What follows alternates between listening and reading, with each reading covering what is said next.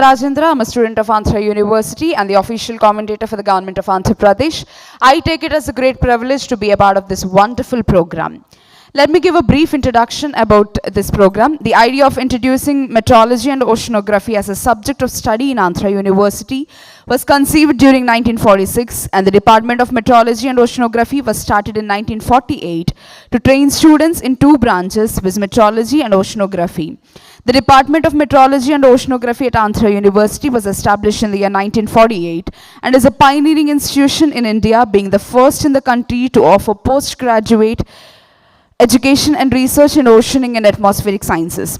It is also the fourth department globally to provide specialized human resources in this field. Let us begin this program with a welcome dance.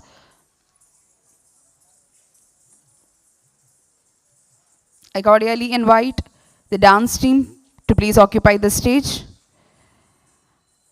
and inaugurate the ceremony with a welcome dance. And with a little bit of classical touch in the city of destiny, Visakhapatnam.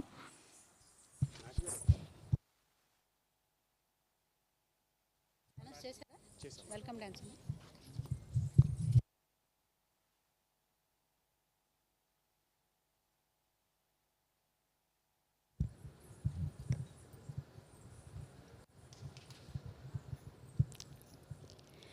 Good morning, all the dignitaries and delegates of this grand seminar. I am Professor Saraswati Vidyarthi from the Department of Music and Dance, Andhra University. Today, we welcome you all with a classical welcome dance where every step and note is a heartfelt embrace. Our traditional performance, adorned in the richness of our culture, invites you to join in the celebration. With every graceful movement, we say, welcome.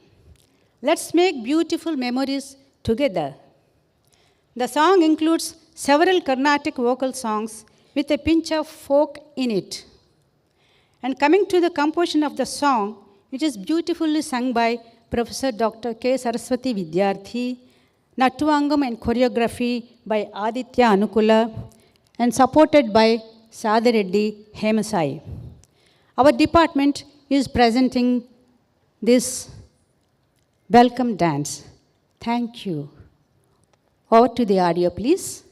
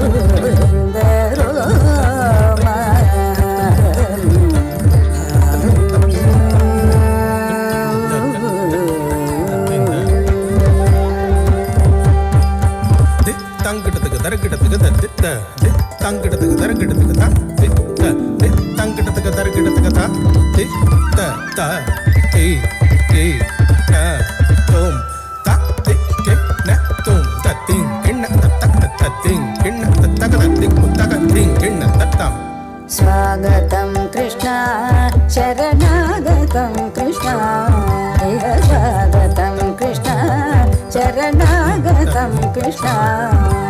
Madhura Puri Sadana, Mrudu Vadana, Madhusudana. Madhura Puri Sadana, Mrudu Vadana, Madhusudana. Swagatam Krishna, Sharanagatam Krishna.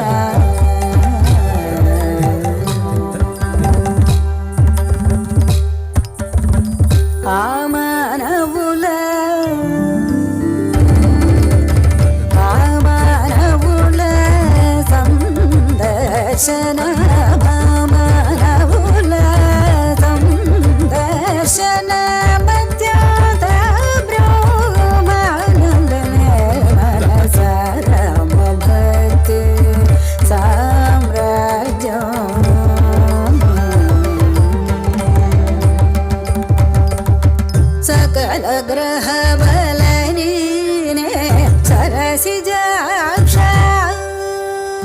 सकल ग्रह बलनीने सरसिजाक्ष निखिल रक्षकनीने विश्वव्यापकने सकल ग्रह बलनीने सरसिजाक्ष निखिल रक्षकनीने विश्वव्यापकने सकल ग्रह बलनीने सरसिजाक्ष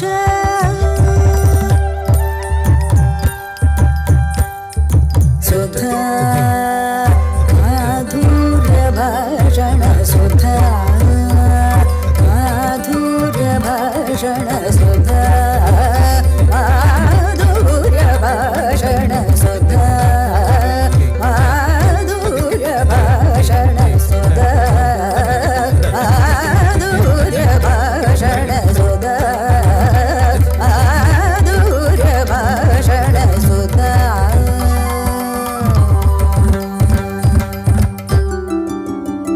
अखिल लोकनायक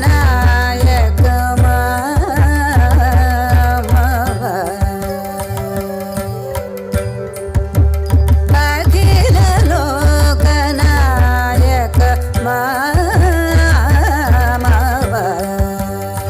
अखिल लोकनायक अखिल लोकनायक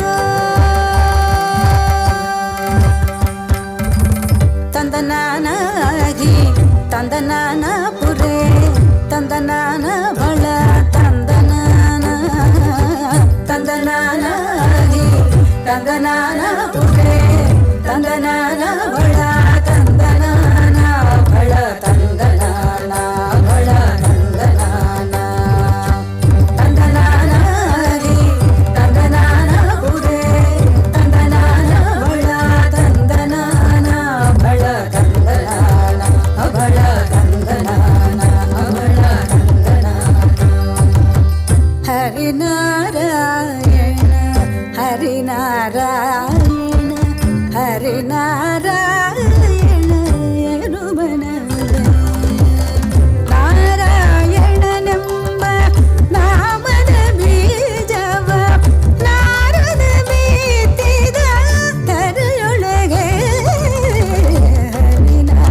ಹರಿನಾರಾಯಣ ಹರಿನಾರಾಯಣ ಹರಿನಾರಾಯಣ ಎನ್ನುವನವೇ ನಾರಾಯಣ ಹರಿನಾರಾಯಣ ಹರಿ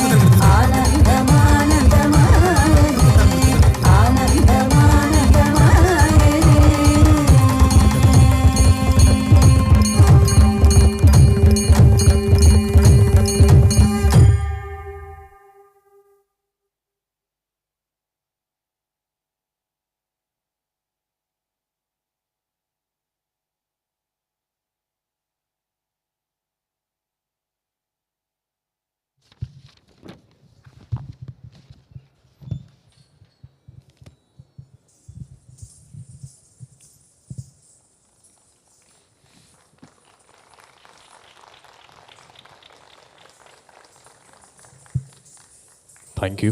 Thank you so much for the wonderful performance. Actually, to enhance the elegance of our university's platinum celebrations, I would love to extend one word about Andhra University. Every university in the world or in the nation will be called as just a university. For example, you have many universities, but only Andhra University is deemed to be called as Andhra Vishwa Kala Parishad, and what you have seen exactly enhanced the elegance of that exact name, Andhra Vishwa Kala Parishad. So these people are the students of Andhra University, and a very good morning, ladies and gentlemen.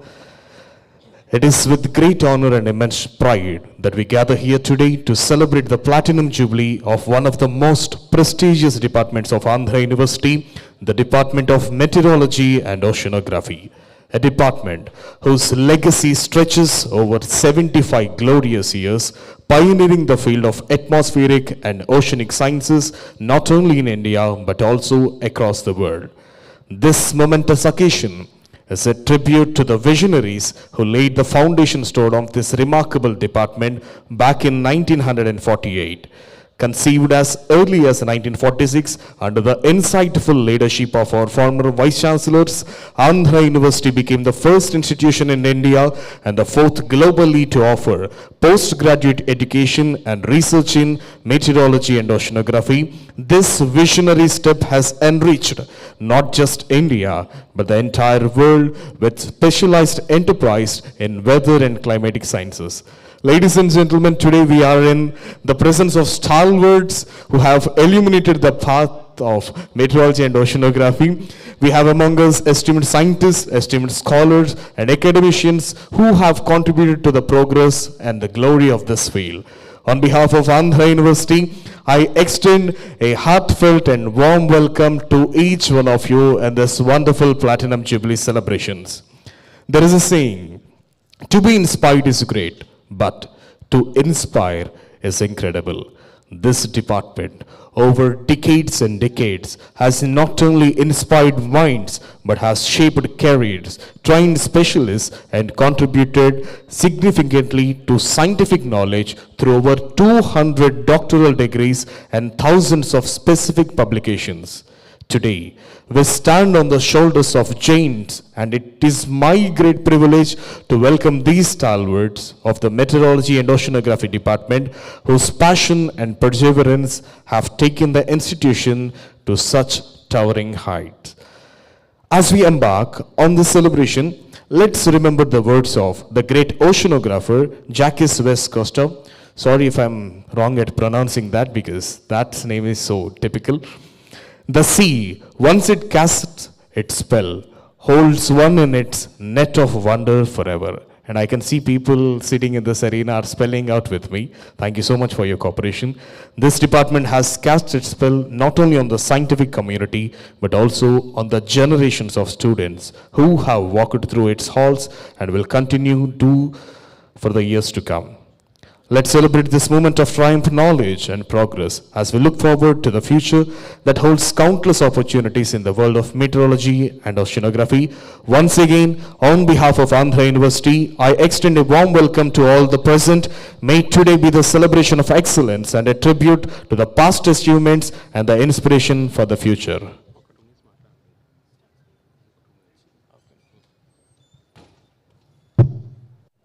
Ladies and gentlemen,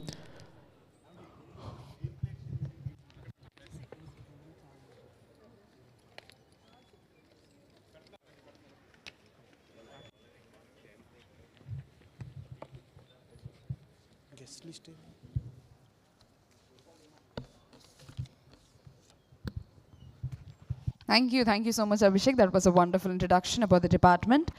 We're about to start the ceremony. It's time to invite guests on the dais. I would like to invite the convener of today's program, Professor P. Sunita, head of the department, to please come on to the dais, ma'am. Everyone, please give her a round of applause.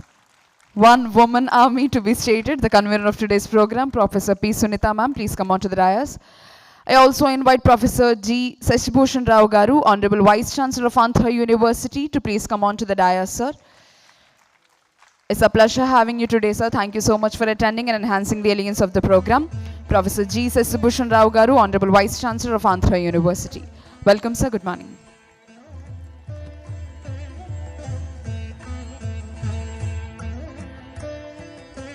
I invite Professor M.V.R. Rajgaru, Principal of AUCST, to please come on to the dais. Professor M.V.R. Rajgaru, Principal AUCST. Welcome, sir. Thank you. I cordially invite today's chief guest, Dr. M. Ravichandran Garu, Secretary MOAS New Delhi, to please come on to the dais. Thank you so much for attending and enhancing the elegance of the program, sir. Hearty welcome, sir. Good morning.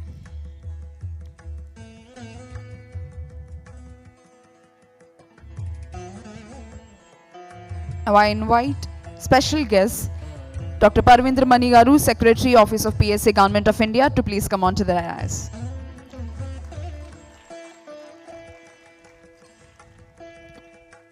Dr. Parvindra Mani, ma'am, Secretary, Office of PSA, Government of India. Good morning, ma'am. Welcome.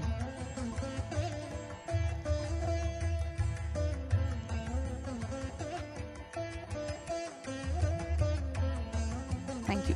I also invite Padma Shri Dr. Sailesh Naik Garu, Director NIAS Bangalore, to please come on to the dais. Padma Shri Dr. Sailesh Naik Garu, Director NIAS Bangalore.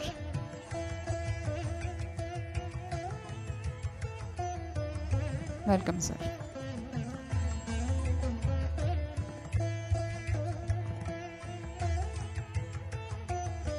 Welcome, sir. Now I invite Dr. M. Mohapatra Garu, Director General IMD, to please come on to the dais. Dr. M. Mohapatra Garu, Director General IMD. Welcome, sir. Welcome to the ceremony.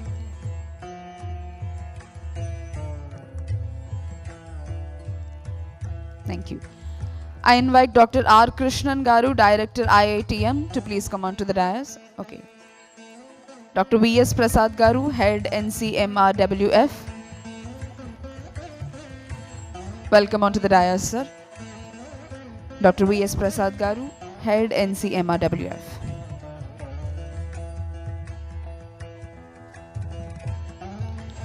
Welcome, sir. Now I invite Dr. D. Seshagiri Garu, Director NPOL, to please come on to the dais. Dr. D. Seshagiri Garu, Director NPOL. Welcome, sir. Welcome to the ceremony.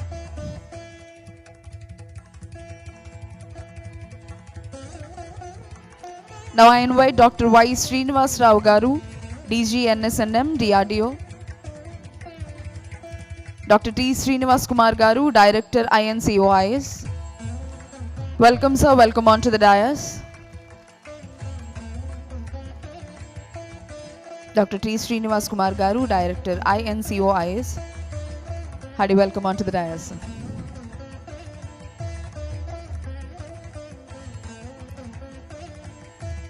Dr. M.V. Ramanamurthy Garu, Director NCCR. Dr. M.V. Ramanamurthy Garu, Director NCCR. I invite you to please come on to the dais, sir. Welcome.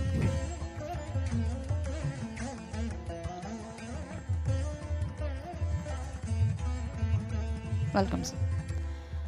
Dr. G.V.M. Gupta Garu, Director CMLRE.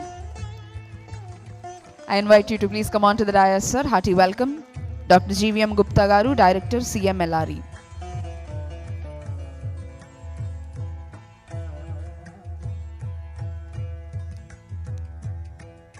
Welcome, sir. Now I invite Honorable Vice Chancellor, Vikramasinghe University, Professor S.V. Bhaskar Rao Garu, to please come on to the dais. Honorable Vice Chancellor for Vikramasinghe University, Professor S.V. Bhaskar Rao Garu. Welcome, sir.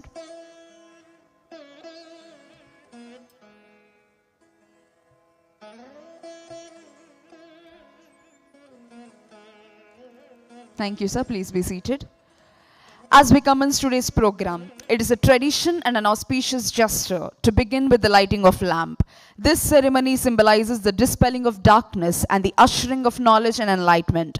I would like to invite our esteemed guests to come forward and join us in lighting the lamp. భారతీయ సంస్కృతిని సంప్రదాయాన్ని అనుసరిస్తూ మనం ఏ కార్యక్రమాన్నైనా జ్యోతి ప్రజ్వలనతో ప్రారంభిస్తాం. అటు రీతిని ఈరోజు national seminar of current trends in atmospheric and ocean processes related to climate change స్టడీస్ను కూడా జ్యోతి ప్రజ్వలనతో ఈ కార్యక్రమాన్ని ప్రారంభించవలసిందిగా ఈనాటి కార్యక్రమ అతిథుల్ని I request everyone to please join us in lighting the lamp.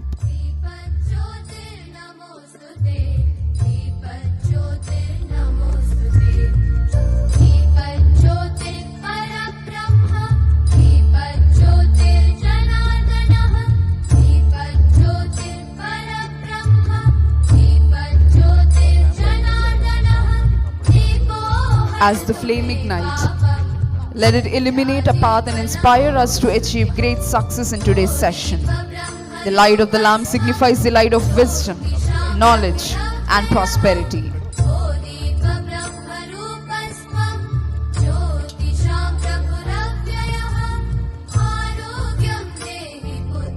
Light is a symbol of knowledge, wisdom, and prosperity. It dispels the darkness of ignorance and illuminates the path of progress. Ladies and gentlemen, as we embark on this auspicious occasion of the Platinum Jubilee celebrations of the Department of Meteorology and Oceanography, we are beginning by invoking the divine presence and seeking blessings for the event by lighting of ceremonial lamp.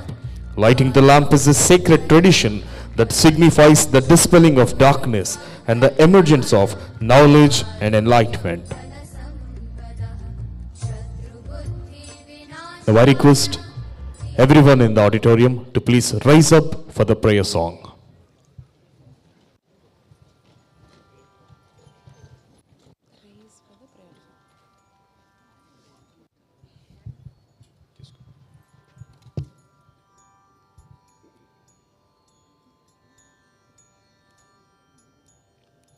शारदे करुणानिधे सकलानवाम्ब सदा जनान् शारदे करुणानिधे सकलानवाम्ब सदा जनान् चारणादिमगीतवैभवपूरिता किल दीक्तते शारदे करुणानिधे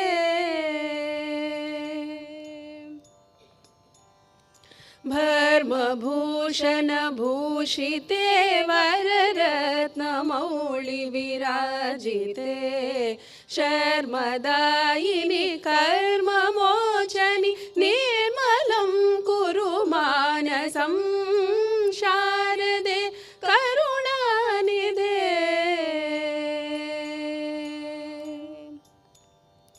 हस्तसंधृतपुस्तकाक्षपटी सुधाघटमुद्रिके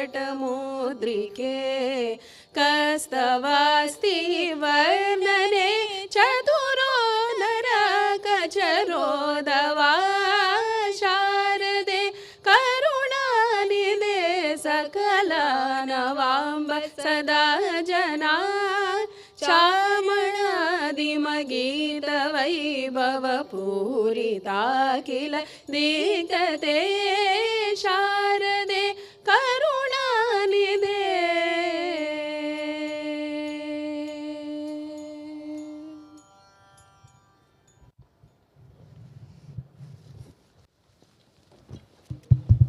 Thank you very much. I request everyone to please be seated. Thank you. Now I invite convener Professor P. Sunita ma'am, head of the department, to please address the gathering and propose the welcome address.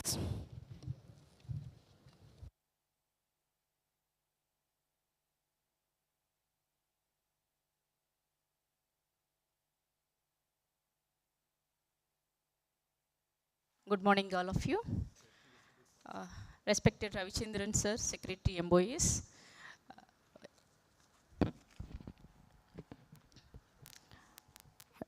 Honorable Vice Chancellor sir, Sachbhushan Rao sir, Parvinder Maini ma'am, our proud alumni, Scientific Secretary to Office of PSA, Mohapatra sir, SV Bhaskar Rao sir, Ramanamurthy sir, VS Prasad sir, Srinivas Kumar sir, Seshagiri sir, Gupta sir, and Principal Sir. Thank you, sir. Thank you, one and all, for gracing this occasion.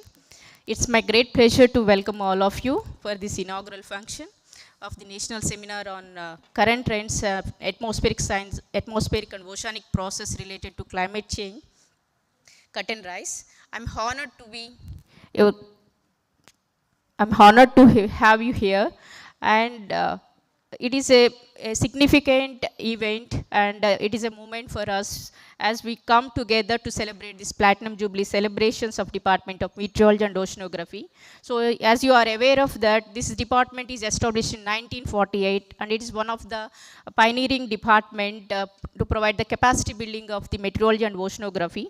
As you can witness the distinguished alumni as the galaxy of the stars, and they paved a path, a glorious path to the Andhra University, and we want to celebrate this Platinum Jubilee celebrations with all of you, and to enhance the legacy and embankment for the future also. This event is a testament for the collective commitment and enthusiasm from the department side, especially in the field of climate change and oceanography. And the primary objective of this particular seminar is to share insights and foster collaborations and develop actionable strategies. And we have a comprehensive agenda, including 9 plenary talks and 16 invited talks and 160 presentations, including 104 oral talks, and as well as the remaining one are the poster presentations. So I'm confident that the insights of this particular seminar will pave a path for the positive outcomes of the present agenda, and the strategic advancement is required to further enhancement of the Department of Meteorology and Oceanography. We look for continuous collaborations, and as well as thank you one and all for being here. Let's make this moment for the opportunity, and as well as we work together towards a successful and memorable event. Thank you one and all. Thank you. Jai Hind. Thank you, madam. Thank you so much for giving your welcoming note.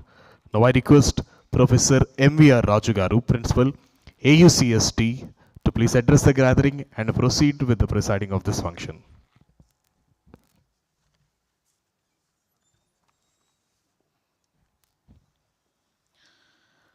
Good morning, my dear delegates. Most respected dignitaries on the dais. Very briefly, I'll speak presidential address. The current trends in atmospheric and the ocean process related to climate change studies revealed significant disruption in weather patterns, the ocean currents, and the global climate system. Rising global temperatures are leading to more intense and frequent extreme weather events such as hot waves, storms, and prolonged droughts. Basically, I belong to psychology. Just I want to incorporate with psychology, my dear delegates. At the heart of environmental degradation lies a critical yet often overlooked factor, the human mind. Despite technological advancements, we must remember that behind every mission, every innovation, and every decision is a human being. The reality we must confront is that no matter how advanced our technologies become, they are only as wise and responsible as their responsible action towards climate change. Some of these barriers include cognitive dissonance, optimism bias, temporal discounting. Coming into the human attitudes, the root of environmental harm, while technological innovations can help mitigate the effects of climate change, it is human attitudes and thinking patterns that are the root cause of environmental degradation. We are the creators of the technologies that pollute, deforest, and exploit natural resources, and we are also the consumers whose demands fuel these resistant practices. Coming to materialism and overconsumption, detachment from nature, collective innovation. Coming to the third important point, changing human nature, a psychological reorientation. If we want to reverse the damage we have inflicted on the planet, the solution lies not just in better technology, but in transformation human thinking. We must embark on a psychological reorientation, one that aligns our values, our attitudes and behaviors with the principles of sustainability, empathy for future generations, and respect for the environment. Here are the few approaches that can drive the change. Number one, the fostering ecological mindfulness. Number two, the promoting psychological flexibility. Number three, empathy for future generations. Number four, leveraging social influence. Coming to end, my dear delegates, the changing the minds to save the planet. We must recognize that while technology can offer solutions, it is a human nature and psychology that drive environmental change. We must revive our minds for sustainability, the way we think, the way we feel, and relate to the environment shapes our behavior towards it. To truly address the environmental crisis, we must focus on changing the fundamental attitudes that lead to pollution, deforestation, and overconsumption.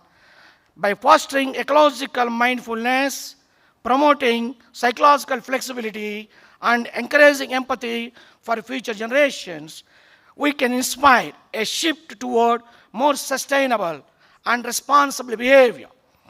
The real key to fighting climate change lies not only in technological advances, but in changing the hearts and minds of those who create, use, and live with technologies.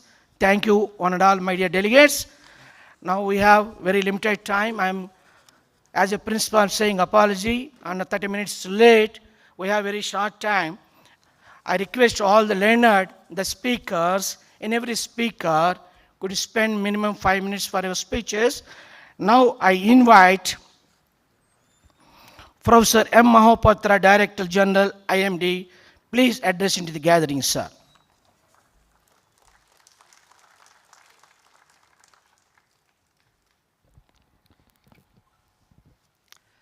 Namaskar, good morning to all of you.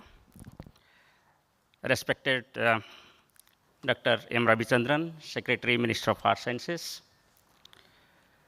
Honorable Vice Chancellor, Professor Sasibhushan Rao, Professor Shailesh Naik, former Secretary and currently Director NIAS,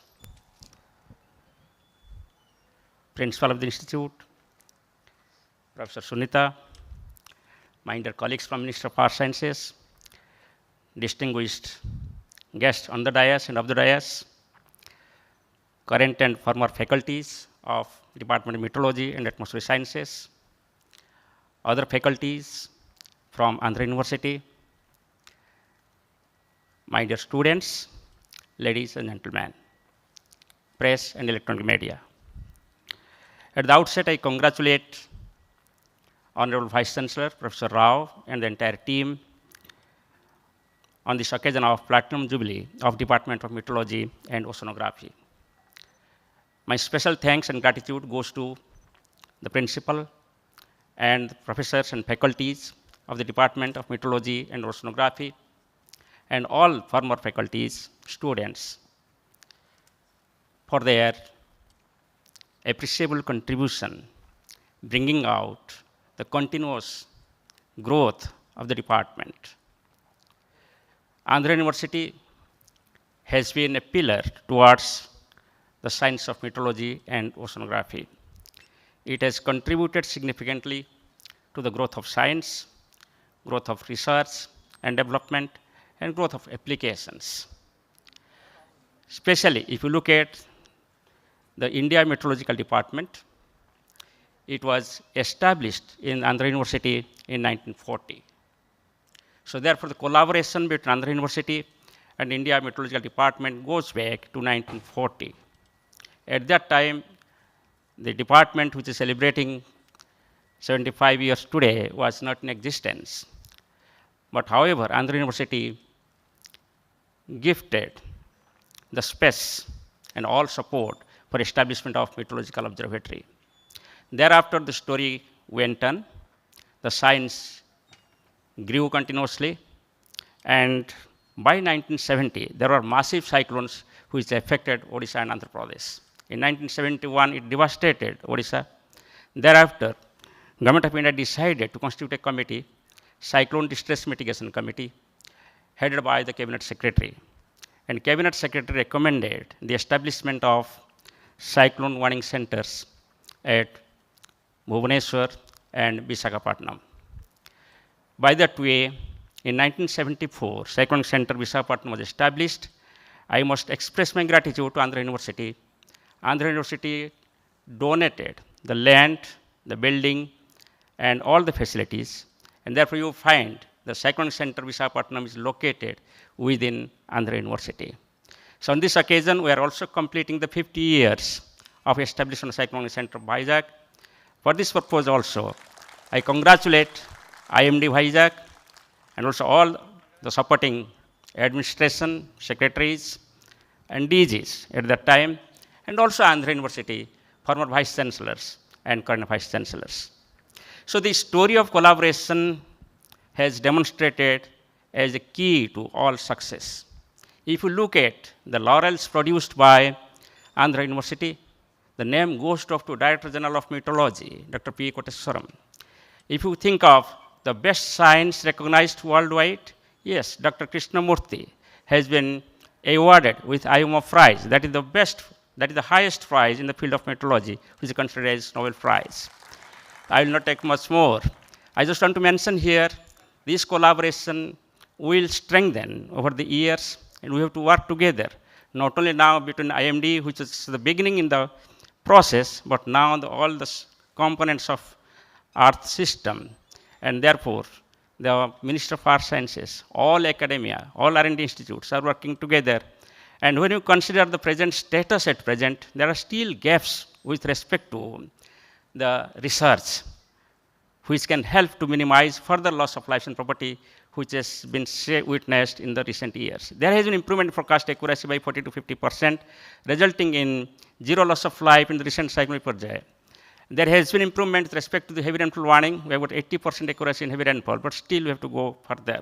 Similarly, there has been accuracy in improvement with respect to thunderstorms and other severe weather events. But still, it is challenging to predict certain weather events like cloudburst, hailstorms, squalls, and individual thunderstorm cells, which are also becoming dangerous, and more people are dying because of lightning at present as compared to the cyclones. So therefore, there are opportunities for the academic and R&D institutes, and Andhra University can pave the way towards their directions to carry out the research in a collaborative manner with operational agencies, R&D agencies, not only within India, but also outside. I am happy to see the scientists participating from other countries also, and they have been the pillar in this collaboration. So with this, I can dream that the day will come when the scientists produced by the Andhra University can help further to minimize the loss of life, but also the properties within the nation and outside. When you consider the recent initiatives taken by international, it is early warning for all. There are 50 countries, or 50% of countries in the world where you do not have early warning at present. So there is enough scope there for the university to look beyond its national capacity, and it can collaborate with international organizations to build the capacity in other countries like least developed countries, island nations, and developing countries, especially in this region. In this regard, IMD is working as a peer advisor to provide support to 5 countries out of 30 countries taken up by World WMO for development of the early warning systems. So there is an opportunity, therefore, we all work together. Similarly, nationally, I think all of us know that we are going for a significant improvement with the mission motion declared by the Government of India. I wish all the best to all the youngsters present in the university and taking off the research work and also the taking off their career growth with this university. And on this occasion, it gives us a good opportunity to learn from each other with respect to the theme taken up, that is the recent trends in ocean and atmospheric processes in view of this climate change. And I am sure the recommendations from this international conference will help us to take up the issues and address all these challenges. Thank you very much. Sir, Andhra University welcoming collaborative research, sir. Dr. Mahapatra, Director Ji. Now I welcome Dr. T. Srinivas Kumar, Director, Infosys, Hyderabad. Please address to the gathering, sir, please. Good morning. Respected Secretary Minister of Earth Sciences, Dr. Ravichandran, respected Dr. Sailesh Naik, respected Vice Chancellor, Principal, respected directors, my colleague directors on the dais, and then of course Professor Sunita, colleagues and elders and all the people in the audience. First of all, let me, when I actually, look at, this function, I thought I know two things struck me. One thing is how old, really 75 years old this department is, and then if you put it in the perspective of, our lifetime, I'm not sure, I don't know whether any of us were even born, anybody in this audience, maybe a couple of very elderly scientists and professors were there, born during that time, but it's such old department. In fact, when I was born, the department was already 26 years old. So that's the kind of, legacy and history this department has, and the kind of contributions it has made to the country globally. Dr. Mahapatra was mentioning before names of Dr. Krishnamurthy. You have other colleagues who are sitting there working worldwide, internationally. I see Gopal sitting there. I see Vijay. I see Rao Garu, who has actually returned, from abroad. Contributing worldwide. And of course, not to mention the kind of contributions that the university and the department has made within the country to different institutions, to atmospheric sciences, to ocean sciences as a whole. It's tremendous, actually. 200 PhD theses being produced within this time. It's immensely, it has immensely contributed to enhancing our knowledge, or what we know today of how we can understand atmosphere, how we can forecast atmosphere, how we can model the atmosphere and the oceans, and how we can predict. Now that's one thing, actually. So that's the kind of contributions that this department and the university has made to the general ocean and atmospheric science, nationally and globally.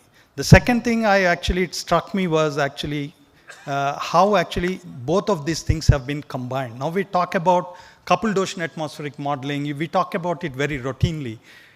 But if you look at in the global scenario, even the WMO, for example, handles the atmospheric kind of forecasting, observations and modeling. And then there is the Intergovernmental Oceanography Commission, which actually talks about ocean observations, science, and so on. So two different UN organizations doing this, their mandate differently, independently, but then they try to collaborate. They collaborate through a board called a Joint Collaborative Board, which incidentally, Dr. Mahapatra chairs it from the WMO side, and then I chair it from the IOC side. So India is providing a kind of leadership there. But then that's the kind of collaboration, that's happening globally. But then you look back, 75 years back, if we have thought about having a department of meteorology and oceanography, I think that was a kind of a very visionary thinking. And in fact, even in our ministry, it's the Ministry of Earth Sciences. Now we have all the atmosphere, ocean, cryosphere, everybody working together. We have stalwarts sitting on the dais, actually, who thought about this integration. But then this department, we had it 75 years back. That's one another good thing that struck me, actually. Yeah, so thank you. I'll not actually take a lot of time, but then of these 75 years of history that this department has, INCOIS has been walking hand in hand with this department for the past 25 years. INCOIS is young. We are 25 years old organization. We recently celebrated our Silver Jubilee, where a lot of the colleagues in the gathering have participated with us. So we have actually projects that we have taken up together with the Andhra University. We have actually done several training programs. We have an International Training Center for Operational Oceanography, which operates out of INCOIS, which is a UNESCO Category 2 center. We actually bring people, students here actually to do our field works. And then we have done a lot of work on ocean science, ocean modeling, remote sensing. So our collaboration with Andhra University has been tremendous. I hope actually this collaboration will only strengthen in the years to come. And then other thing that I would also slightly like to mention, which of course the other senior delegates, colleagues will mention here, is actually the need for continued supply of qualified manpower. The students actually who are coming out of these research institutions, departments, they actually form the critical mass which can come to the institutions, work, and then take this, the institutional mandates forward, the national mandates forward.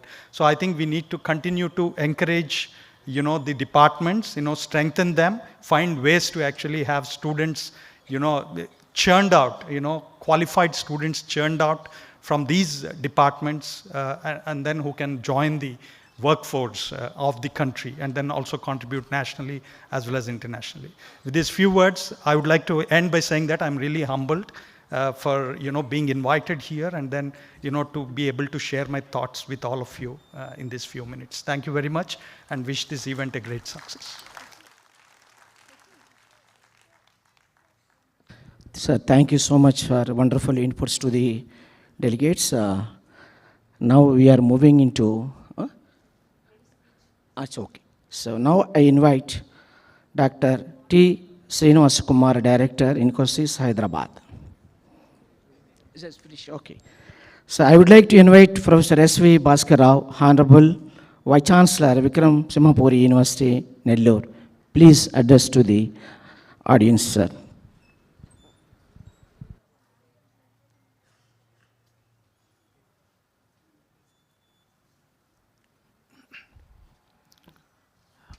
Respected dignitaries on the dais, off the dais, invitees, students, delegates to this wonderful event today. I have a very personal touch to this department and to this university. As a student, I recollect maybe 35 years back when I'm doing PhD, I came to this department. I learned many things from this department personally, and after completing my PhD also I'm in touch with this. Whenever we organize conferences, the faculty from Meteorology department used to come, and we are also supported with their thinking, vision and other things. I have personally experience with Professor D.V. Bhaskar Rao garu here, who has done a wonderful work in forecasting. Professor Y.S.R. Bhanukumar sir, who has done on Northeast Monsoon, and Professor Ramakrishna garu, C.V. Naidu, Sunita here. So it is like homecoming to me. I don't think I am away from Meteorology and Oceanography department of Andhra University. I always feel I am coming back to my home, and I have been in touch with all these people. So when Sunita asked me to come, I said, I can't say no. She even, sir, you had to come, because it's part of my duty that I had to acknowledge the own department, because I worked I have conducted practical exams, I came for selection meetings, I have taught some of the students, and when we organized the MTech program, people have come from this institute and delivered lectures at SV University, and we also several times participated. So it is like a mutual exchange, and it is like a homecoming to me. And this occasion is a memorable one because 75 years of glorious progress in the area of meteorology and oceanography. Many people have spoken. Because of paucity of time, I will not go into details, but wonderful occasion, and we need to move forward with this department with so many collaborations, opportunities. Central government initiatives have come. Now the Deep Ocean Mission and the Monsoon Mission are in force now. They are coming in a big way. So we need to work together. Now the time has come under NEP or whatever it is, multidisciplinary approach. So multi-institutional, multi-universities, all the universities should stretch hands for cooperation, because faculty members are reducing in number due to various reasons. There are no recruitment, only handful people are there, faculty in the university. So all the faculty have to come together, make a plan, and then work together, produce manpower. In this direction, I look forward for the cooperation and collaboration with Andhra University. We also a budding university in Simhapuri University. So we don't have a department of meteorology, but because of my experience, I would like to bring something to the university, and also with the collaboration of many people here, organizations, directors. Sir, this is a need to strengthen the climate change, atmospheric sciences in the whole country. The policy decision, many universities are not offering this type of courses. Very few universities are offering meteorology, oceanography, and atmospheric science and climate change. So as you are all in the policy making, so I request you take this as a platform to encourage the students starting courses and research in meteorology and oceanography. For giving me this opportunity, I am thankful to the organizers. I am part of this function. I am proud that I am also worked with meteorology department under the leadership of many people sitting here. Thank you for giving the opportunity. Thank you one and all. Thank you so much, Professor S.V. Bhaskarrao garu, the wonderful knowledge shared with our dignitaries. I would like to invite Dr. M. Ravichandra, Secretary MOS, and Professor G. Sashibhushan Rao, Honorable Vice Chancellor, Andhra University, Dr. Madam Parvinder Maini, Scientific Secretary, PSA, Government of India, and other dignitaries. Please come forward, release Souvenir, sir, please. I request to all the delegates, please come forward for releasing the Souvenir, sir.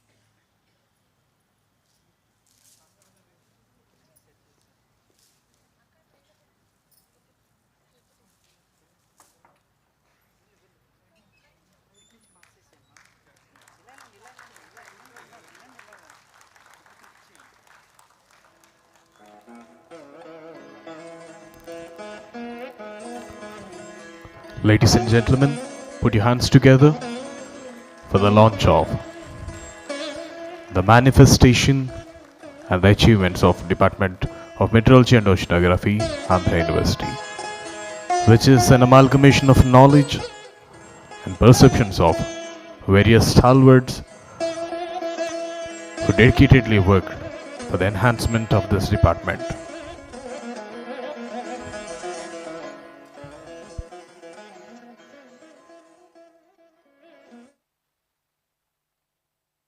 Thank you very much, sir. Please be seated and respect chairs, sir. I have now to invite Dr. V.S. Prasad, Head NCMR WF, please address to the learned delegates, sir.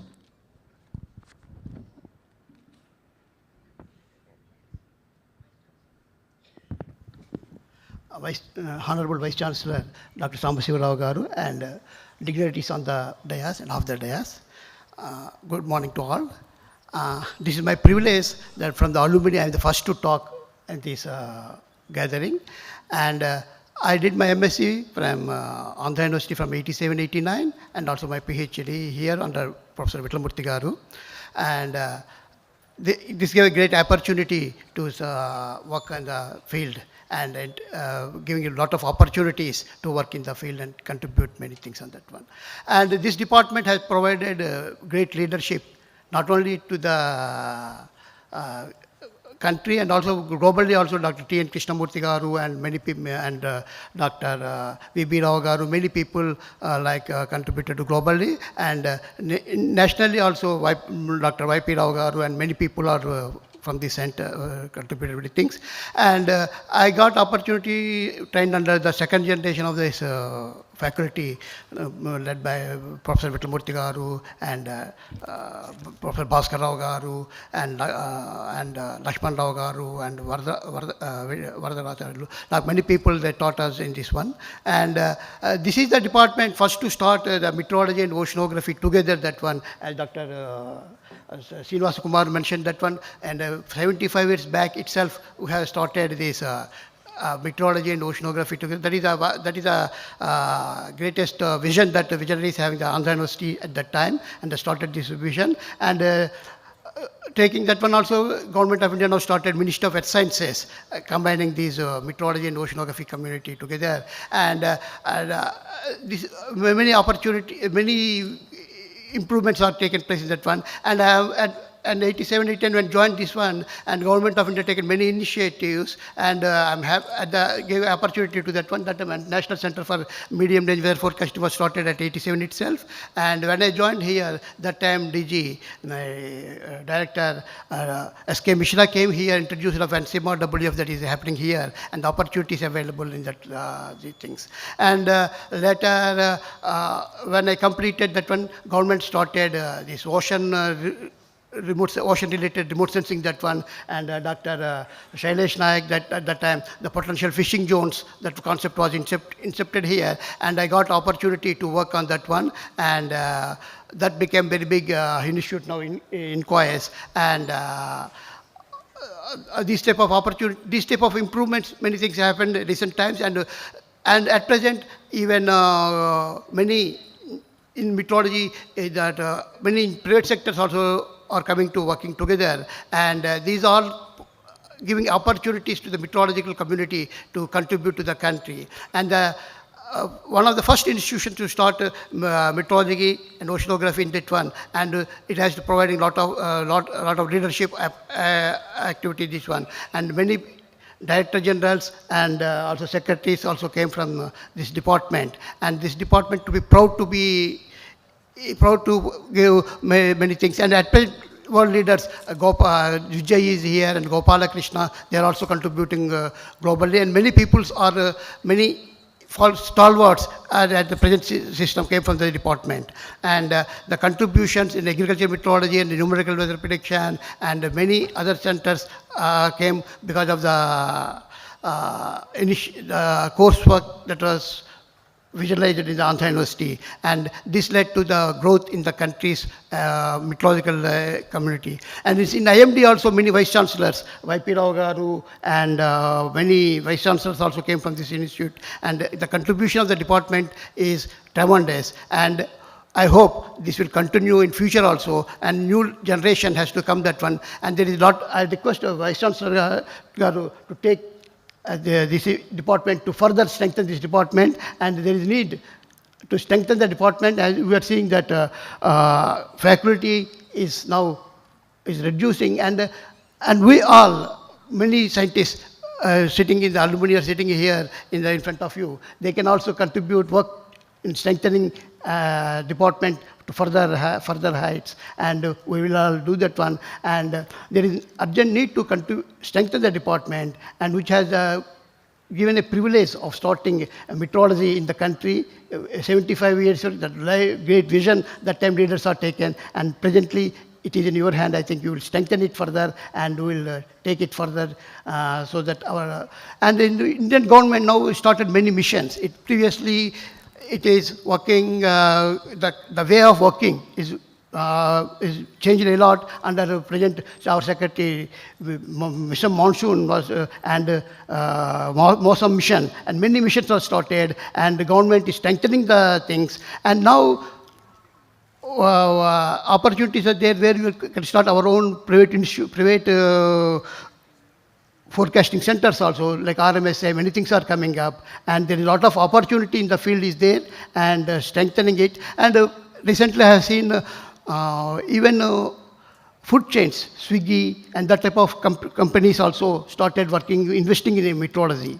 And there are many opportunities to strengthen the research, so that we can generate our own instruments and our own research methodologies, that one. So there are a lot of opportunities there. So there is need for strengthen the department further, and I request Vice Chancellor Garu to take it further, and there are leading meteorologists and other people are here, the alumni in front of you. They can help you in strengthening this department. And we hope that the department will go further, and in the next 100 years, it will produce more leaders for the country. And with that, I thank you.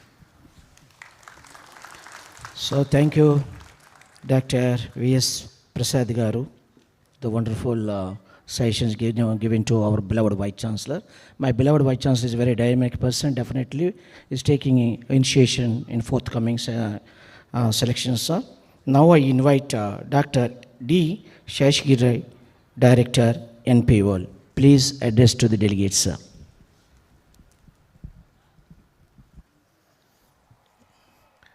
This being Andhra University, I would like to talk in Telugu.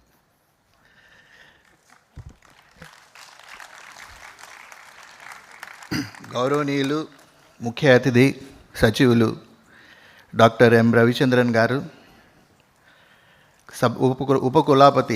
ఉపకులపతి శశిభూషణ్ రావు గారు, doctor Maini, doctor Naik, doctor Mahapatra Krishnan, doctor Srinivasa Kumar, doctor Prasad, doctor Gupta, doctor Ramanamurthy, గురువులు, ఇక్కడ వచ్చిన వైజ్ఞానికులు, ఇక్కడ చదువుకుంటున్న శిష్యులు, మీ అందరికీ, ఎందరో మహానుభావులు అందరికీ నా వందనములు. There was a mellifluous song that was sung and a beautiful dance, and the first bit of that was ఎందరో మహానుభావులు అందరికీ నా వందనములు, and it's one of my favorite songs by Tyagaraja. At the outset, my heartiest congratulations to the Department of Meteorology and Oceanography on their Platinum Jubilee. This great university, which is more than a century old, as I remember at least, had some of the greatest luminaries as vice chancellors, that include our President Sarvepalli Radhakrishna and C.R. Reddy Garu, and now we have, of course, Shashibhushan Rao Garu, also in the same galaxy. And I consider it as a privilege to be here with you today, and it's, of course, my own alma mater. I was a student of AU Engineering College when the crows used to cock in the morning. I represent a very unique and prestigious institution, National Physical and Oceanographic Laboratory, which is pursuing anti-submarine warfare and oceanography for equal number of years, almost like 72 years, as against 75 when this oceanography department started. As Srinivas Kumar was telling, probably 1 or 2 were born at that time, not many. The other day I was attending a lecture at IIT Madras. I was participating there, where Dr. Professor Paul Raj, R.K. Swami Paul Raj, was being felicitated on his completion of 80 years. I hope most of you know about Dr. Paul Raj. He happens to be the inventor of the MIMO technology, which is the reason for what we have 5G, 4G mobiles with us today. And in his talk, he has talked about the first sonar system that was developed, was called APSO, and oceanography played a critical role. That was what he was telling in developing that sonar, which was a very big success. You know, unfortunately, I also come from a systems background, unlike most of you who come from oceanography or science background. I worked on radar systems most of my life, and for a few months now I am in the sonar systems. And it has been, you know, when you talk about radar and sonar, there is one name that comes to the mind immediately, that of Professor C.R. Rao. Whenever we talk about radar, we talk about C.R. Rao. When we talk about sonar, we talk about C.R. Rao, because the one limit that limits the accuracy of the radar or sonar or any other instrument is known as Kramer-Rao lower bound. And Dr. C.R. Rao, who was the inventor of that lower bound, happens to be a student of this university. Our lab also has a long association with this department, also from, being the oldest department in oceanography, apart from CUSAT, which happens to be in Cochin. And the work that you have done, Madam and Sir, as many people before me have pointed out, has been, wonderful and praiseworthy. We are also, most of the methods that you have developed here, as I understand from my colleagues, they are very useful in developing tools at our place. I understand that your work on upwelling, internal waves and rainfall models are not only widely cited, but also are used in all the tools that we are developing at our lab. We also want to continue these interactions with you, so that it will be mutually beneficial, and as such there is in DRDO there is a change in the perspective. Earlier it was DRDO and the industry, now we are looking at a quad: DRDO, industry, academics, and of course the forces. So we are looking at a large scale interaction with the universities in the coming days, and we wish that that we are going to work together in a fruitful way, Madam. And I look forward for our people to come here more regularly and work with you in similar way. You also please send your students to our institute so that we can benefit mutually. Being a man from systems, I cannot but say a few things about the system. The threats that we are looking at and the countermeasures, they all go in hand. For example, when we talk about radars being more and more powerful, the countermeasures like jamming, they become more and more powerful, and they go hand in hand. We came out in radars with a very strong countermeasures like adaptive nulling. Why I brought adaptive nulling today is because just 2 days back I was with Dr. Paul Raj, who was instrumental in making a fantastic algorithm called Spirit, which was which was the basis of all the adaptive nulling. And again, the aircrafts came with the 5th generation stealth aircraft. Of course, there are techniques to beat the stealth, but this counter and counter measures, they go hand in hand, and generally this leaves more or less land, air, space, and sea surface as very detectable, and therefore they are interceptable. The only one place where interception is very difficult is subsurface, submarines. And the anti-submarine warfare is going to take a big role in the coming days, and oceanography therefore plays a critically important role when we talk about anti-submarine warfare. Generally, I have seen radars working, as the aircraft takes from Karachi, immediately we can detect it. I was heading a radar for AWACS. We could detect Chinese aircraft some 300 kilometers away. It's almost impossible for an aircraft to cross the border and come to our nation to do any damage. The only place where it is possible for any country to come and come close by is through submarines. Therefore, oceanography is going to play a very important role in the coming days. One place which we are still in the,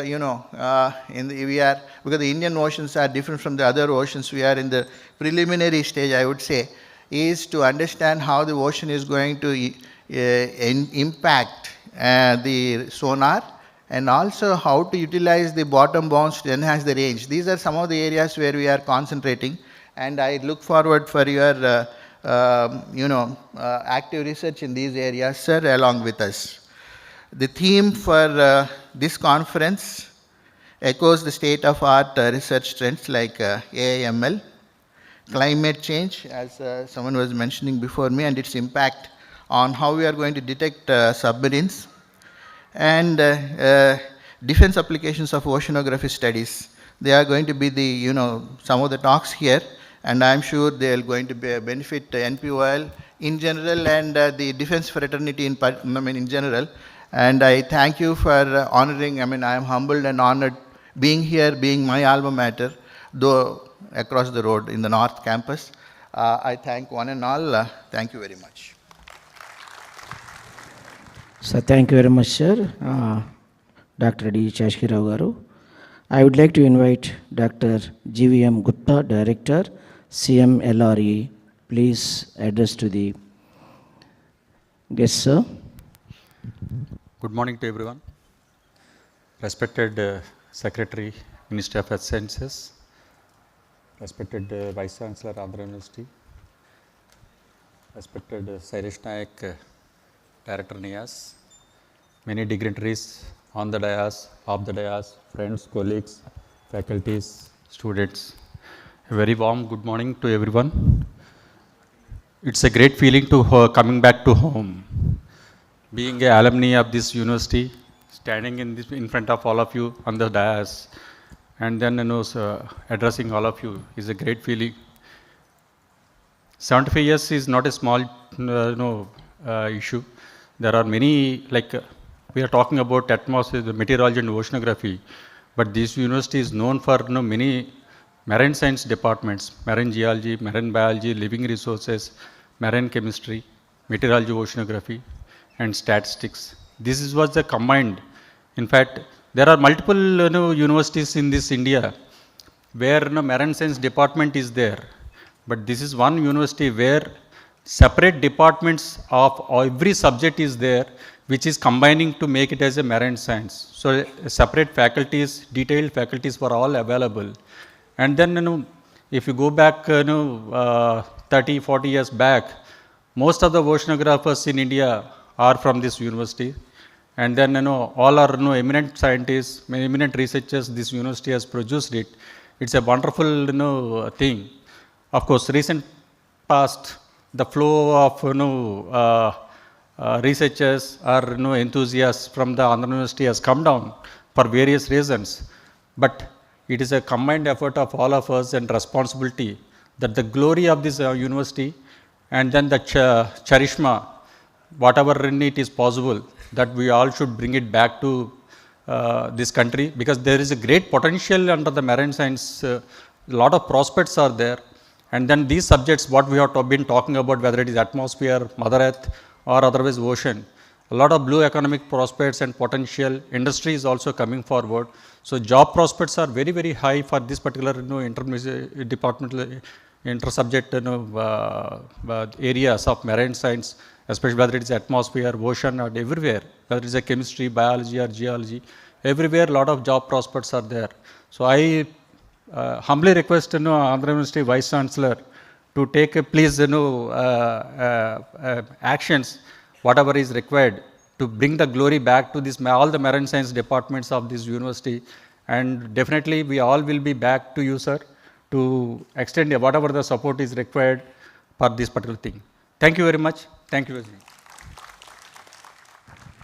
So thank you, Dr. G.M. Gupta garu, your wonderful suggestions to the Andhra University. I would like to invite Dr. M.V. Ramanamurthy garu, Director, NCCR.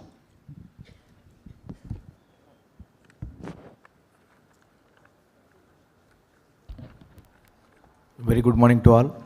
Respected Secretary Dr. M. Ramchandran, Honorable Vice Chancellor Dr. Sailesh Naik, Padma Shri Dr. Sailesh Naik, Principal Professor Sunita. First of all, I would like to thank, and then dignitaries on the dais and off the dais, faculty, students, press, and then many other colleagues from the various institutions.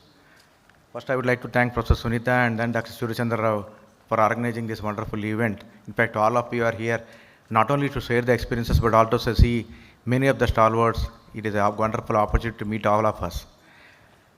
My colleagues have already spoken much about that, but I don't want to talk about what needs to be done for Andhra University to go forward for that. I have been interacting with almost for last 25 years on the oceanography with many of the faculty and students in Andhra University. We have many projects and then many research programs have been done on that in this area, but a lot more to be done on that. When we look at the opportunities for the future, I think Secretary will tell more in his speech. Ministry has two major programs for the today's topic. Deep Ocean Mission, which addresses about the ocean, Mission Monsoon, which addresses about the monsoon. That means Ministry of Earth Science has got the both top scale missions for the whatever the topic today it is there.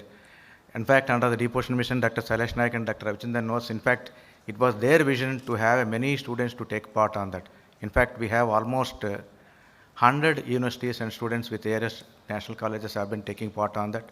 Hopefully, Secretary will tell more about the motion mission, how Andhra University can take part on that. The second one is about, I think all of you know about the radar center. I think Dr. Mahapatra has talked about that. With the support of Professor Dr. KJ Ramesh, we had this radar center. Now we are building up a new facility called National Center for Coastal Research, but also along with the IMD Training Center. Within a record time of laboratory building has been completed, and then today I think Secretary will formally lay the foundation stone for the student hostel. This is very important news for the Andhra University, where they can take part, and not only for the IMD on meteorology and also for the oceanography. The third one, which is very important, suppose if you want to, I think many of you have talked about Andhra Institute to bring back the glory boss for that. We have to sensitize importance of this climate change and then research to the politicians also. In fact, in a couple of meetings when I met Honorable Deputy CM, he said he would like to come to Vizag and then address all these gatherings. In fact, I request Honorable Vice Chancellor to call him here and then tell importance of this climate change, because he happens to be a environment minister, and then definitely will appreciate and then ask from the government what is required for this Andhra Institute to bring back the glory. I think these are all the 3 points which I would like to tell, and then we are all with you, and then thank you and congratulate Andhra Institute for completing 75 years. Thank you all. Thank you, sir, Dr. M.V. Ramanamurthy garu. Now I would like to invite Dr. Madam Parvinder Maini, Scientific Secretary, PSA, Government of India.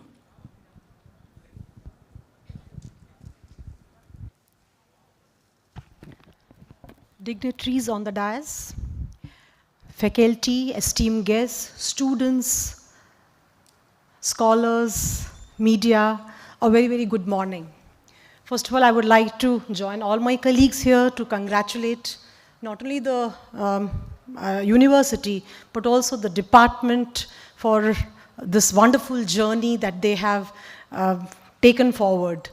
It is my proud privilege to be here actually, because being an alumni of this prestigious department, I feel really honored to have been called here, and I'm really feeling actually honored to address the faculty, especially my guide who's sitting here, Professor Bhaskar Rao, who gave me unstinted support during my PhD, and I would really honor him and thank him for all the support that he gave me. Now, a lot has been told about what needs to be done, so I would not like to elaborate, because my words will only add to the appreciation that the department has been doing. It has produced so many stalwarts, and I'm lucky that my colleagues in various departments in the world, not only in India, also abroad, are doing a wonderful work, and they have graduated from this very university and also this department. Now, I only had to have 2 points. One is, of course, what has been mentioned here as per the theme of the national seminar today. Global climate change, of course, is something which is glaring at all of us. It is happening and it cannot be ignored. And a lot of efforts are going on, not only in India, also globally, to meet our net zero commitments. But this is a multifaceted problem. And so this cannot be done in silos. We need to get the industry, the academia, and the government to work together. Now, this you would have seen in many of the programs that government has recently rolled out. One of them is the Anusandhan National Research Foundation, in which it's being encouraged that the industries come forward and participate in the research and development ecosystem of the country. So this is an opportunity and also it aligns very well with the NEP 2022. So this gives an opportunity for the department to come forward and participate, work in a consortia mode with the premier institutes of the country, work with the industry, and come forward. And the second thing that I would like to say is that we need, for doing all this work, we need a lot of skilled workforce, and we need commitment and dedication. And the students of this department who are actually understand the science of climate change can actually really contribute in this effort. I was just going through the main page of the Andhra University when I was traveling in the aircraft, and I really noticed that some efforts are already underway in the university, where they are trying to have some skill development programs. Now, if you see the semiconductor mission which has been launched by the government, the National Green Hydrogen Mission, all these missions actually are can be successful only if we have skilled workforce. We have the talent in our country, we have the young talent in our country, which is a privilege that India enjoys. Nowhere in the world we have young talent. It's all aged population. So this is the privilege that India enjoys, and we need to actually have a skill force which is industry ready, which is socially relevant, and which can actually together fight the global challenges. So with these two messages, of course, the VC must be having a lot of plans for this department. As has also been elucidated by most of my colleagues here, we need to strengthen the department because there are a lot of challenges that lie before us, and it is this department which can actually produce the workforce that is required for the country and also globally. Thank you so much. Thank you, Madam. I would like to invite Padma Shri Dr. Shailesh Naik, Director, NIAS. Please address to the delegates.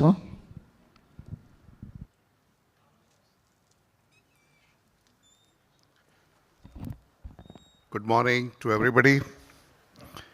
First of all, my greetings to all of you on 75th, the Platinum Jubilee of this very prestigious department. I am one of the fortunate person because Parvinder and many others said that we studied here and got a degree. I got a degree without studying. So I am extremely grateful to Andhra University to honor me with a degree without studying here. So I think I'm also that way alumnus of this department and the university, and I feel very proud to be here, and the kind of contribution which has been made is tremendous. And I know that currently many universities are not doing well, and I must appreciate the efforts which Raman Murthy has made. I think state government has definitely to support the universities, because as we are moving forward, we find that there are not sufficient people who could take it up, the work which is now being planned, especially in the earth science related to atmosphere, ocean, polar, and many other fields. So I think this occasion, we can renew our efforts and provide stewardship to this great department. I wish very best, and thank you very much for having me here. Thank you. Thank you, sir. Now I have to invite our visionary Vice Chancellor, Professor G. Sashibhushan Rao, Andhra University, address to the delegates.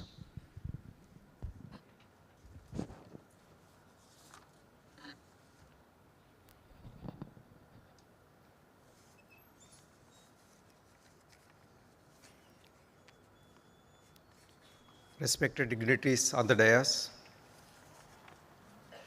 Dr. M. Ravichandran, Secretary MOAS, Padma Shri Dr. Shailesh Naik, Director NIAS, Dr. Parvinder Maini, Scientific Secretary PSA, Government of India, Dr. M.V. Ramanamurthy, Director NCCR, Dr. GVM Gupta, Director CMLRI, Dr. D. Shashgiri, Director NPOL, Dr. V.S. Prasad, Head NCM-RWF, Professor S.V. Bhaskar Rao, Honorable Vice Chancellor, Vikram Simhapuri University, Nellore, Dr. T. Srinivas Kumar, Director, INQUIS, Hyderabad,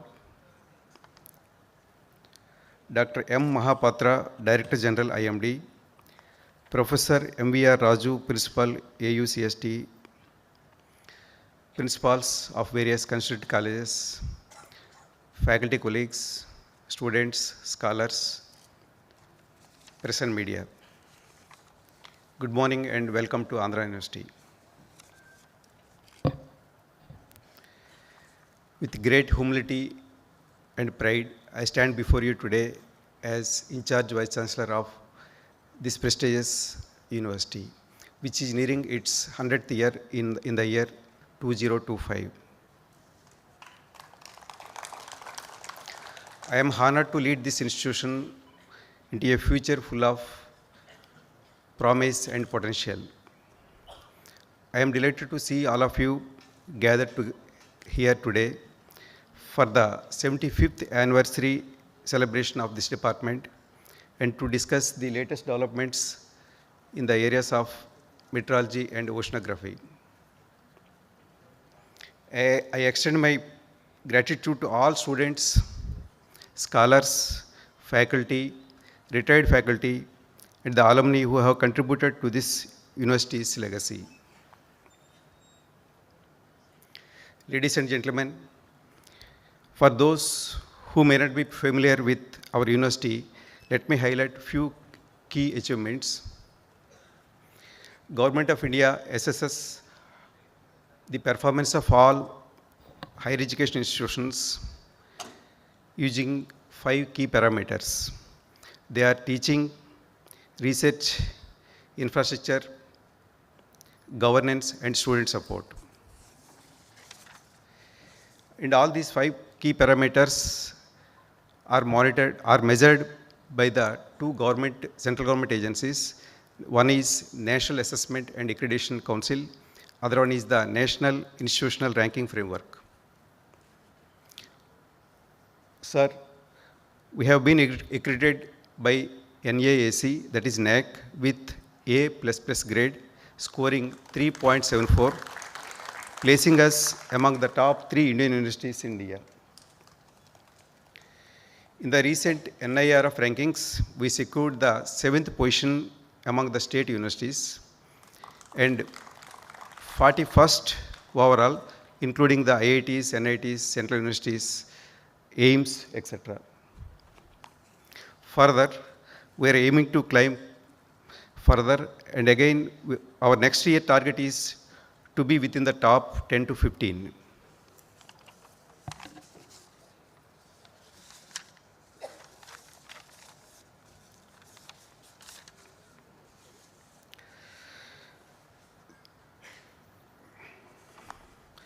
In response to Dr. Parvinder Maini, Scientific Secretary, Madam, nowadays computing techniques has become an integral part of all studies, including MA, MCOM, MSc, MBA, etc.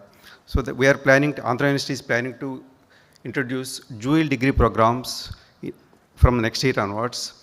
We will provide dual degrees at UG as well as PG degrees.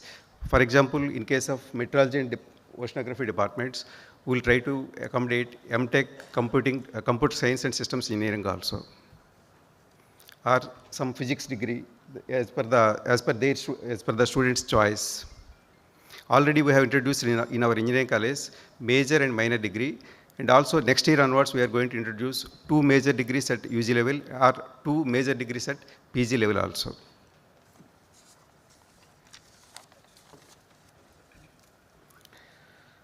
This is in continuation to the Dr. Seshagiri, Director NPOL.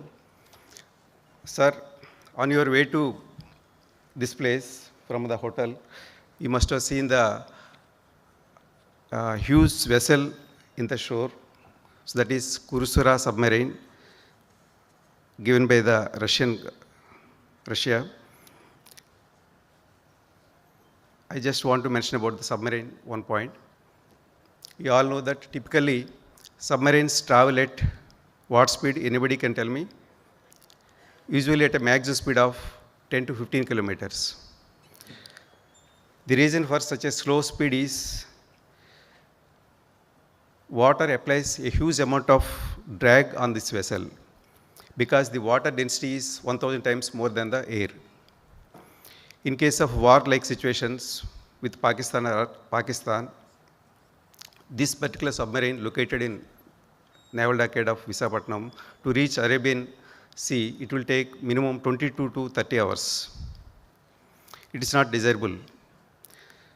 If you see the technological advancements in the submarine areas, China Harbin Institute of Technology has developed a new submarine technology known as supercavitation. What this supercavitation technology allows us is, it means submarine creates a huge bubble surrounding it. And the same bubble is created sequentially along its path all the time, so that submarine can travel with a velocity equivalent to sound, that is 350 meters per second. Further, as he has mentioned about the 5G technology also, in this technology-driven world, for standard living, for humans, there are 5 essential things that we require. The first one is the water.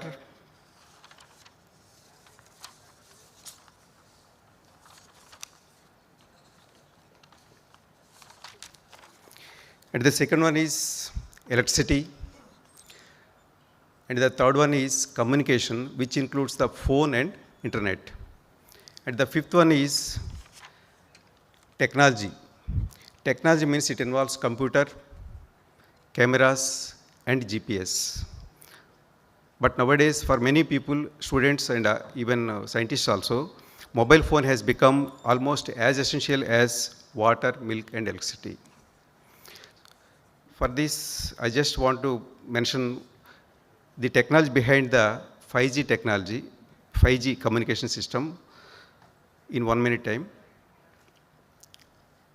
We all must be thankful to God, because the beauty of God's creation is all humans have 2 ears. I repeat, the beauty of God's creation is we have 2 ears. Imagine if we had only 1 ear, what would happen? Can anybody tell me, please? We have 2 ears right now. Suppose if we had only 1 ear, what would be the result? We can detect the sound, but not the, but we cannot determine the direction from where it is coming and its location also.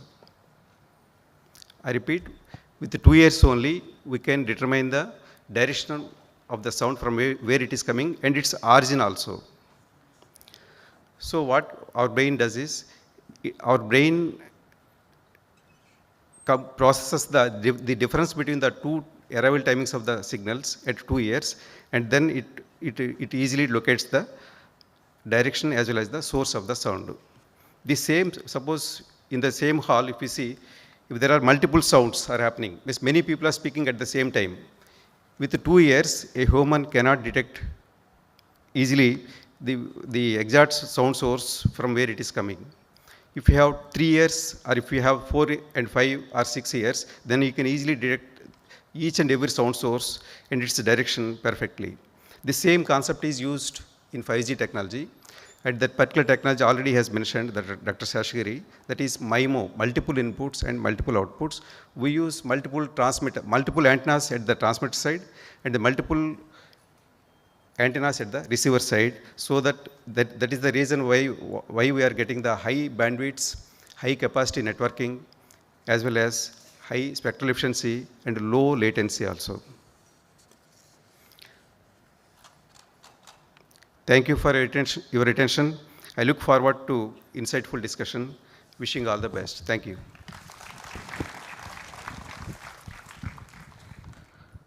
So, thank you very much, sir. The wonderful knowledge and inputs about the submarine given to the delegates. We are honored to have keynote speaker, Dr. M. Ravichandran, Secretary MOAS, with us today. Now to invite to share your thoughts, sir.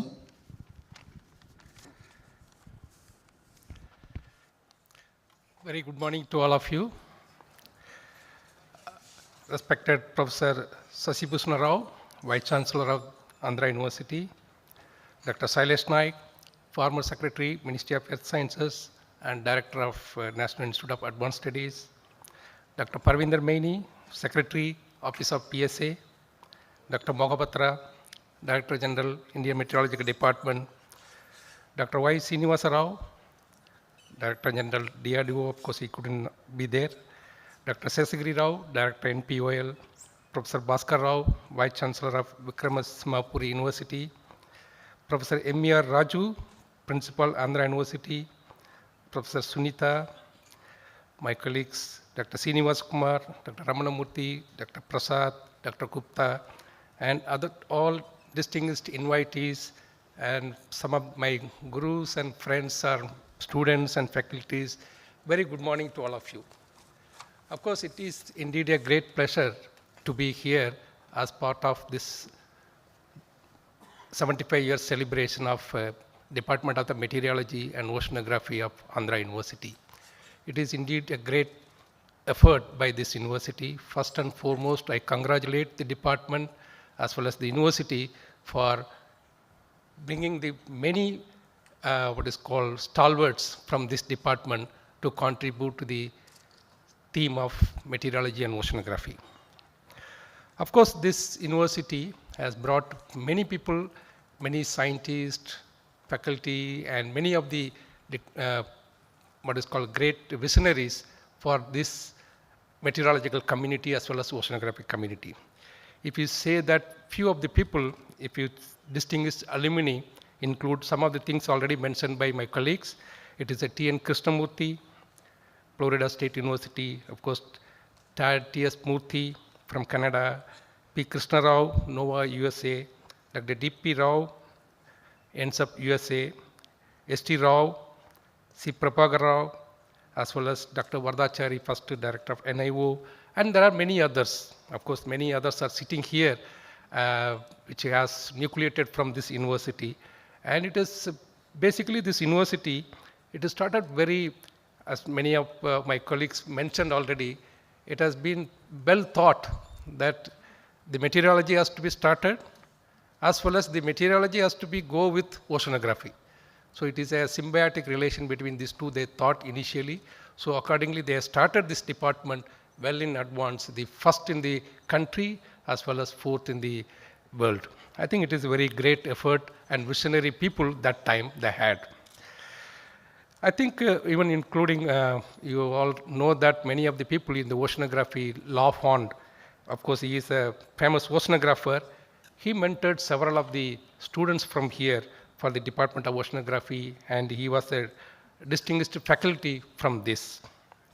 And this faculty has contributed significantly for the meteorology and oceanographic institutions, especially for the leaders as well as scientists, both as well local means faculties from many universities and scientists, as well as global. It has contributed to the various national or global laboratories and institutions to contribute to the global community. So that is the biggest achievement of this university. And of course, we have a lot of laurels this university has produced, and it has significantly contributed. And I profoundly thank you for this university, especially this department, for contributing 75 years of service to the nation, to producing various human minds in this particular field. Having said that, of course, we cannot, many of my colleagues told we cannot live in the past. The present situation is little bit alarming. I think now the things are changing much more dynamically. The weather and climate become more and more important. And in that situation, I think we need to strengthen the department. It has to be, it is our endeavor to bring back the glory of this Andhra University to contribute to the service in terms of producing human capital, especially in this field. Of course, it is very difficult to talk about, I think most of my colleagues already mentioned many of the points. It is very difficult for me to repeat some of the things, but I want to say a few things about what is the way forward. Yes, the department started with the glory. It has produced 75 years of service. Now it has become low. There are some situations, of course, there are pros and cons, but now we have to think about, okay, what is the way forward? We need to move forward in better way, how we can do. So I am come from Ministry of Earth Sciences, as many of my colleagues already pointed out. We have come out with many missions. You all know that we have started a decade-old monsoon missions, where we need to improve the monsoon forecast, especially to understand the process and try to forecast in better way. We have started. So in that process, I think university has to come forward and contribute in terms of various projects and other things. And especially I am mainly thinking of last 2-3 years, I am thinking why this university cannot do maybe various models and other things available, especially in Andhra, which model, which things are good and which is bad. That contribution, that is important information if you are able to provide to us, it will be very helpful to improve not only for overall forecast of the monsoon as a country as well as for the state. So that you can contribute from your academia, you can contribute to the state as well as national endeavor from your expertise. And also we have started another mission, as Dr. Ramanamurthy mentioned, it is a deep ocean mission. So though the mission is mainly meant for the development of technology as well as exploring oceans, various kinds of living and non-living resources, and oceans having oceans of opportunities. I think we need to venture into the ocean more and more. Of course, it is having, though it is oceans of opportunity, it is having seas of challenges. So we need to tackle the challenges also. And for that, I think the Deep Ocean Mission is a pilot project because we are thinking the blue economy perspective. Now, presently the blue economy contribution to the national GDP is about 4%. So we are thinking about how to make it double it, 8% to 10%. For that, what we need to do in terms of science and technology, how we can contribute to the national GDP, what we can do in terms of energy resources, what we can do in terms of food resources, what we can do for water and maybe the ecosystem health, and all these things, how it is changing over the climate change, how we can tackle this challenge of climate change in order to harness the various resources. So that's what we are looking at it in that direction. Maybe we have to work with the academia, especially Andhra University, being the premier institutions in the meteorology and oceanography. I think your contribution is needed. It is very imperative that you have to come forward, and maybe we have to work to close collaborations, because you have so many stalwarts. Your past alumni are there. Only the alumni is enough to bring back this university, especially this department. I think we need to do something to contribute, maybe the alumni and other things that we have a lot of ways. I will come back to that. And the recent mission we have started is about the Mission Mausam. Many of you know that. Basically, it is the Mission Mausam it is the first phase in first 2 years is mainly the objective is to improve the forecast better in all time scales. That is our main thing. For that, we want to have more and more observations. As Vice Chancellor has already pointed out, instead of 2 years, it's very difficult to, know the direction of many voices. So we need to have more and more observations. Similarly, we are also, with the minimum observation, we cannot forecast better in local scale. So we want to have more and more observations. Thereby, we want to go for better prediction in the future area. There are many unknown questions and answers, or maybe unknown things which gap area exist in the meteorology that we want to tackle, especially in the Mission Mausam. For example, you can say many of the cloud processes, what is happening we are not knowing. And also there are about many teleconnections. So the teleconnection between the zonal gradient like ENSO, El Nino or IOD or Atlantic Nino, all these what is called zonal direction, the influence we are very well aware. But still we have a lot of things to explore in the polar regions. How Arctic is influencing us, how Antarctic is influencing us, how tropical weather influencing in the Arctic, all this teleconnection in the meridional sector, which we need to explore more and more so that we can go for better forecasting. And also in terms of forcing, whether internal forcing is how much, external forcing how much, we need to quantify how much linear processes are happening, how much non-linearity exists. All these things, science, various interactions, maybe ocean, atmosphere, polar region interactions, as well as various discipline interactions. All these things are very important. So this science of meteorology and oceanography we need to build and we need to contribute, because single, maybe small groups is not enough. We need large pool of human brain, so that we need to understand the process, what is happening, so that we can go for better forecast in the coming years. Or maybe we can go for not only numerical model, but also new technology like AIML. So we need to fuse them, AIML, numerical models, as well as the human mind. Human mind, whatever may be the case, human mind is the more important. You can use the models, you can use the observation. Finally, for forecasting, the mind is very important. So in this endeavor, of course, I think all the three missions, I invite the Andhra University, please come forward with some proposals. If you are not able to come forward, maybe your mentors, or so many mentors are there for you, because so many stalwarts are sitting here. You can discuss with them, or the ministry scientists, you can discuss with them. So collaborative way, you can put up the proposal so that you can get more and more human brain. That means students. Once the students' strength is increased, so it is strength for the faculty. And for faculty, strength is students. I think we need to incorporate both the things, students as well as faculty, we need to increase. For that, whatever is required from ministry side, we will be happy to help you. And apart from our ministry, now as Dr. Parvinder Mani mentioned about NRF, of course, National Research Foundation, that one basically, we need to get more and more project. I think they are looking forward many of the what is called spokes model. That spokes model means basically you have to have as a national, that means national endeavor. You can work with any of the other universities in bigger role, that means IITs or ICER, or you can have some other universities. So they can come together with many universities jointly together and submit the proposal. They are looking for a big ticket items. So they are in the initial phase. So I think in that endeavor, I think definitely, I think Andhra University can come forward because you have the strength. It is not only meteorology and oceanography.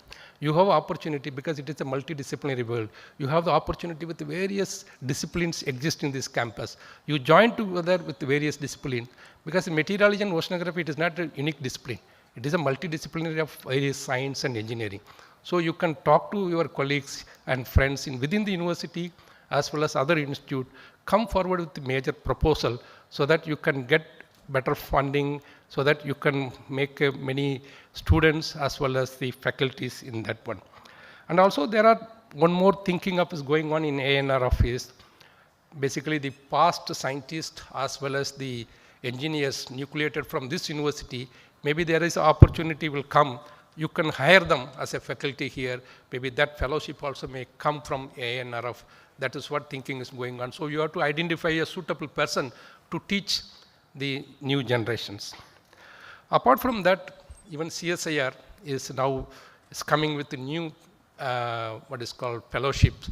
Maybe the next year, maybe the December onwards, CSIR, UGC, they bring out new fellowship. From this year onwards, CSIR, UGC and MOES together will produce that MOES itself will contribute 50 more fellowships for the meteorology and oceanography communities. So that will be very good opportunity to grab more students here so that they can work together. For that students to come, the mentors are important. So that's why I'm again harping the old scientists, that means there is scientists from various organizations retired, and especially they are from the local. They can really contribute to Andhra University because state university, not only here, in everywhere state universities are, initially it started with the glory, but slowly it has come down. I think it is all of us together we need to bring up because so many state universities are there. The human power is mostly there. I think we need to harness that energy for the country benefit. And lastly, as I mentioned that the meteorology and oceanography is a future. And as I mentioned, the blue economy is going to come. We need to harness from various sources, from 4% of GDP to 8%.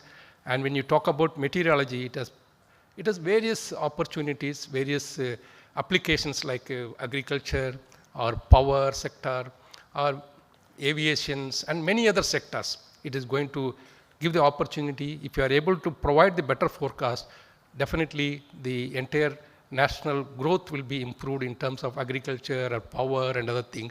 So presently, even agriculture rates are roughly about more than 20% of GDP, and that how we can go further. So that is what we are looking at it. Maybe in 2047, we are looking at we should be the major contributor to the national GDP. We means both meteorological and oceanographic community. For that, we need more and more human capital. That human capital, I am sure that the university will produce more and more, and especially I am looking forward more and more human capital from this Andhra University. For that, we will collectively work together. I am definitely from ministry point of view, we will be happy to work with Andhra University, how we can grow this department to bring back the old glory in the coming years. With this, thank you very much for giving the opportunity, and once again, congratulations to this department. Thank you. Sir, we are very grateful to you, sir, inviting collaborative research projects and individual projects from Andhra University. In Andhra University is the oldest university, very standard and good faculty in science and technology and engineering college, sir.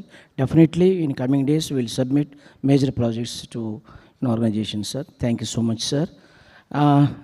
It's our gratitude okay, please. It's our gratitude felicitating our guests, sir. Yeah, please.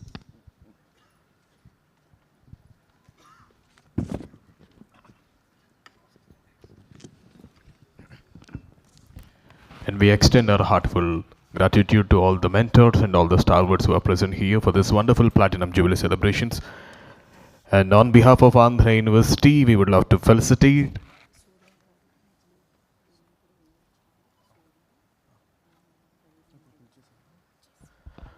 I also call upon Surya Garu and Ravi Manjanandan Garu to please come on to the dais. So please, you are requested to please come on to the dais, sir.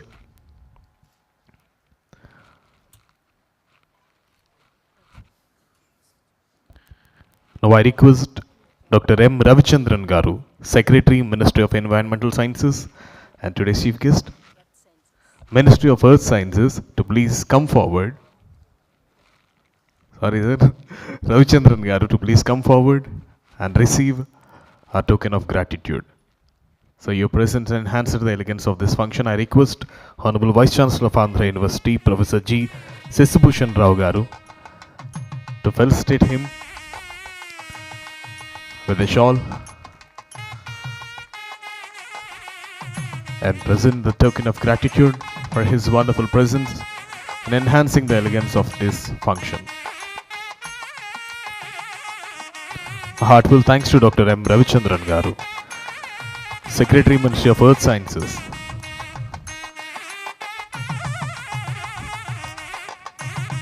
And now I request today's chief guest, Honorable Secretary, Ministry of Earth Sciences, Dr. M. Ravichandran Garu, and also Professor G. Sesubhushan Rao Garu, Honorable Vice Chancellor of Andhra University, to felicitate Honorable dignitaries on the dais. I request Dr. M. Mohanapatra Garu, Director General IMD, to please come forward and accept our felicitation on behalf of Andhra University. I request today's chief guest, Dr. M. Ravichandran Garu, and also Honorable Vice Chancellor of Andhra University, Professor G.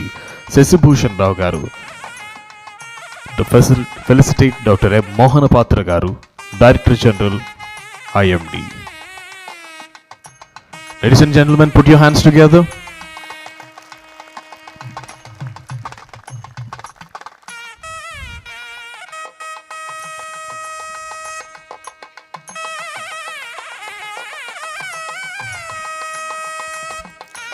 And I request Ms. Dr. Parvinder Maini Garu, Scientific Secretary, PSC, Government of India, to please come forward and receive our token of gratitude on behalf of Andhra University. I request today's chief guest, Dr. M. Ravichandran Garu, Secretary, Ministry of Earth Sciences, and also Professor G. Sesubhushan Rao Garu, Honorable Vice Chancellor, Andhra University, to felicitate Ms. Dr. Parvinder Maini Garu.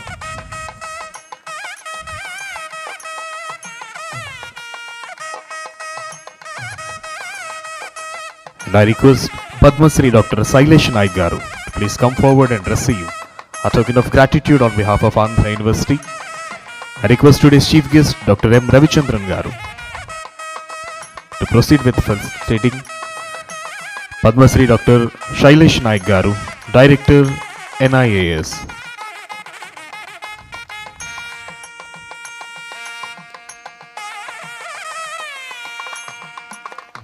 And I request Dr. T. Srinivas Kumar Garu, Director, INCOIS Hyderabad, to please come forward and receive our token of gratitude for your wonderful presence in enhancing the elegance of this Platinum Jubilee celebrations of Meteorology and Oceanography Department, Andhra University.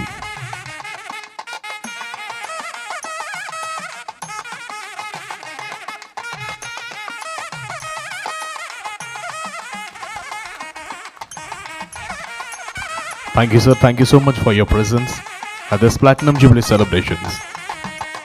Now I request Professor S.V. Bhaskar Rao Garu, Honorable Vice Chancellor, Vikram Simhapuri University, Nellore, to please come forward and receive our token of gratitude.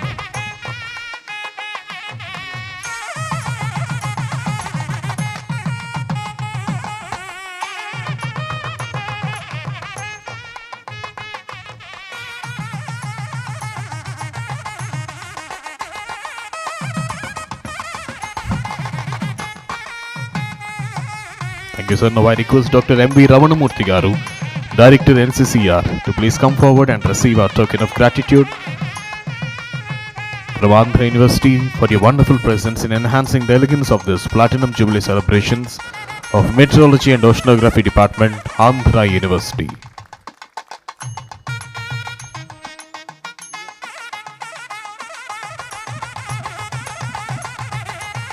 Thank you, sir. Now I call upon Dr. V.S. Prasad Garu, Head NCMRWF, to please come forward and receive a token of gratitude. I request today's Chief Guest and Honorable Vice Chancellor of Andhra University to please felicitate Dr. V.S. Prasad Garu, Head NCMRWF.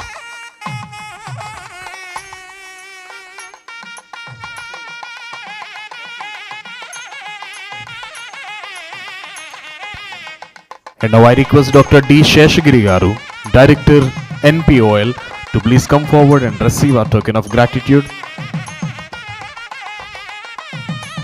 for being present here and enhancing the elegance of this Platinum Jubilee celebrations of Meteorology and Oceanography Department, Andhra University.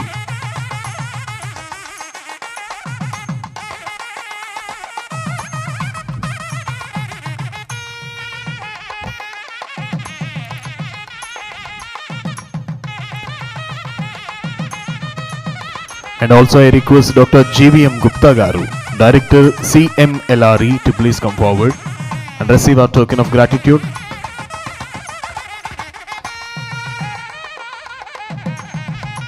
So a kind note to all the awardees and felicitation kids. The portraits which we have taken now are drawn by the students of meteorology. That's why we call it as Andhra Vishwa Kala Parishad. Wonderful arts.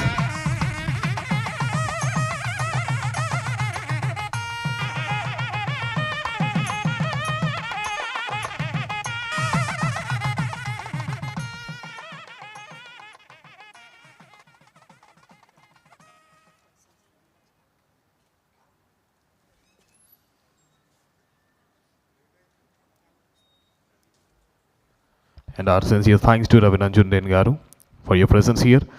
Now we request today's Chief Guest Dr. M. Ravichandran Garu to felicitate our Honorable Vice Chancellor Professor G. Sesibhushan Rao Garu, Honorable Vice Chancellor of Andhra University.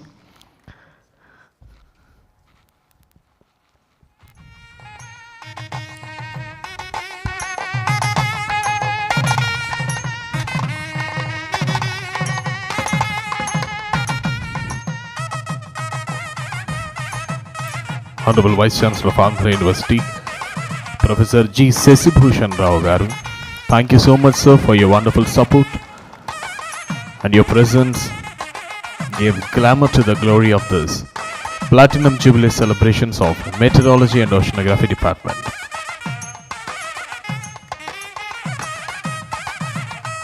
And I call upon MVR Raju Garu.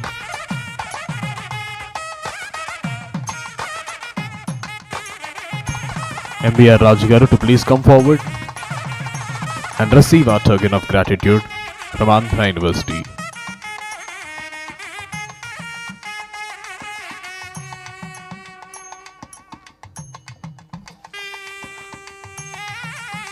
Today's Chief Guest Dr. Ravichandran Garu and Honorable Vice Chancellor of Andhra University, Professor Sesibhushan Rao Garu.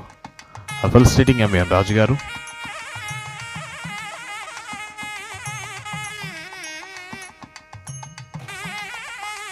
Also call upon Professor Ravi Nanjodia Garu to please come forward.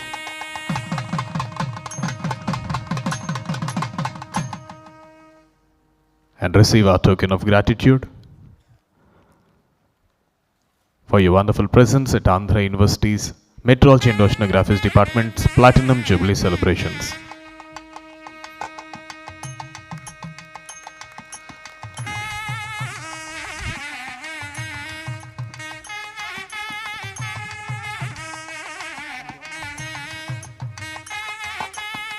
I also request Dr. A. Surachandra Rao Garu to please come forward and receive our token of gratitude for your wonderful participation and presence at the Platinum Jubilee celebrations of Meteorology and Oceanography Department of Andhra University.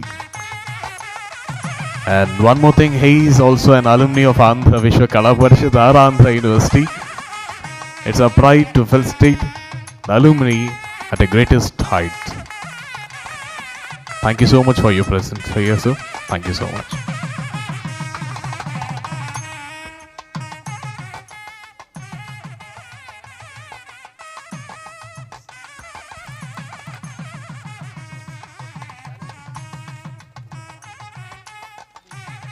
We request the women behind this wonderful Platinum Jubilee celebrations and today's convener, Professor Sunita Garu.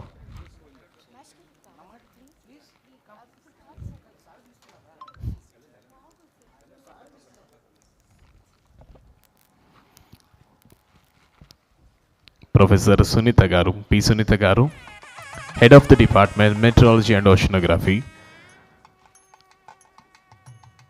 for her wonderful and appreciable deeds towards enhancement of this Platinum Jubilee celebrations of Andhra University.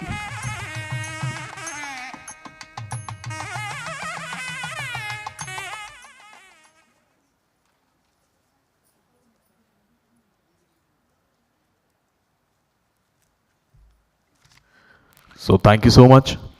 And hereby we have come to the end of this program. A thank note, word of thanks.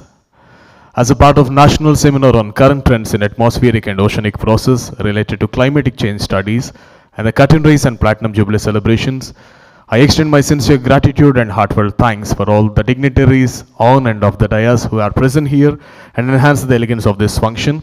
Thank you so much, one and all. And also, there is a high tea program arranged just at the back door of this auditorium. I request everyone here to please proceed for the high tea.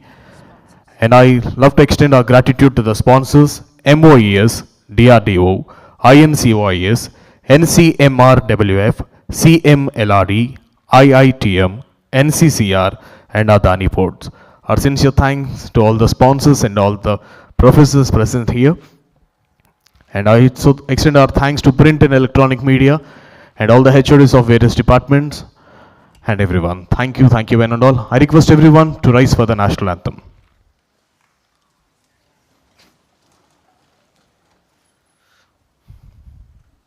जनगण मन अधिनायक जय हे भारत भाग्य विधाता पंजाब सिंध गुजरात मराठा द्राविड उत्कल बंगा विंध्य हिमाचल यमुना गंगा उच्चल जलधि तरंगा तव शुभ नामे जागे तव शुभ आशीष मांगे गाहे तव जय गाथा जन गण मंगलदायक जय हे भारत भाग्य विधाता जय हे जय हे जय हे जय जय जय जय हे Jai Hind. Thank you so much. I extend our heartfelt gratitude and thanks for all the dignitaries who are present here. Thank you so much for enhancing the elegance of this function. Your everyone's presence gave glamour to the glory of the 75th celebrations of Meteorology and Oceanography Department.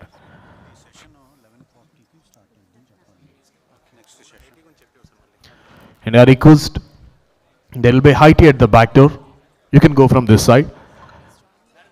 Please join the high tea.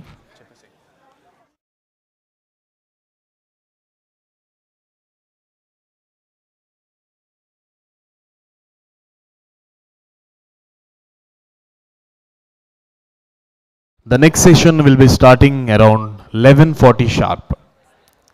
I request everyone present here to please be attended by 11:40 again. Let's meet at 11:40. Thank you so much.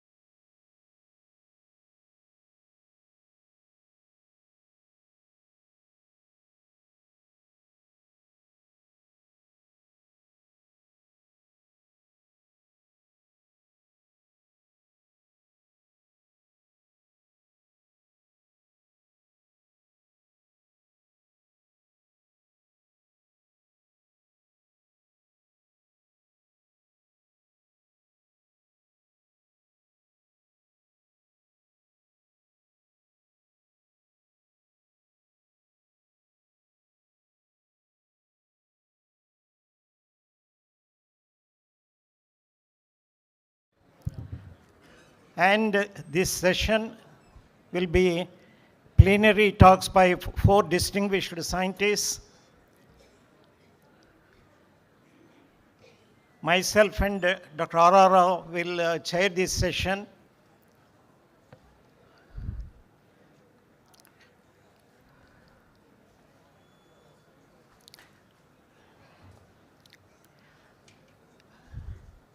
I feel it a privilege and honor to invite Padma Shri Dr. Shailesh Naik, Director, NIAS Bangalore, to deliver the first plenary talk of today morning. Please, sir.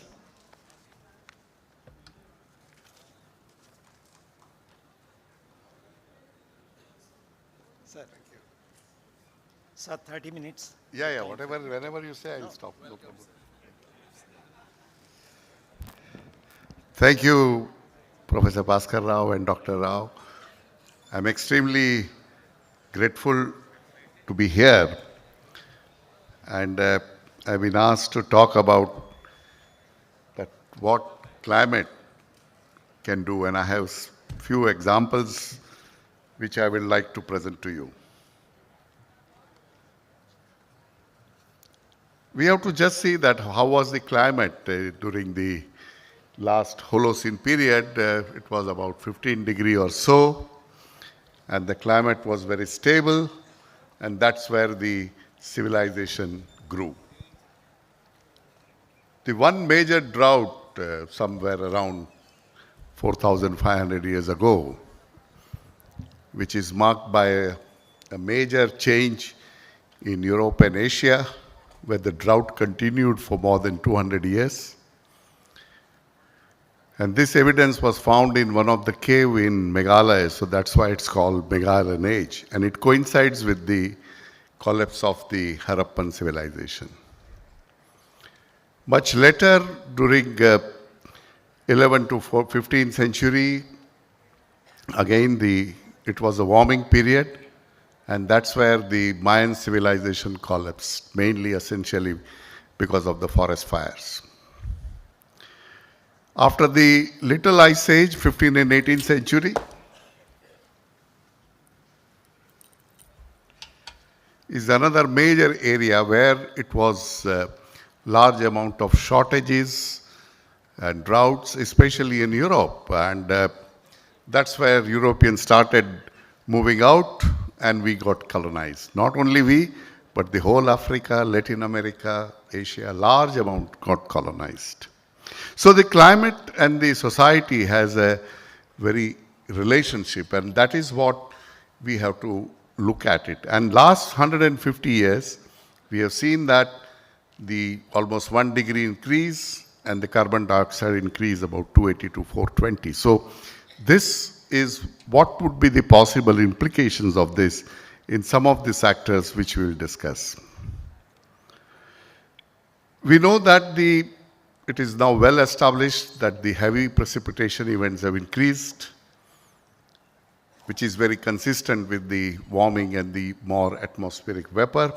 And this again feeds back as one of the greenhouse gas, so warming further increases.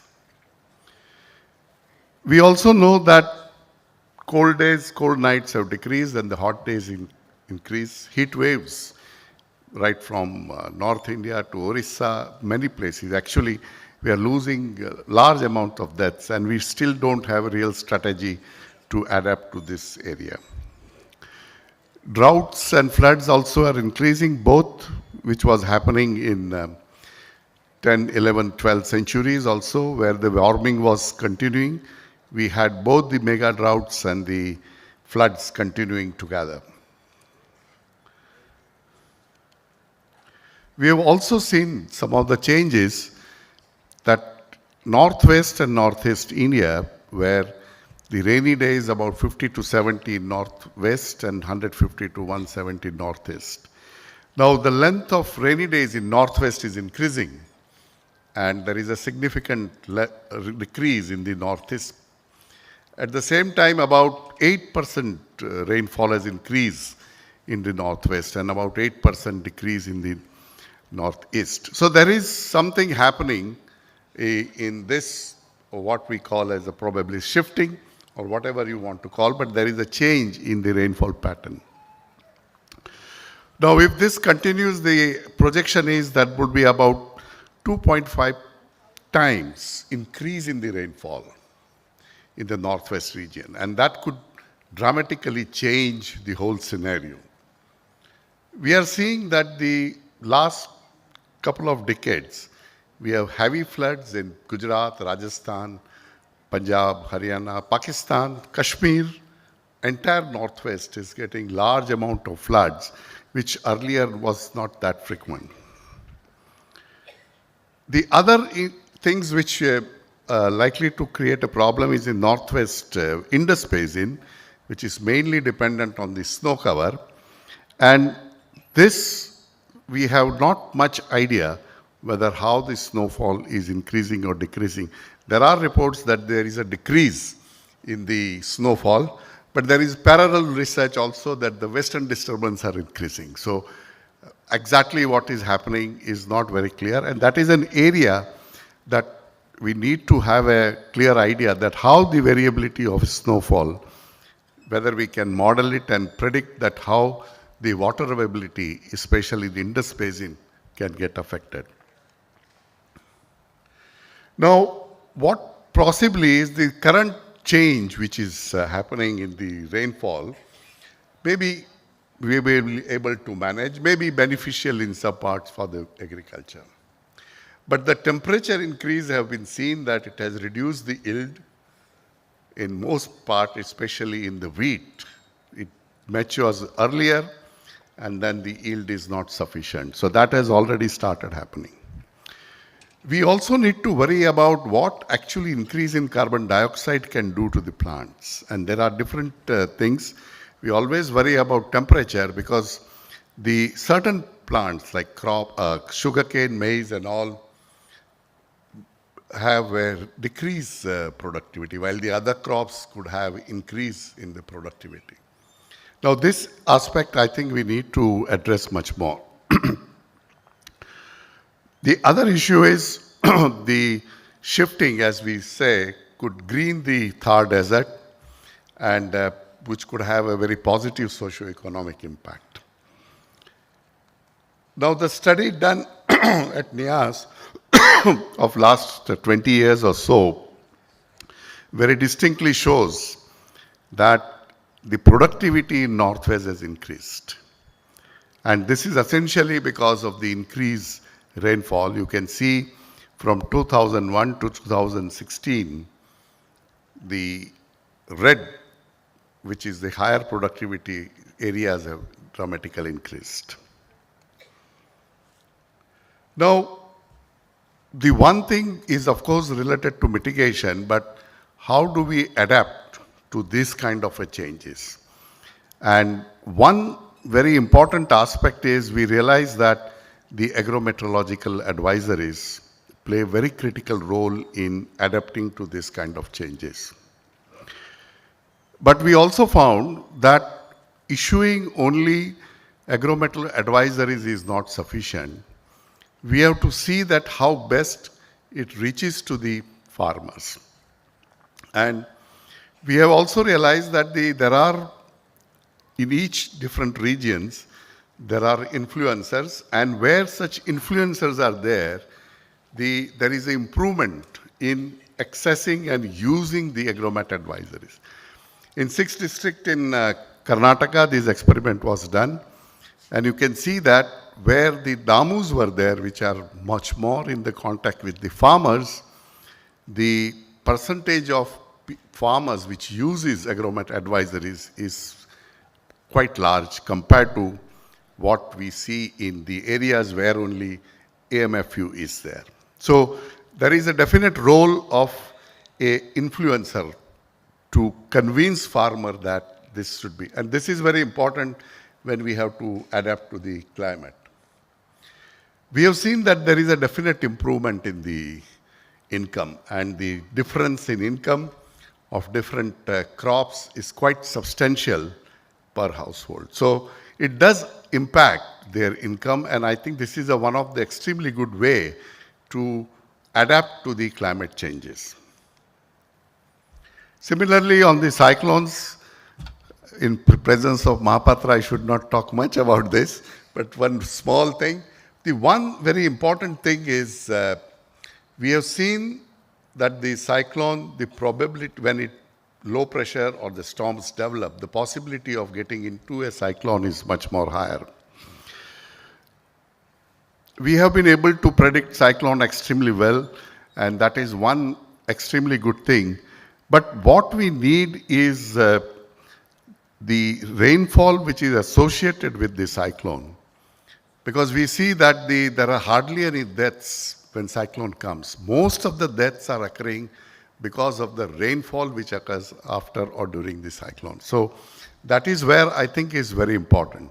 And one thing which is very critical is the wind observations, which has much more impact on the property of mass, either humidity, temperature. We have humidity, temperature profiles, but we don't have that many observations on wind. We have maybe hardly 1,000 observations or so for the entire India.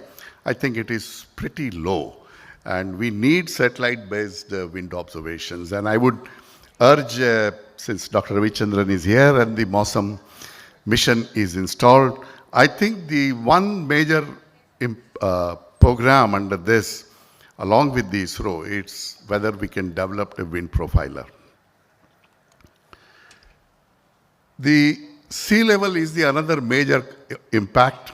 We have seen that it is increasing, and we have seen that many places the erosion is also increasing. You can see very beautiful work done by National Center for Coastal Research right from 73. I have not put all the images, but you can see progressively how the things have been changing. And this kind of information is extremely useful to understand, and then try to find out what are the possible reasons for such kind of thing. And one possible reason is, of course, sea level rise, which introduces a different hydrogeomorphic changes.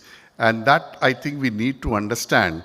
And if we can put this together in a model, the shoreline change maps and the hydrodynamic modeling, if we can put together, we may have some kind of understanding which is required. Just across this, there is a large area under erosion on this Vizag coast also. So many areas, actually, I understand about 30% of the coast is under erosion.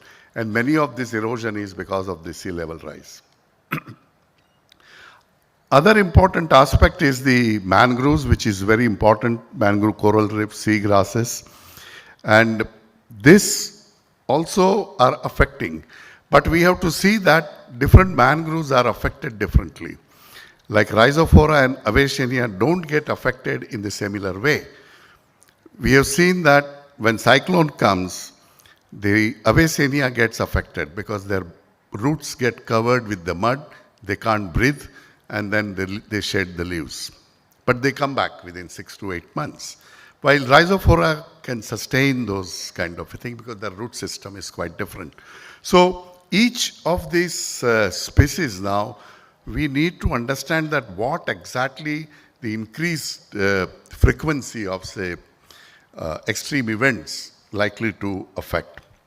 We have also seen that deltic mangroves, the salt-tolerant varieties are increasing. That means Oceania increasing, and the fresh water-loving like Heritaria are decreasing.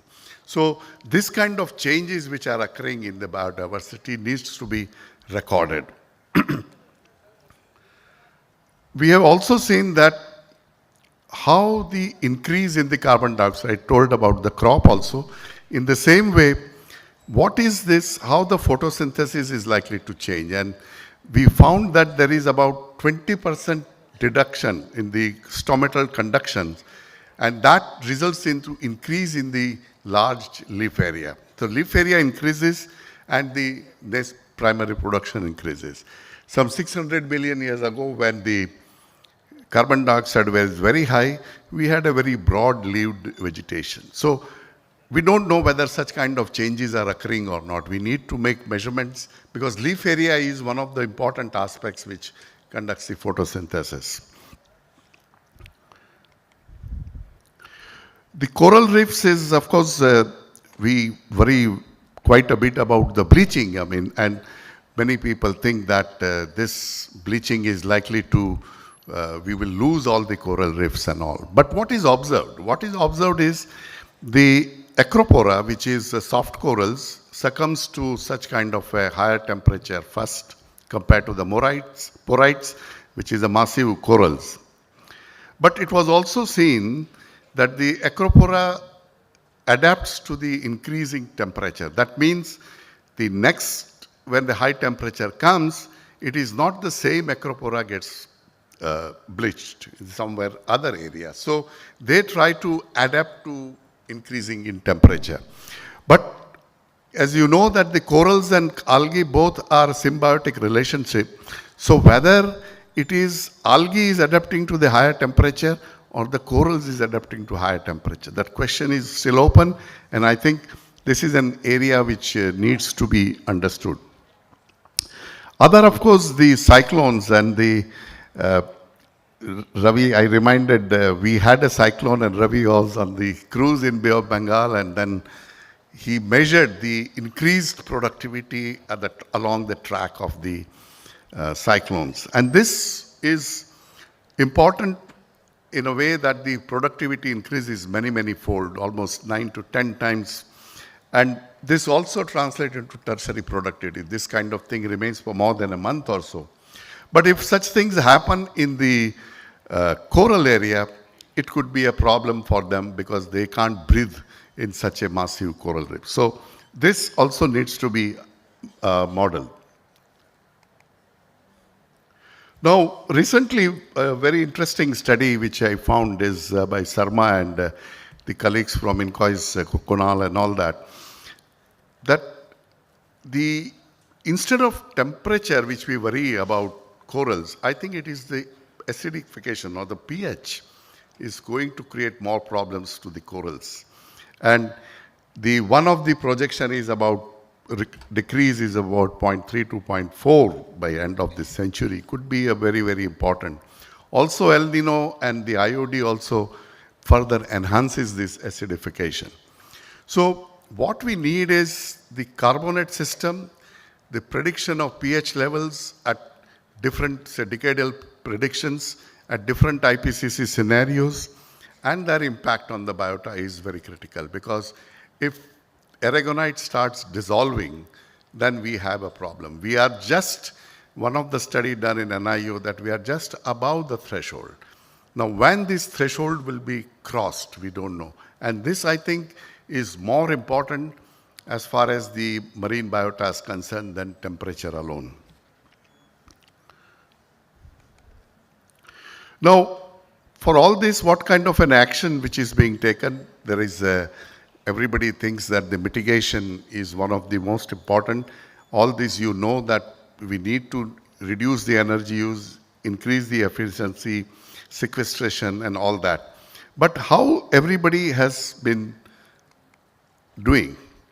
And normally, everybody thinks that India is not doing. So I have put a report which is very neutral, a German Watch report. And you can see that the 4 criteria which is used, the emission, renewable energy, use and the climate policy, India stands at 7. Of course, 1 to 3 is none of them. And you can see that even the Europe, like Germany, France, are much lower. US, of course, is at 57 and Saudi Arabia 67. So India is doing extremely well as far as the chimal. Most of the time I have seen that Indians are a little diffident about whatever happening here. But this is a very independent report and we are doing pretty well as far as the climate performance is concerned. You can see that the other major issue is that why you are using coal. You can see that the US also uses as much as coal as us, apart from gas. So actual emissions which we have, the kind of a carbon depth and credit if you find, you can find that India has large amount of credit. We have a right to use this budget. While the European Union, USA, Australia have already used their quota. So this is an argument which we should be putting forward, that we have a right. That is why when we say that we'll be net zero by 2070, there is nothing wrong because we have a credit. This is another, the fossil fuel consumption also. You can see that the India is very, very low compared to all other major economy. Apart from this, we have a very huge, the commitment, NDC commitment is only 3% of the total historical emissions. So we have, that is why I said that we have huge credit. The transition which we have planned is one, of course, renewable energy, there is no doubt about it.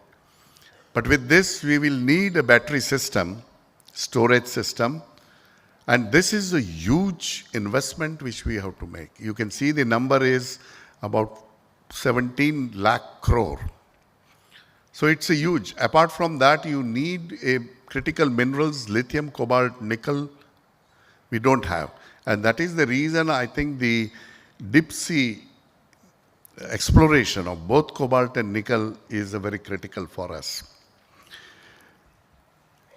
The thermal we will have to continue, but we need to shift to high energy and low emission plants and also use efficient use of coal gasification. That is another. But the more important thing which we have come now is the small and modular reactors, which could be about 200 to 300 megawatts, would be extremely useful for achieving net zero. Without these nuclear reactors, it is not going to possible.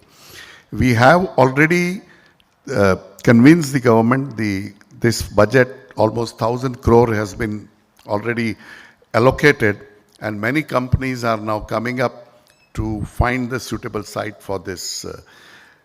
Our estimate is that if we have about 40 reactors, it would become economical, because US consider this is not economical as present, but our thinking says that this would be very economical.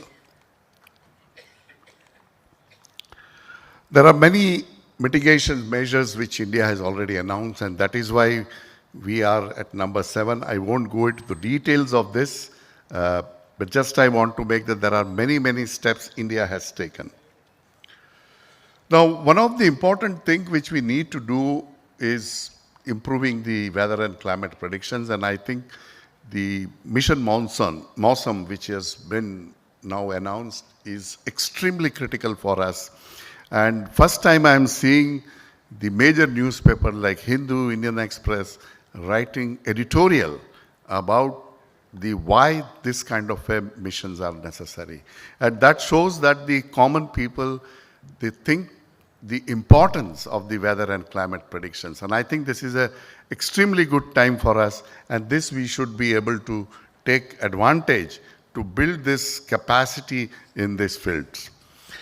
We also need to have the understanding on ecosystem, economic system, health, built environment. So we need not restrict ourselves only to weather and climate, but how these predictions are going to affect all different sectors. That is another important area which we need to do. The third is the mitigation is fine at the global level, but what we need, the adaptation at the local level, and the local level predictions are necessary. I know it is very difficult, but it could be whatever accuracy we can have, but we need to plan a local level predictions as a part of our overall goal. The agriculture will need very reliable decadal and seasonal predictions, and I think we have a reasonable good seasonal prediction, but I think decadal prediction is one which we will need. And as I showed, the agromet advisories is extremely important. The drought information system, which is already existing, but we need to integrate with this system the socio-economic data, which is not done. Otherwise, the extremely good drought information system exists in the country. And the last, the human health, how this all going to affect the human health is another important thing. So with this, thank you very much.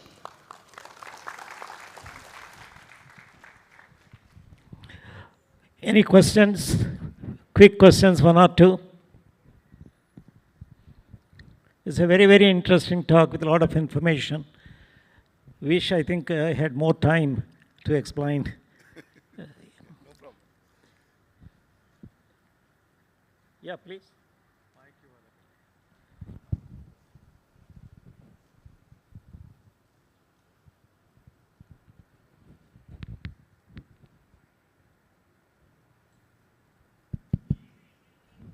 Yeah, thank you for an interesting presentation.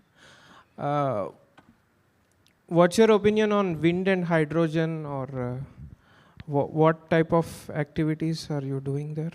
No, hydrogen, of course, is the one which is very important, but I don't think it would be happening in very near future because that fuel is not easy to be handled. It can be done in some of the areas, but not everywhere. So, see, the different fuels and all will come up, and as you know that we don't use everything everywhere, right? So each different fuel will require to be used in a particular manner. So we have to balance this transition.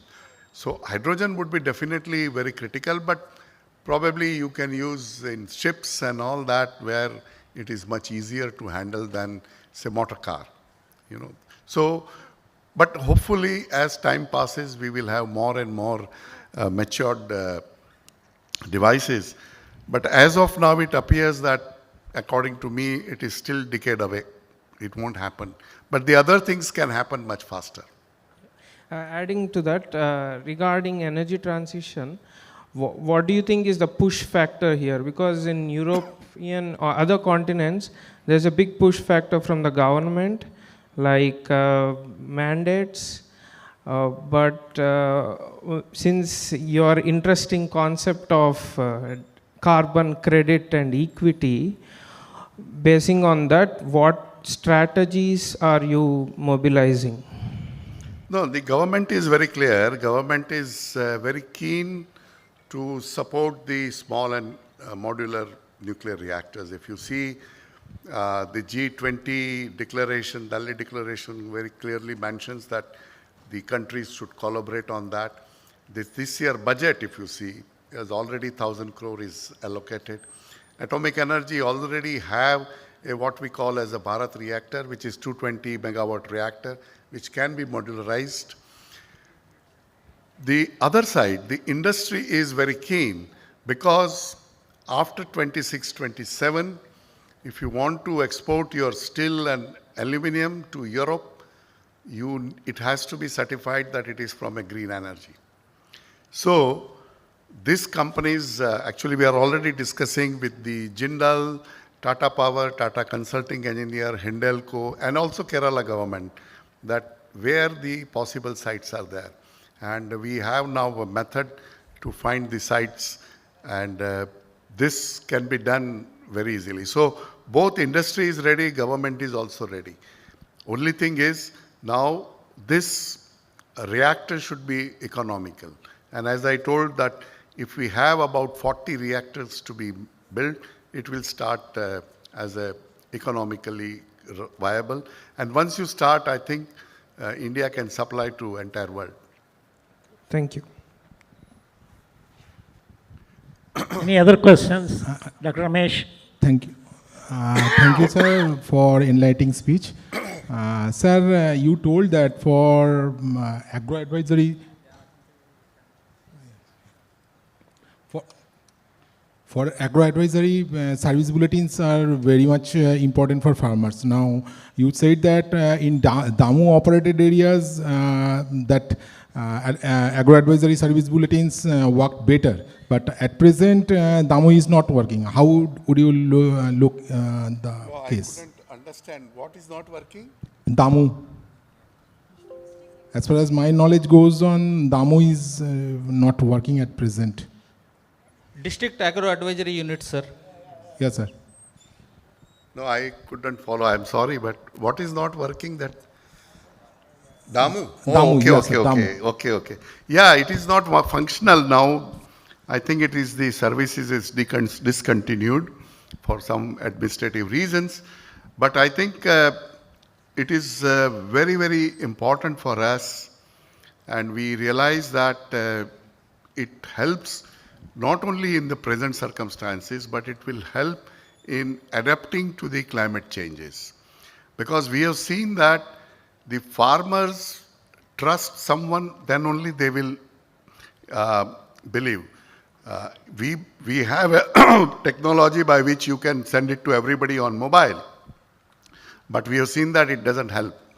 They want somebody to tell that, yeah, this is useful, this will work. We have seen this in PFZ also. So we need this kind of what we call as the influencers. There are other influencers are where the farmers buy seeds, fertilizers, etc. So all this system, I think, is a very robust system which was in the country. It needs to be further strengthened. Sir, on sequestration, I want your guidance. Particularly, global world is advocating carbon capture and storage that is not even proven, but focus is more on that. But country like India, through agriculture, we can increase soil organic carbon sequestration. So whether that kind of prioritization should be done for India? Thank you. Yeah, I think it is done, but we are working on another concept, which I can tell. See, like we will have to use coal, there is no doubt about it, but if you convert into a gas, then it is easier to separate out the carbon dioxide and the other gases than at present, which you can capture. And then possible there are uses. The one uses is, of course, people say that methanol should be made, but current use of methanol is hardly 1 million tons. I mean, such a large carbon dioxide, you can't use it. So unless you use in a fuel, we are using ethanol as a fuel, but not methanol. Whether you can use methanol as a fuel, then this carbon capture becomes economical. Otherwise, I don't think there is any scope. Thank you, sir. Thank you very much for your wonderful lecture. Let us all give a big hand.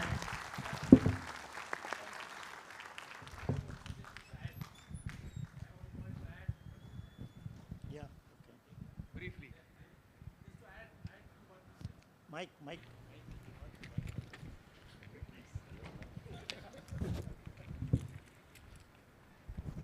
Thank you, sir, for a very,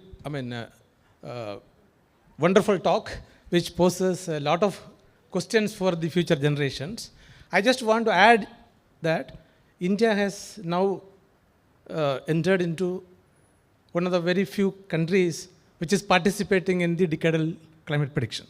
So our forecast for the first time is being used by WMO for preparing the decadal climate update. So, and we are also, our model, this is introduced this year, and now we are in the process of releasing the second version, so which has better than any models in predicting the Indian monsoon and in its extremes. So that will come out as a very good product for our agricultural decadal prediction or energy and hydrological sectors. So maybe in few months or in a year time, so we will release the next version, so which will be very, very useful for the country. So this is what I want to add. Thank you. Thank you. Thank you, Dr. Seelan. Thank you. I think we now invite Dr. Parvinder Maini. Please come, madam, to give your talk.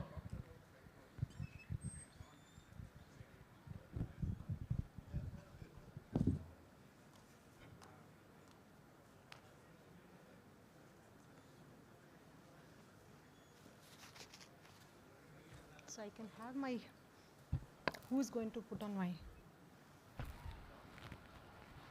yeah.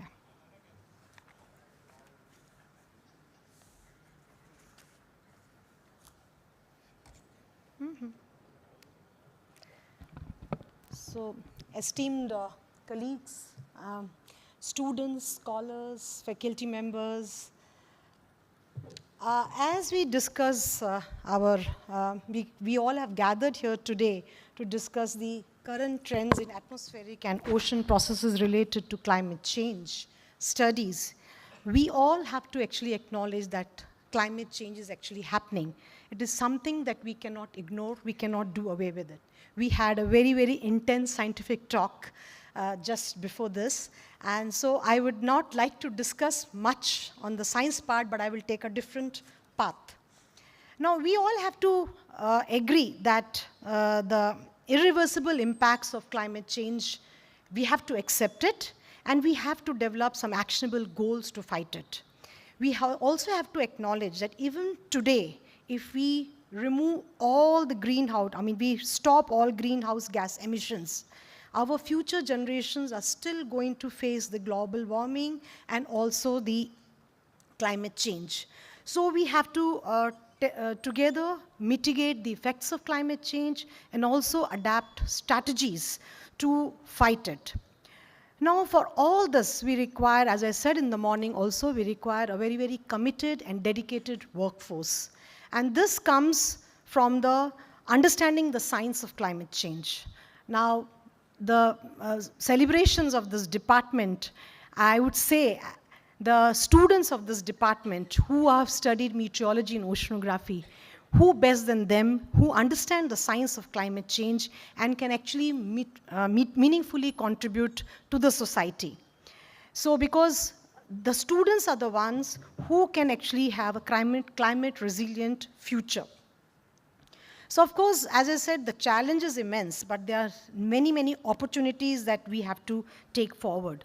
Accordingly, I have titled my talk as Campus to Climate Leadership, to see how you can contribute and how the role of youth for a strong climate response of India. Now, now if you see, the climate change, of course, is changing and the process is ongoing. We have got extreme weather events on the rise, as was mentioned in the earlier talk, rising temperatures, very heavy rainfall. You have landslides, wildfires, melting glaciers, sea level rise, droughts, and so on. So its influence over various components of the ecological, environmental, socio-political, and socio-economic disciplines cannot be ignored. As per the words of Robert Swan, who has actually traveled both to the North and the South Pole, the greatest threat that actually we all are facing in our planet is the belief that someone else will save it. So this is something that we all have to together fight. Now, this is the plot which I have actually taken from my IMD colleagues. If you see the trend and the change in the rainfall patterns and the temperature pattern for the last 30 years, the upper panel on the left-hand side shows the rainfall and the right-hand side shows the temperature. The upper panel shows the 1961 to 1990 rainfall CRU gridded data set of 1 degree by 1 degree resolution. And of course, the lower panel, the middle panel shows the next 30 years, that is 91 to 2020.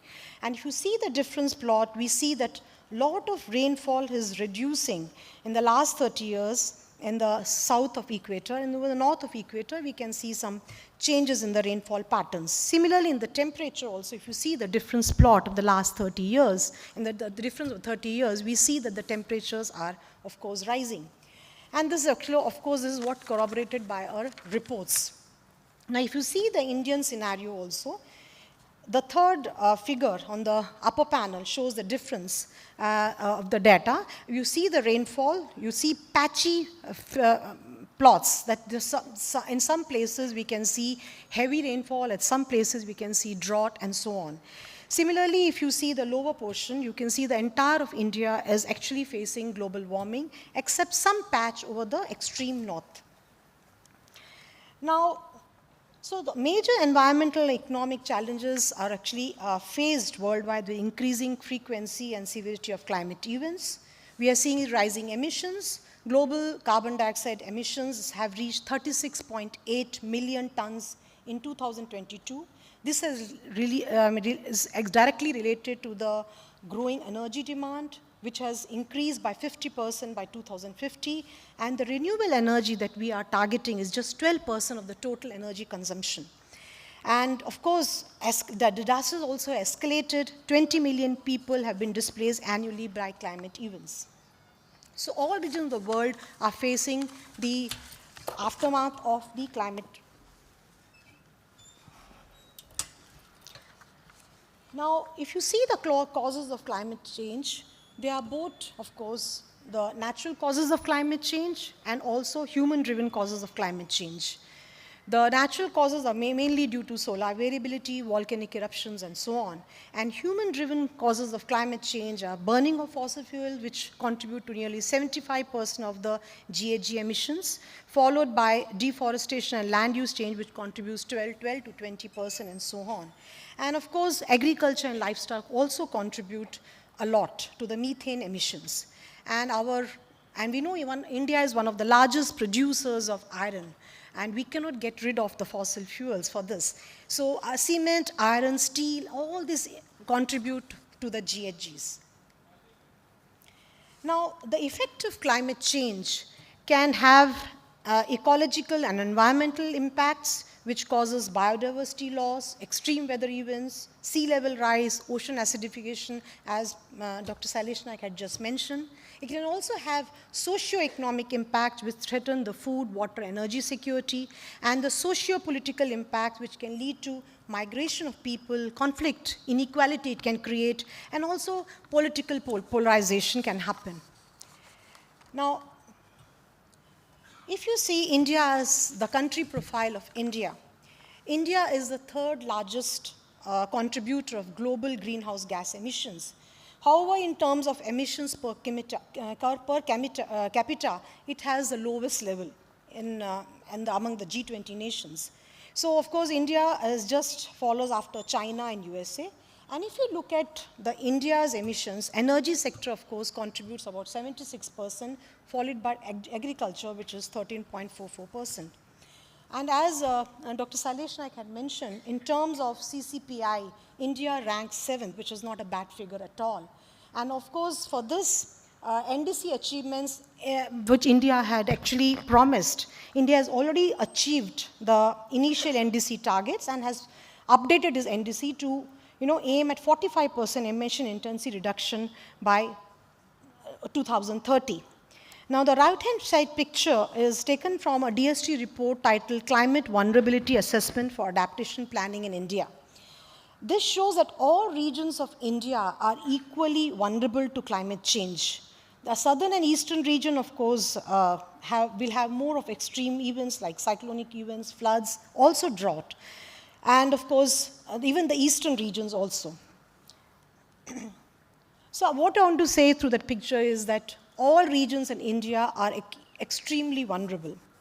Now, if you see the impacts of climate change in India, there are various climate-related natural hazards. The extreme temperatures we saw in this year, in 2024, we had temperatures exceeding 50 degrees centigrade in many areas. There was chronic heat stress in major cities like Kolkata, Mumbai, and also Delhi. And of course, as per the report of assessment of climate change over the Indian region by IITM Pune, the projections are that we will have minimum 2.5 to 3 heat waves per summer by mid-century. Similarly, the drought affected 125 districts, which is a rise of 28% since early March 2024. And of course, the floods also, we had heavy rainfall causing severe flooding in many areas in India. Now, let us see how India is trying to, strategize its planning and how it's strategizing its trajectory for achieving its NDC goals. Now, for the cross-sectoral part, it has enhanced the NDC targets and transparency to strengthen its climate change commitments. And by 2040, widespread carbon pricing and climate finance is expected. And by 2070, we expect full climate resilience and net zero emissions. This is what India has planned, and it's planning its strategy accordingly. When you see the industry sector, by 2030, we want to expand the perform, achieve, and take achievements to cover more industries. That is, expand the PAT. And then by 2040, we want to have 50% reduction in energy-related CO2 emissions, and by 2070, net zero emission in all industries. The transport sector also, by 2030, we want 80% electric vehicle adoption, and by 2040, near complete electrification of light vehicles, and by 2070, 100% zero emission transport. Similarly, we have got targets for the power sector also. Now, let us see how the sector-wise strategies have been planned by the country. Now, if you look at the energy sector, 76% of the contribution, it contributes 76% to the greenhouse gases, and electricity generation contributes to 40% of the total emissions. And we know that coal is the major source from which electricity is generated. So India has, of course, set up itself an ambitious plan of having renewable energy targets of 500 gigawatts by 2030. So the sector strategy that has been, of course, you must have all heard the 2024 budget, in which ambitious plan of having an 800 megawatt of advanced ultra supercritical power plant, which is a joint venture between NTPC and BHEL, has been announced. This will of course use less of coal consumption, and it will increase the plant efficiency. There is also push for nuclear energy, which Dr. Sailesh Naik had just mentioned, that is the Bharat Small and Molecular Nuclear Reactors. Implementation mechanism for renewable energy deployment has also been rolled out. Then investments in renewable energy infrastructure, solar parks, and so on. We are also trying to promote domestic manufacturing of solar panels through PLI schemes. Research in alternate battery chemistry is being encouraged. But there are, of course, barriers to do all this. One is the maximum barrier is the financial constraints. Our DISCOMs do not have so much of money. They are cash strapped. They do not have money to implement the renewable energy targets. The energy storage technology is not available. We are still trying for it. And we need to have more and more private investment coming in to help the government. Now, if you look at the industry sector, the industry sector, though it contributes only 8.35%, but it is the most important sector. And actually, this is the sector which we need to promote because it places India in the global arena. Now, more than 90% of the CO2 emissions concentrated in the metals, minerals, machines, and rubber and plastic subsectors. And of course, the sector strategy that India has adopted is improving energy efficiency and enabling clean energy, which we were just mentioning, and also implemented the programs of Perform, Achieve, and Trade, which I was just mentioning a few minutes back. And also, we have tried to target the MSMEs to move towards renewables. And promoting alternative industrial feedstocks, green hydrogen, the National Green Hydrogen Mission has been rolled out. Then, of course, the CCUS technology, which was just being mentioned. Again, there are barriers to decarbonize the whole thing. There's this highly capital intensive, and regulating and monitoring emissions in MSME is very, very difficult. So there are a lot of challenges that we have faced while implementing all this. The next sector is, of course, the agriculture sector. As I told, agriculture sector, especially the livestock and the rice, are the largest emitters of methane. So though they contribute only 13%, but it is contributing a lot. So for this, the sector strategy that has been adopted by government is promoting of electric vehicles. I'm in the agriculture sector. Agriculture is enhancing adaptation through insurance, direct benefit and transfers, and crop diversification. And also solarization of the agriculture to ease financial stress on DISCOMs. And we also have launched some schemes like PM Kusum and all to deploy solar capacity and solar agriculture pumps. And one thing that government has had is mandated the blending of coal and biomass to incentivize farmers away from stubble burning.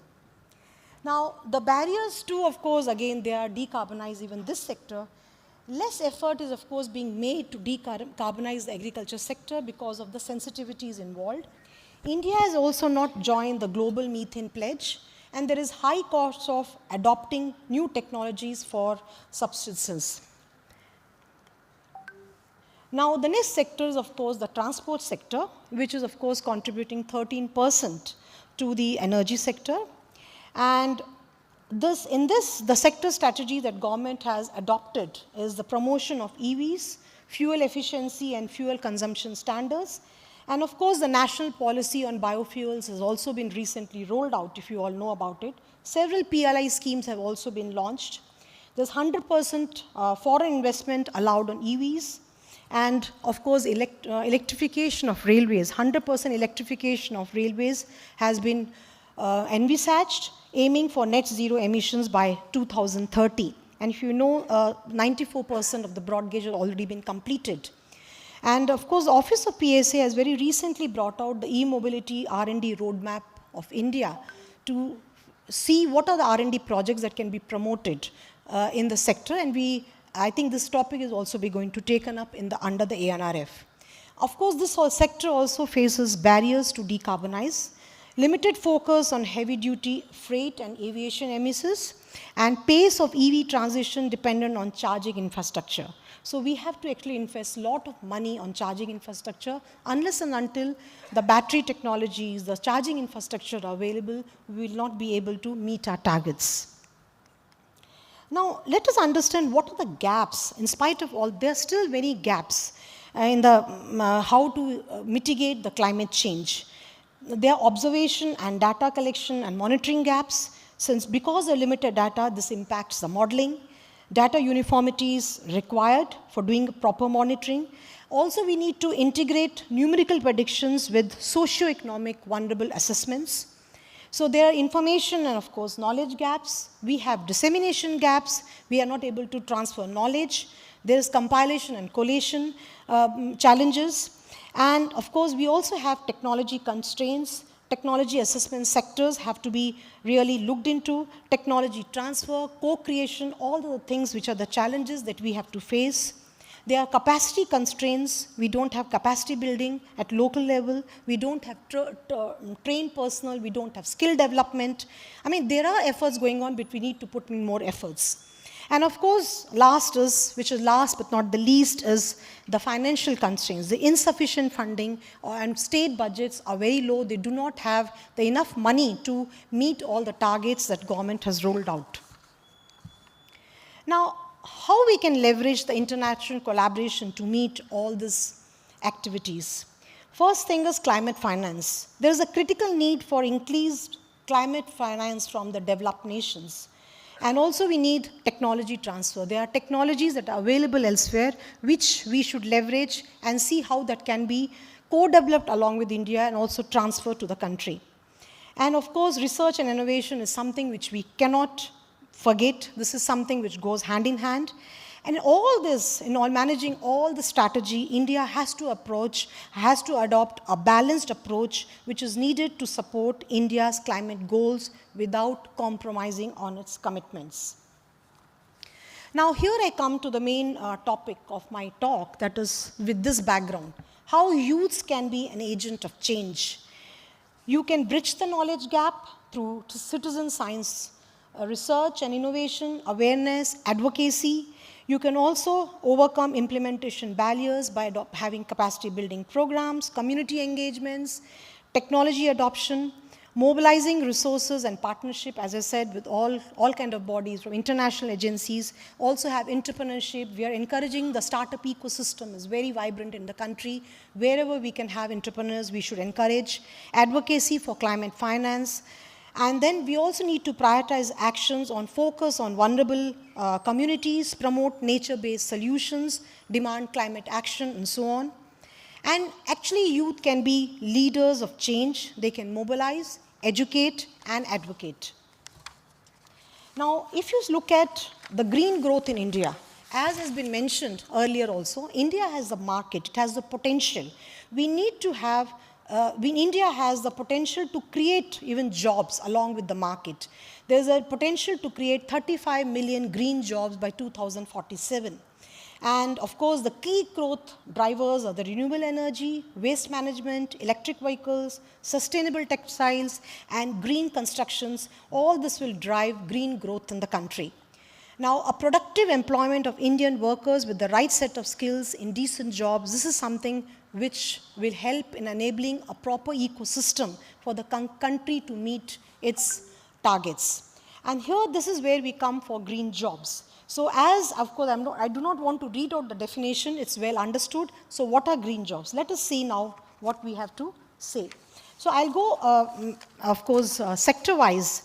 The green technology and, of course, the sustainability market is going to grow with a CAGR of 28.8% from 2024 to 2032.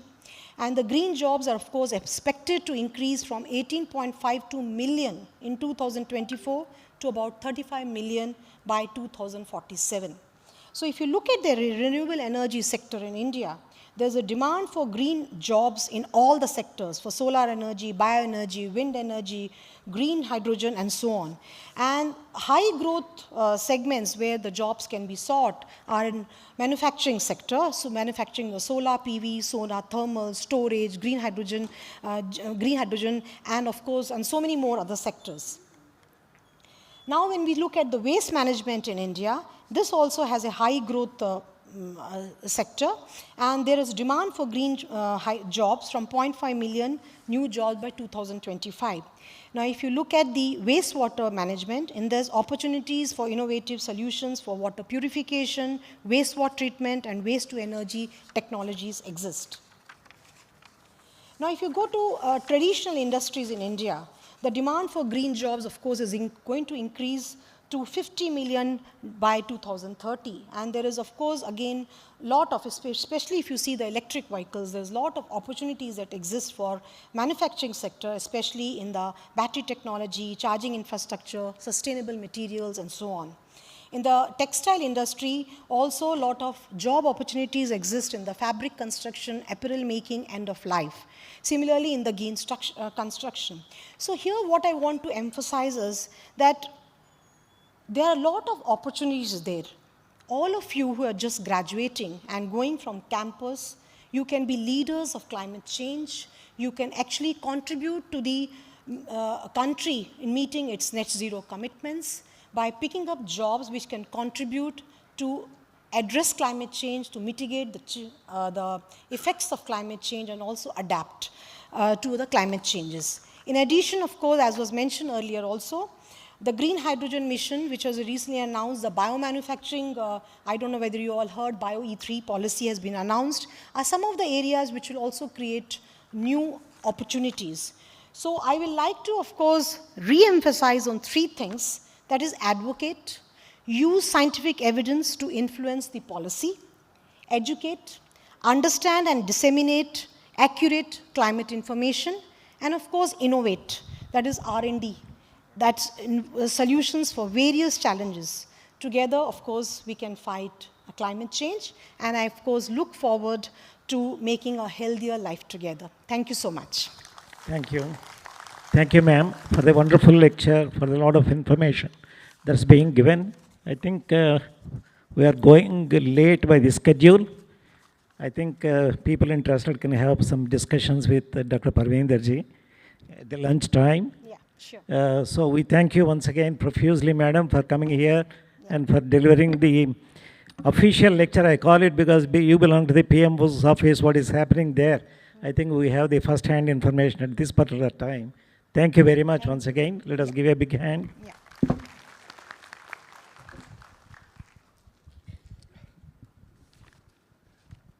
I have the honor to invite Professor Ravi Nanjundaya from CAOS IISc Bangalore.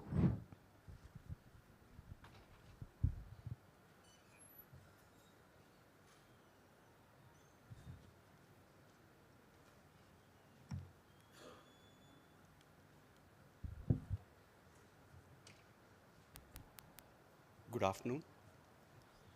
At the outset, I would like to greet Department of Meteorology, Andhra University, on the spectacular achievement of 75 years, and I hope they'll grow from strength to strength. Okay, as the chair said, the previous two talks were official. As Pepsi had its punchline, there's nothing official about mine. Okay, so I'm going to talk about studying climate and weather using data-driven techniques. And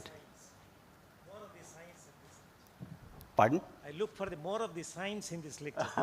Well, I hope so. Okay, next slide, please. So this is a, here is it? Here. Okay, and there's a pointer also, right? Yes, it's a pointer. Yeah, okay. So this is a very brief outline of my talk. I'll kind of start with a very kind of a broad overview of the climate system, which is very complicated. And then I'll talk about data-driven models, their accuracy. And these days there is a new buzzword called digital twins. And finally, I'll talk about a new creature called neural GCMs, which is like a marriage between traditional numerical GCMs and data-driven techniques. And that's about the outline of my talk.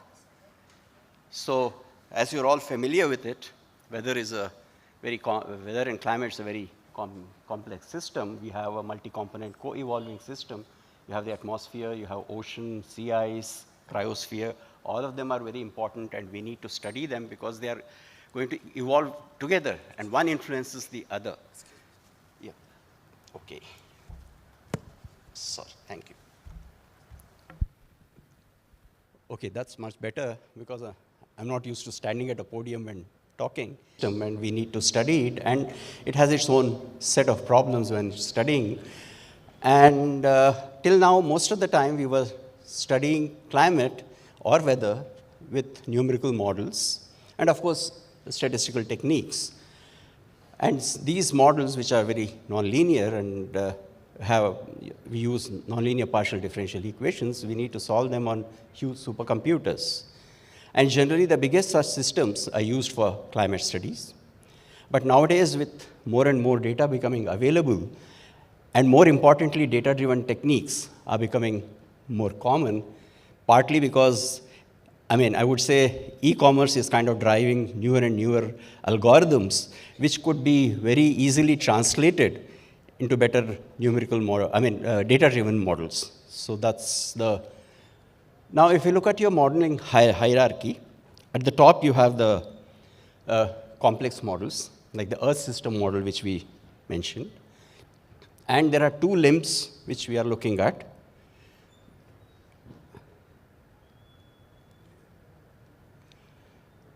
Okay, on the left limb that you are seeing is the numerical modeling system, and on the right limb you have is the data-driven system in some sense, and you have a hierarchy of them which are happening, which includes GCMs which are physics-based as we use today. Then there is a kind of a intermingling at GCMs which use parameterizations, not completely with ML, but where you are kind of calibrating it with it. You're taking data and kind of fitting a physical parameterization. For example, when you're looking at cloud physics, you have a lot of data now. Previously, you would take only one okay.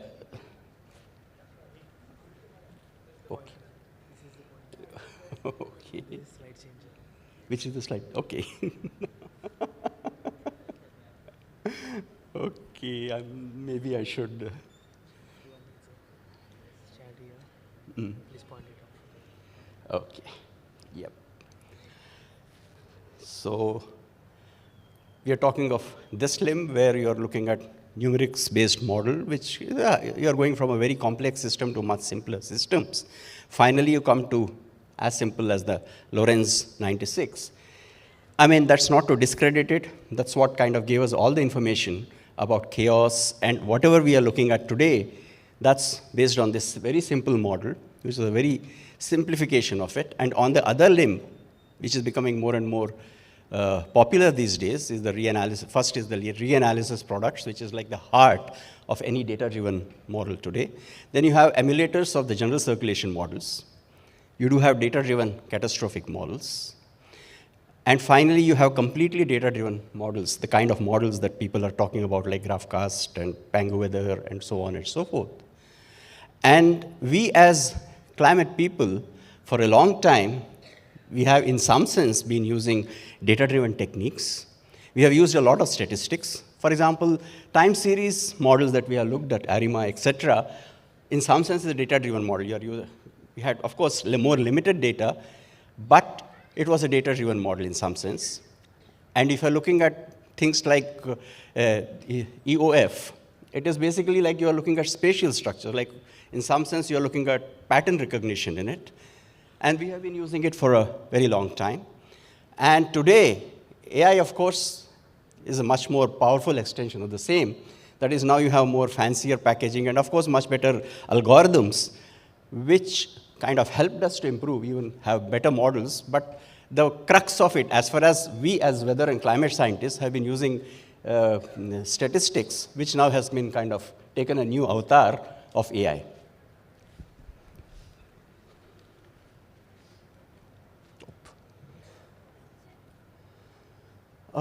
Okay, so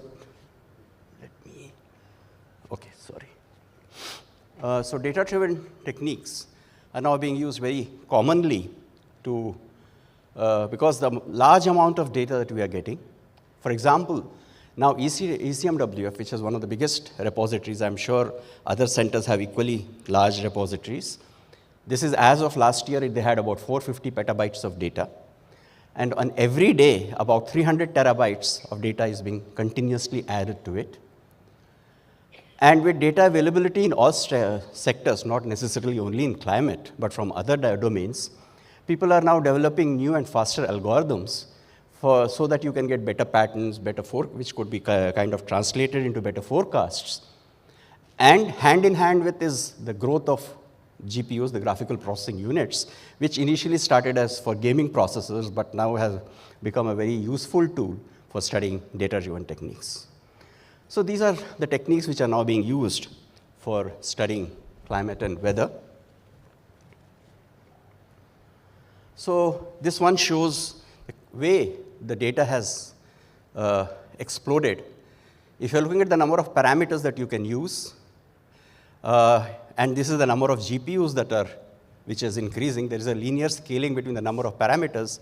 Today we are looking at GPT-3, which is at around 175 billion parameters, and soon we may be looking at 1 trillion parameter models.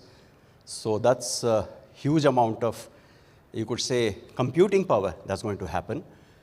Hand in hand with that is this big data growth, which has like 90% of the world's data in last 2 years. That's what, this is actually a view graph from NVIDIA, Kashinath's. And one of the major sources of data is about 50 terabytes per day from the fusion test reactor that is being built. And of course, there's no way we can store all the data that is coming from the astronomy domain, which is like 16 terabytes per second. And of course, we are a big contributor to it, which is like about, he says 287, somebody else says 300. Let's take it about 3, and this is a 2022 slide, so I'm sure it might be even larger today. And as far as the growth of scientific data is concerned, this is 2010, and we are looking at 2025. It's almost an exponential growth that we are looking at the size of data.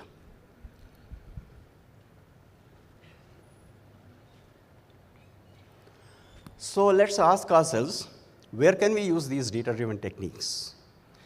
Today, we are using it for predicting weather and climate using past data.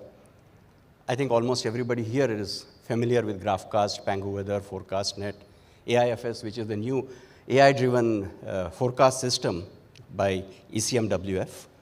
And again, another area where we could also use it is for improving forecasts from existing numerical models, which for a long time we have been using statistical techniques, which we call as bias correction. Now, of course, we'll have better techniques based on AI to do this bias correction. We can also talk of having hybrid models, where in a conventional numerical model, some parts are replaced with an AI-ML module. We have already talked of AI-ML emulators, which kind of look for the parameterizations. And that is, you are replacing something like, let's say, cumulus parameterization with one which is based on machine learning. And finally, you could also use it for digital twins, for which I'll come in a moment. So these are other areas where we can use machine learning.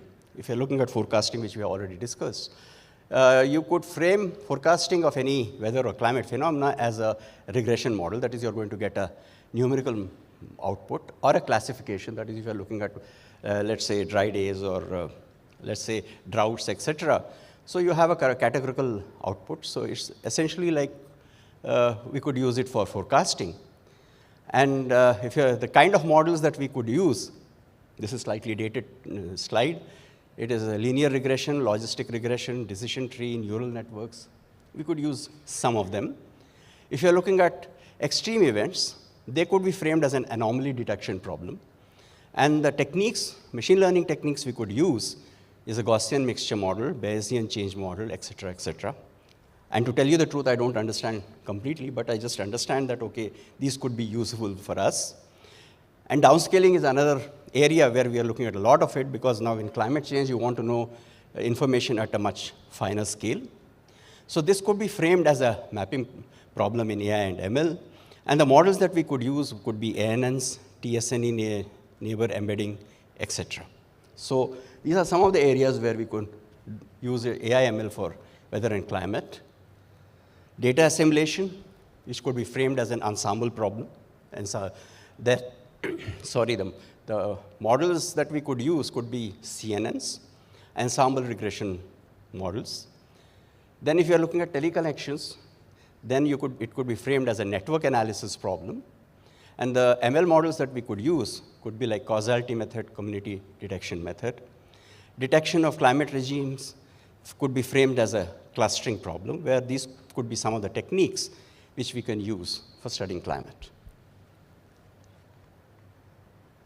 So I'll start with a very simple model which we tried out a few years back. This is not to brag about it, but the fact that the details that we are now looking at this very simple model, the idea behind it or the algorithm in a very crude sense is very similar to what you would be using, let's say, in something as fancy as GraphCast, which is the Google's model for predicting weather. So what we did was a automated feature learning, which identified new predictors. So we used something called as an encoder, which a multiple of them we put together, so we call it as a stacked encoder. And because it is the deeper the layer, it's basically, in some sense, extract features. Essentially, what we are doing in a very crude sense is what we would have done with an EOF. That is, you are looking at the major parameters which we are going to use. So here we use the stacked encoder. And we did not give it any supervision. We just said, okay, these are the variables that you're going to use. And it was unsupervised feature learning with a threshold for feature extraction. I'll not go into the details of that.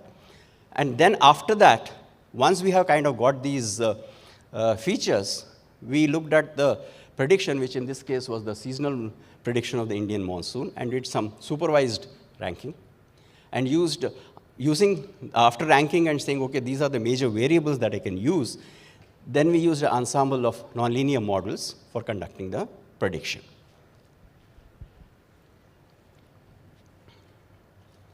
So even with a very simple model, which could run on a PC, and this was about 6 to 8 years back, we could at least do as well or better than the model being used by IMD. And even the skill was comparable to currently existing forecast models. I would like to give a word of caution.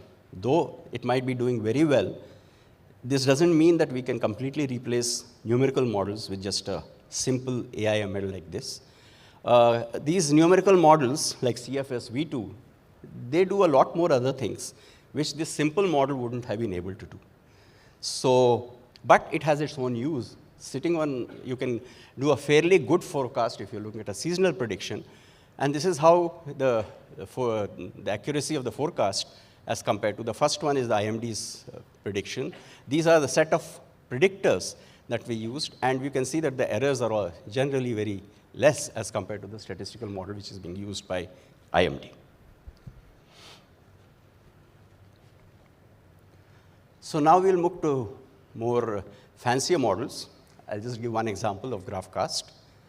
What I would like you to point out is you have this encoder which basically picks up the features. Then you have what we call as a processor, which was essentially what we did was like using the linear ensemble of nonlinear regression that we are using, which is the processor. Then it would be converted what we call as a decoder. So you have an encoder, you have a processor, and you have a decoder. So encoder takes all data, creates it into a node, and they use icosahedral technique. And these can have long and short range connections.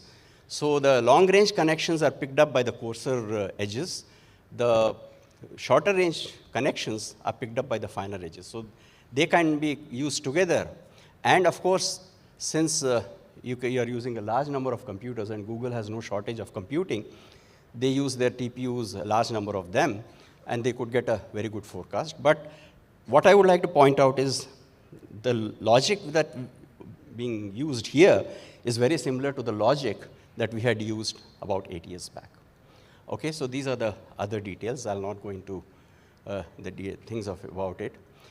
But what I would like to point out is that data-driven models have their own difficulties. They're doing very well. I'll show in a moment that because the uncertainty is a metric that they want to minimize, this leads to a less spread in uncertainty. So if you're going to look for an ensemble model, a data-driven model is unlikely to give you a spread of the ensemble. So as I said, we have a problem in generating ensembles. And the other major problem is that your forecasts are not constrained by physics. You're just taking data. And for some reason, the best algorithm, let's say you're looking at rain, there's no way you can say that the rain is going to be negative. There's no constraint that you're putting on it. So there's no physical constraint that's being put in for these kind of models. So that's one of the problems. And I'll later come to what's called as neural GCMs, where in a sense, the constraints are being put in a physical sense. So as we just discussed, are they the perfect panacea? The results look very good. They are as good as what you would find with a numerical model. I'll show that in a moment. Another disadvantage, especially in the changing climate world, is that they are highly energy consuming. That is, sometimes there is a joke that if you're using data-driven models, that itself is contributing significantly to climate change itself. But the interesting thing that we need to remember is that once you have trained it, then you have a code comparable to, let's say, ECMWF's high-res model, which could be run on PCs. Like any student, once they get a code of, let's say, GraphCast or Pango Weather, you could run it on your PC with a kind of a forecast equivalent in skill as compared to the ECMWF for your own purposes.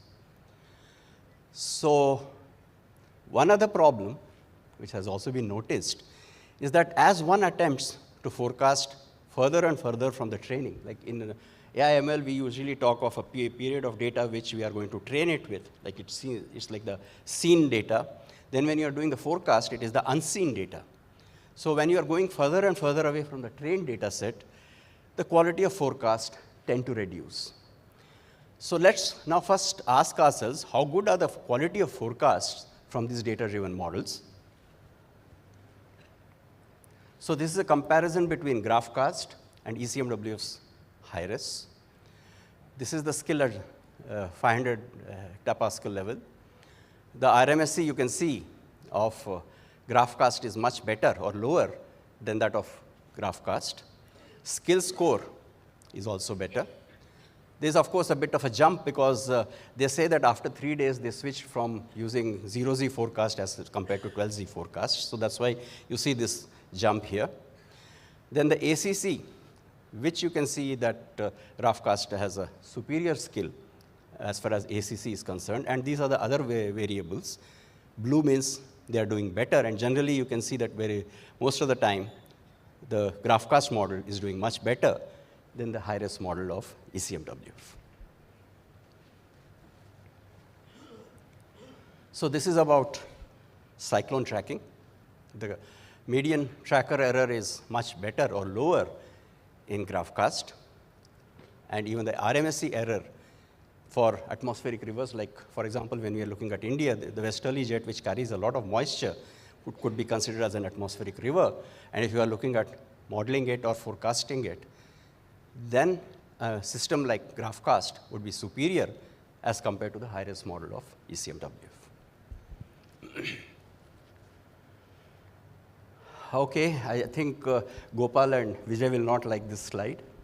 This is about the Hurricane Beryl. And on 1st of July, when the first forecast was made, these lines are from the ECMWF and this is from the NCEP. And the predicted track from them was this, that is the hurricane, which would be starting somewhere in the Caribbean or North Atlantic, would be moving towards Mexico. And GraphCast said that it would move into continental US. And the actual path is this, and this is what the GraphCast did much earlier, much before the European Center or the NCEP model could capture it. I don't mean to say that, okay, GraphCast will always be superior to a numerical model, but in this case, certainly there was one case which has been highlighted. This is actually an article in New York Times which talked about it, and I'm sure you're already familiar with it, but the fact is these models could be easily used for predicting something as complicated as hurricanes.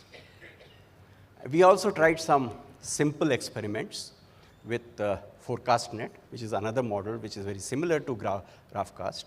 We used a very simple data, only for 5 days, and we compared the global mean temperatures, and we found that as compared to ERA 5, you're getting reasonable global mean temperatures, and the errors also, or the differences, are fairly small. But coming to, let's say, something which you are always more interested in India, rainfall forecast. This is the GPM data. This is what ForecastNet gives you. And I don't think I have to tell you, but the fact that the ForecastNet was in no way coming closer, even when you are looking at something as large as the Indian region. And there were significantly high errors when if you're looking at a forecast with the ForecastNet, and this is the global difference in rainfall. Of course, it's a very small data set we are looking at. We only looked at only 5 days of data. My student was learning about ForecastNet, and this is the work that he showed me. And I thought it's worth presenting that we do have problems. Not everything is perfect. It's a good system, a good method to do forecast, but certainly not a perfect panacea that most people think about. So digital twin, sir, how much time do you have?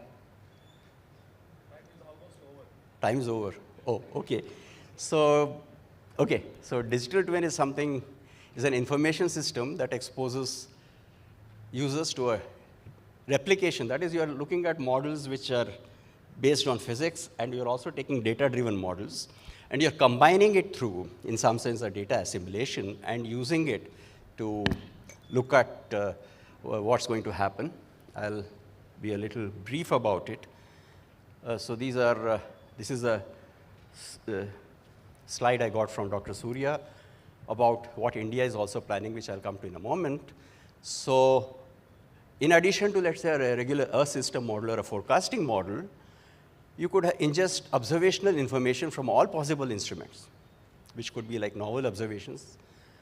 For example, miniaturized satellites, drones in the Arctic, undersea cables and buoys, smart sensors, etc. Mobile phones. I mean, mobile phones can be a very useful way. Or just say, let's say something as passive as 2 mobile towers can give you enough information about rainfall in a particular region if you just use the attenuation of the signal. So you have a huge amount of data coming from your mobile phones for surface pressure or temperature, and also for rainfall if you're looking at it. So, and with the expanding of Internet of Things, they can be used to estimate model uncertainties in the model parameters, and also surrogate it with missing data and processes. I think I'll skip this. Basically, it's like if you're looking at on the left, you have the simulations. On the right, you have the observations. So what in a sense is what you are doing is you are taking data as well as, let's say, a fairly complex numerical models and kind of combining them together to what we call as a digital twin. And they can be used for various purposes, which could be including, let's say if you're having for a specific purpose, let's say for extreme weather, let's say for extreme high rainfall, etc., you can have a digital twin kind of tailored for that purpose.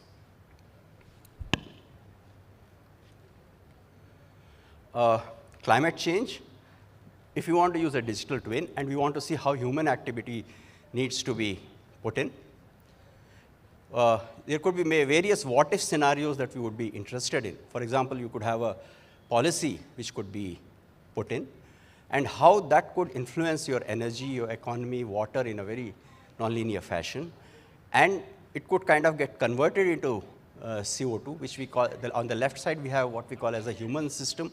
And on the earth, this is called as on the left, it's called the earth system. This is from the Department of Energy's plan. So you're kind of combining human system with climate change. So in a sense, that's the digital model, digital twin. That is, you can look at on the fly any changes on policy and how it is going to influence as you go further and further in time. So that's the thing that good about digital twin. You can do very many what-if kind of situations, which if you are looking at let's say today's, you're looking at the IPCC, they would just put in one number here or some set of numbers. But here you can do it on the fly or and as the time goes by, the nonlinear interactions themselves could be generated, which could be used by the model. So in a sense that, in a very broad sense, though they don't call it as a digital twin, I think of it as a digital twin for climate change. Okay, I'll skip this. Then there is more or less the last slide, which is about neural GCMs, where you are combining a dynamical core with physics-based parameterization. The physics-based parameterization is coming from, it's not a total parameterization, like you don't have a separate parameterization for radiation or cumulus, but total physics, which is learned from the data. So you have the inputs, then you kind of put the forcings, then it splits into a learned physics, which is basically it picks up the right physics, and then you have the conventional dynamical core, which kind of go together, and then it picks up this data, and then you get a new output. And continuously it checks for, during the training part, how good the forecast is and keeps correcting it. And the interesting thing which I like about this is the fact that you can generate noise. That is, you can have multiple scenarios from the same input. So it can be used to kind of generate ensembles, which a conventional model like GraphCast or Pango Weather is not able to do it, but neural GCMs, they're a new thing, and they seem to be having a lot of promise. And these are other details, I will not go into it. And even at something as coarse as 70 kilometers, is doing as well as the ECMWF forecast at much finer resolution, 20 or 10 kilometers. So it holds a lot of promise. So the neural GCMs hold a lot of promise, and perhaps that's the way to go together. That is, in some sense, you're kind of combining both numerical techniques as well as physics. This is from observation. This is the ECMWF forecast, and this is from the neural GCM. And comparing it with GraphCast, you find that the neural GCM is doing much better than ECMWF or GraphCast. And even the tracks are much more superior. Even though it is being done at 100 kilometers, the track errors are lower than, let's say, with ECMWF.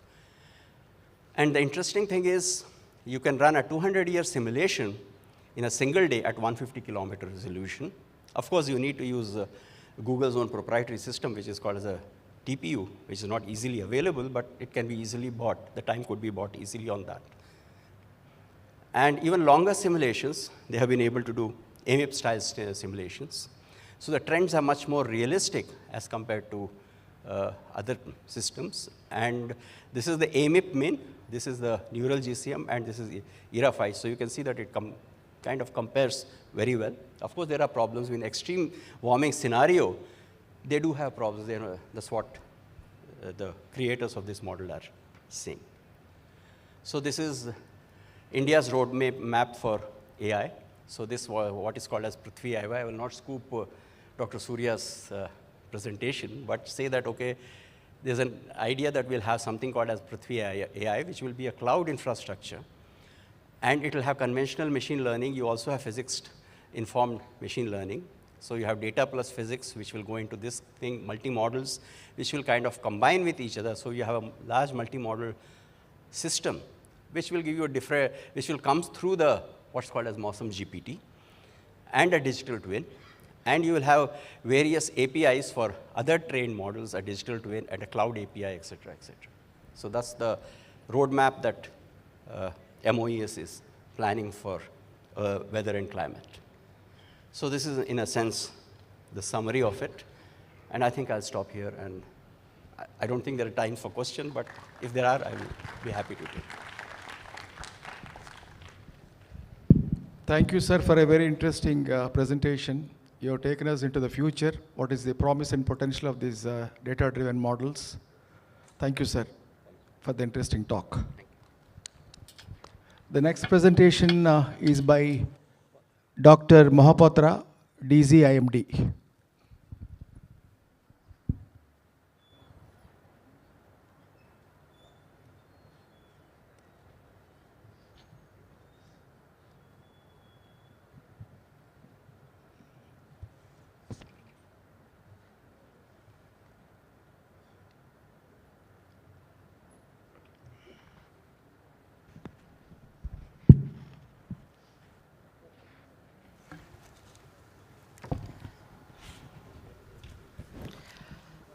Namaskar, good afternoon to all of you. I am standing between you and the lunch, therefore I beg excuse for that.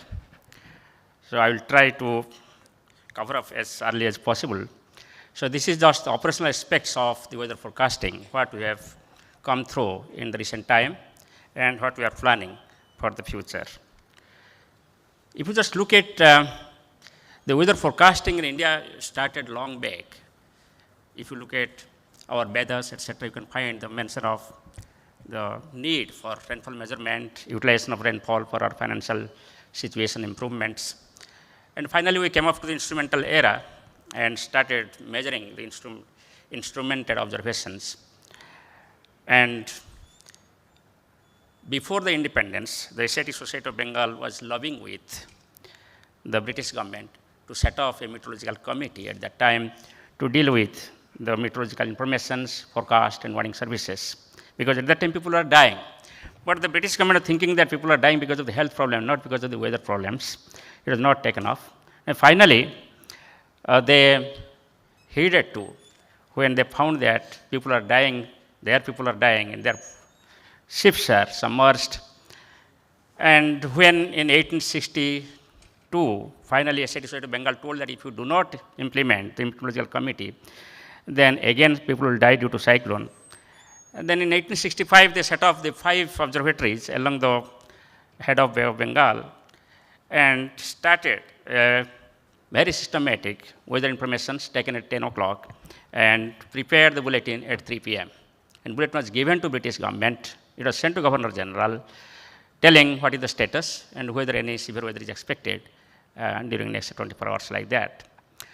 So that was, I feel, when I go to the literature, that was the first systematic forecast given for the ports and especially for the cyclone warning. Of course, thereafter, with the initiative of Asiatic Society of Bengal, gradually government agreed, and in 1875 we came up with India Meteorological Department.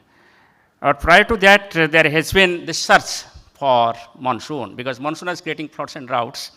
And first knowledge about the role of snow cover came up with Henry Blandford, telling that we have an inverse relationship. We can utilize the relationship to provide the monsoon forecast. Then came Walker, of course, and he told that no, it is not the snow cover, but we can go for the situation in far east and west. And by that way, we discovered the southern oscillations, then finally the El Nino, then we come to North Atlantic oscillations, and etc. So that is the science contribution towards the directions, and the story went on, and by that way, also the IMD came into existence, and its headquarters was shifted in different places, and finally in 1944 it was shifted to Delhi, And by that way also, as an operational organization, it was coming under various types of ministries. Initially, it was under the Ministry of Revenue, Agriculture and Commerce in 1875. And finally, we are under the Ministry of Arts Sciences. So if you look at the vision and mission of India Meteorology Department, yes, it has been built up over the years. And at present, if you just look at the vision, it wants to optimize the information of weather and climate in each and every socio-economic sector, each and every person's life, so that you can mainstream the weather and climate informations or optimize the informations for the socio-economic activities. No hazards should go undetected and unpredicted, and accurate warnings should be in place so that it can trigger the response actions by the disaster managers and the general public to minimize loss of lives and properties. While carrying out that, there are about 6 pillars. The first pillar is the observations and monitoring, which now also we think of about Mission Mausam, that the first target is to improve the observational network, because we all understand, and now government also understand that observation is the initial value which will be utilized to improve the models, enhance the forecast. So therefore, we have to improve the observations and monitoring. Then of course, we have got the numerical modeling. It has come off, and now we have come to the era of AI ML. We have got the forecasting, that is conversion of digital data into the layman language, the public weather services, and the sectoral applications, and severe weather warning. So to carry out all these things, there is scope for R&D, and R&D went on. And I again congratulate Andhra University for taking up this R&D so much and providing the human resources and also the knowledge about the weather and climate. Now, if you just look at the major achievements towards that, each and every component, the 6 components I told you, the weather detection or monitoring, we have come a long way. As I told you, there are 5 observatories to take up at the time, and fast rainfall atlas was prepared with the 80 stations only in the undivided India, starting with Afghanistan up to Myanmar. And based on 80 stations at that time, they told that 42 inches of rainfall is the normal rainfall for the country. That also holds good today. So that shows that how robust it was and how robust is our monsoon system. And there is no long-term trend in the monsoon rainfall. Of course, there has been shifting. And that knowledge came up with 80 stations at that time. And now we've got 6,400 stations to monitor the daily rainfall activity. So that shows the growth we have come up over the years. And similarly, we have come up with a number of years. We have got more than 2,000 stations now in automated stations, and engages many more. And of course, we have tried to implement the operational observations from 3 dimensions. A boost came in Second World War, when it was felt that we need operator observations, and then we started in 1920s, 30s, we started the operator observations, pilotable observations, then RSW observations. And now we are in the stage of introducing wind profiler and micro radiometers. And accordingly, sectoral applications has been there in different stages and different requirements. The radar, yeah, I should mention here that first radar came in 1950 in Dam, and that was not indigenous radar. But out of the remnants received from the war, Second World War, a radar was developed and it was implemented in Delhi airport. That was the indigenous activity of the development of technology in India. And now we have got 39 deployed radars. A similar satellite we started utilizing from 1960 with TIRUS-1, and now we have got INSAT 3D, INSAT 3DR, INSAT 3DS, and spectrometers. If you look at the major achievements with respect to endolymphic modeling, yes, we have come a long way. With the establishment of Ministry of Earth Sciences, there was the approach of Earth system modeling, and all the components, I should acknowledge and express gratitude to the former secretaries and current secretaries, especially Dr. Shailesh Naik and onwards. Everyone took interest to integrate all components of the Earth Sciences, and as a result, there could be development with respect to coupled models, seasonal models, extended models, then short to medium range models, and now cost models. There is a seamless prediction system was developed, and the rightmost bottom diagram I just show you, that is the Har Har Mausam, Har Ghar Mausam. Wherever you click in the website, you will get a forecast. If you give the name of the panchayat, you will give a forecast. With the block, you will give a forecast. With the pin code, you will get a forecast, and forecast is available for next 7 days. So this is the integrated forecasting and multi-hazard early warning system we introduced over the years, starting with the simply synoptic meteorology, then climatology, then numerical modeling. We have come up now the multi-hazard early warning system, which takes into consideration not only the weather component, but also the hydrological component, the geophysical component, and we prepare the impact-based forecast and risk-based warning for almost all types of severe weather events. And then finally, it goes to general public. So if you just look at the major achievements with respect to the services, I think there is no such sector which is left out now where the weather and climate informations are not utilized by the public and disaster managers, be it somebody's marriage function or be it somebody's community functions or be it management of a reservoir or management of the gazetting functions or any political address, etc., or even the elections. This time the elections were being provided the up-to-date information about the weather.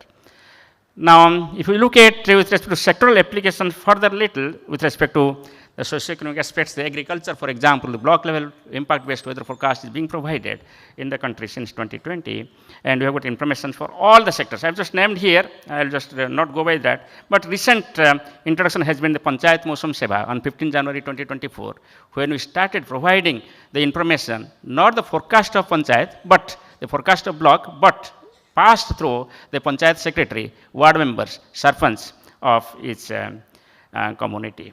So by that way, we are trying to reach out, and outreach has improved in recent years. Now, this is another threat came off in the recent years. Heavy rainfall frequency, duration, intensity is increasing, light rainfall, moderate rainfall is decreasing. As we have discussed, many authors have told and proved it, and recently today also we have listened to all our speakers. So there was a need felt that we should go for flash floods, because nowadays very mesoscale weather phenomena is occurring, the very concentrated rainfall amount. So we introduced it in 2020 for entire South Asia. For 1 kilometer watershed, there is a forecast whether there will be heavy rainfall leading to flash flood in next 6 hours and next 24 hours. Similarly, for the urban area, we started with Mumbai, Chennai, now we have gone for the Kolkata, and Delhi is under the plan. But target is that, as Secretary Saab has told under Mission Mausam, we will be targeting for all the major cities where we will have urban flood warning systems. Now, if we look at the seamless prediction, I'll just give an example, like monsoonal season prediction system. We came up with very good dynamical forecasting system in Ministry of Earth Sciences through IITM and all associated with that, like NCWF, INCOIS, IMD, etc. But finally, when we went for operation, we decided that one model is not sufficient. We went for the multimodal ensemble. So we introduced in 2021 the first multimodal ensemble. I want to tell you that the performance of this MME while predicting the seasonal forecast certainly has the edge compared to the individual models. And I just want to mention further that whatever we tried earlier, the statistical models or AML, that gives only the single value for the country. But here we provide entire forecast for each and every region. Now let us take an example. This is the probabilistic forecast 2024 Southwest monsoon season, June to September. We told that it will be above normal, 106%, plus minus 4%. It was reiterated again on the 27th of May. So 15th April and 27th May, the figure did not change. We identified 3 areas. One is the extreme northwest India, that is Jammu and Kashmir, Himachal, Uttarakhand, certain areas, then northeastern states, and here eastern part, Odisha, against to West Bengal, Jharkhand, adjacent areas. And if you compare today, what has happened actually, it is plus 8%, that is 108%, and these are the areas where rainfall has been deficient. So this is the extended range forecast system. Yes, we started in 2008, the extended range forecast system, and went on, research went on, experimentally we concluded. But finally, the MOS came up with a coupled forecasting system, CFS version 2 in 2017, which became operational. And now we have 2 systems. One is the IITM generated, then IMD operationally running that system. Another is the NCMRWF. And that also gives a good promise up to 2 months, actually 2 weeks actually. Every Thursday we issue this forecast for next 2 weeks on the rainfall and temperature, possibility of cyclogenesis, and other parameters. Now, if you look at the various types of short to medium range models, if see, there has been tremendous improvement with monsoon mission and various other initiatives, and we have got the models providing forecast up to 10 days. But out of 10 days, of course, the predictability or reasonable prediction you can find out up to 5 to 7 days. So up to 5 days we are providing the forecast, and then government wanted 7 days. Also we compare the 6th day and 7th day forecast. If we compare the accuracy with the 5th day forecast, we found that there is nothing much deterioration. The forecast accuracy of 5th to 7 days remains almost same. So from this year, from 2024 monsoon season, we have started 7 days forecast and also the 7 days warning for the rainfall. And it is possible with all this development of the models, etc. But if I compare the modeling system with other modeling systems of the world, we'll find that, yes, certainly we have to improve further, because We have got 12 kilometer resolution now, where the leading centers have gone to 9 kilometer resolutions. And we have got 64 levels, where people have gone to 80 levels. So therefore, if you compare the vertical resolution and the spatial resolutions and again, the range also, if you see, we are still behind. We have to improve it further. But it's a good thing that we have got a seamless system with through nowcast models. We have got the next generation forecast model, short to medium forecast model, and the seasonal forecast model, monthly forecast model. But what is missing here, even though we say that it's a seamless prediction system, we do not have any prediction system for the very short range. That is, the period, the nowcast we are providing up to 3 hours, from 3 hours to 24 hours. That 24-hour forecast is there. That means we need to have a system now for the very short range forecast to 12 hours, 18 hours, etc. Now, this is the impact-based forecast system. As I was telling you, we started in 2019, district-level impact-based forecast system and city-level impact-based forecast, color-coded system. But now we have got dynamical impact-based forecast system for heavy rainfall, heat wave, cold wave, and of course, the cyclones. The cyclone is a foolproof now, where we have got all socioeconomic data digitized, and we have got the geospatial data. We have got data towards the geophysical information, data towards the hydrology, and data, of course, meteorological information. And all are integrated, and the system is providing the village level information with respect to expected impact based on impact modeling and risk assessment. And it can be opened by any BDO or Tahsildar in the country, and they can take action on their. So same is the approach we are following now with collaboration with state government authorities, remote sensing agencies, and Minister of Earth Sciences. And I am sure that the way in which we are progressing, certainly we will provide impact forecast this next 2 years. Now, this is the collaboration, the flood forecasting system. You can find that, yes, it has also come a long way. We started collaboration between the Central Water Commission and IMD, but last 3 years, there is a collaboration with NDRF. Every day, NDRF, MHA, India Meteorology Department, and Central Water Commission meet each other through a VC to decide the early warning and the early action. It is being provided in a quantitative form for 157 catchments, and 15 format centers are working towards these directions. Now, this is an example of the South Asia flash flood guidance system I was telling you. This is the unprecedented rainfall which occurred in Tripura, if you remember, in the month of August end. So this was predicted through the flash flood, and action was taken by the Tripura government to minimize the loss of lives and properties.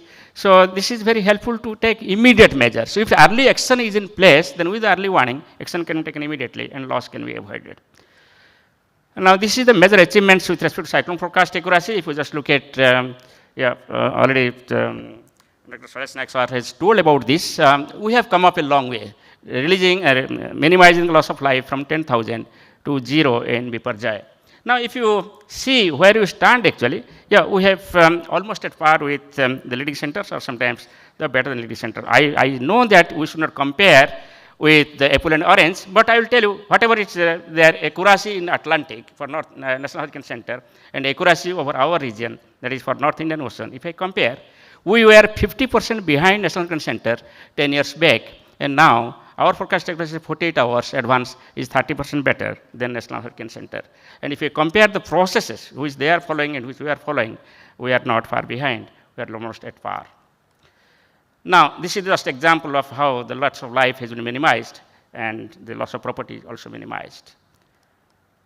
Now, this is the heavy rainfall forecast accuracy. We are at 80% now. We have moved from about, say, 40% in beginning of 2000. Now we are 80%. So there has been, exactly, if I just tell you in the last 10 years, there has been 40 to 50% improvement in probability of detections, accordingly, reduction in false alarm and the missing rate.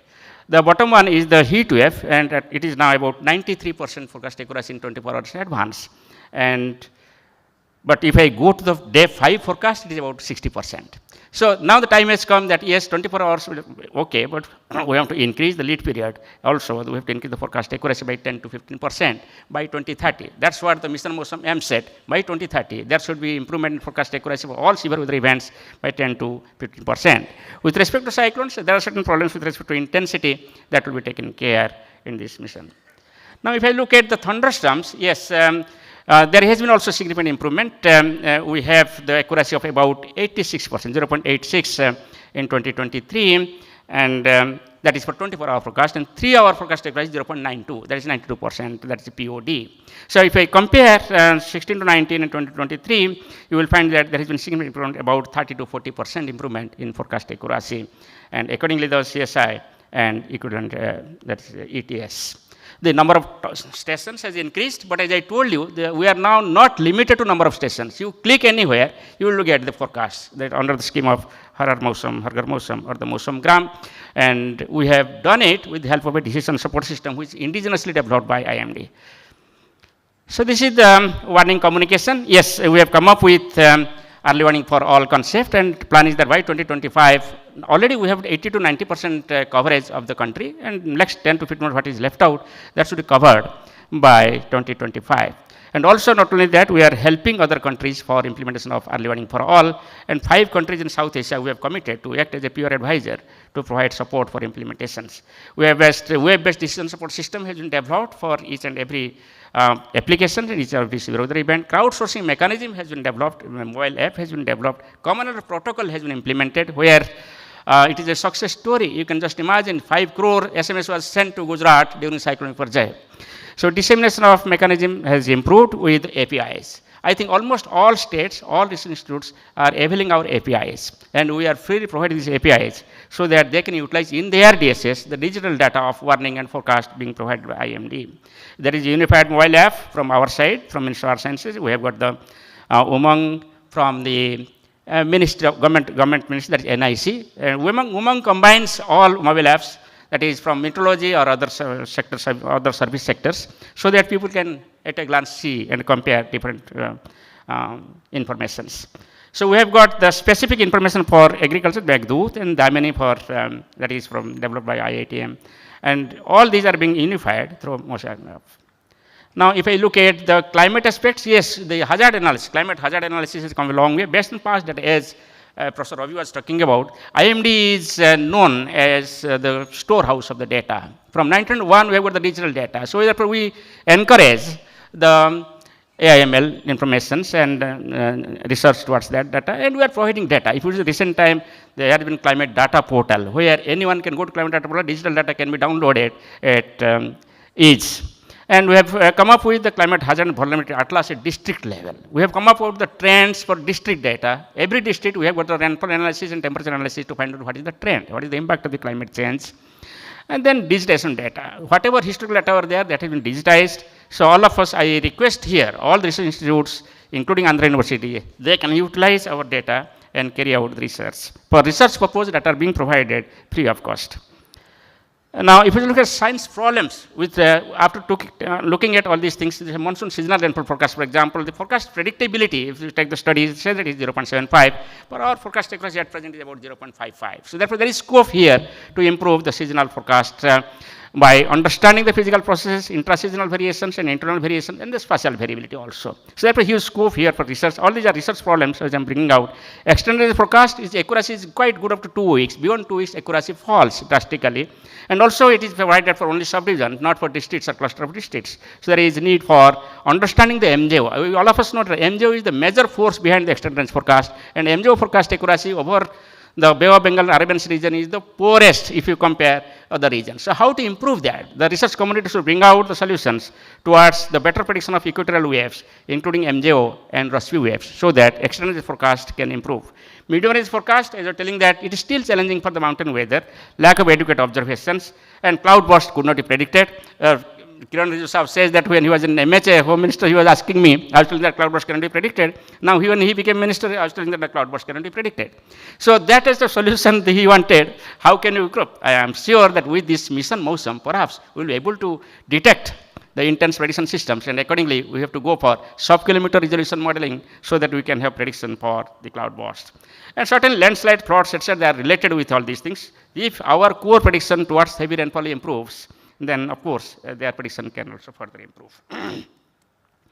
Now, if you look at the cyclones, yes, accurate forecast is possible, but the intensity is still a problem, and we need improvement towards the model physics, especially the cloud, convection, and radiations for improvement of recurving cyclones. Still, it is a problem. The 20 to 30% error is more in case of recurving cyclones compared to the straight moving cyclones. Or rapidly intensifying cyclones, rapid intensification is a global problem. It is not predicted at present very accurately, so we have to improve our forecast understanding and implementation. Mesoscale weather events, I was telling you, localized heavy rainfall, thunderstorm, cloudburst, etc. These are still challenging. People are dying due to lightning. 2,500 people per year die in India, whereas only 10 to 20 people die due to cyclone. So therefore, now our focus has to be oriented towards thunderstorms and lightning. We have to carry out the Nandulfi model. Urban weather, yes.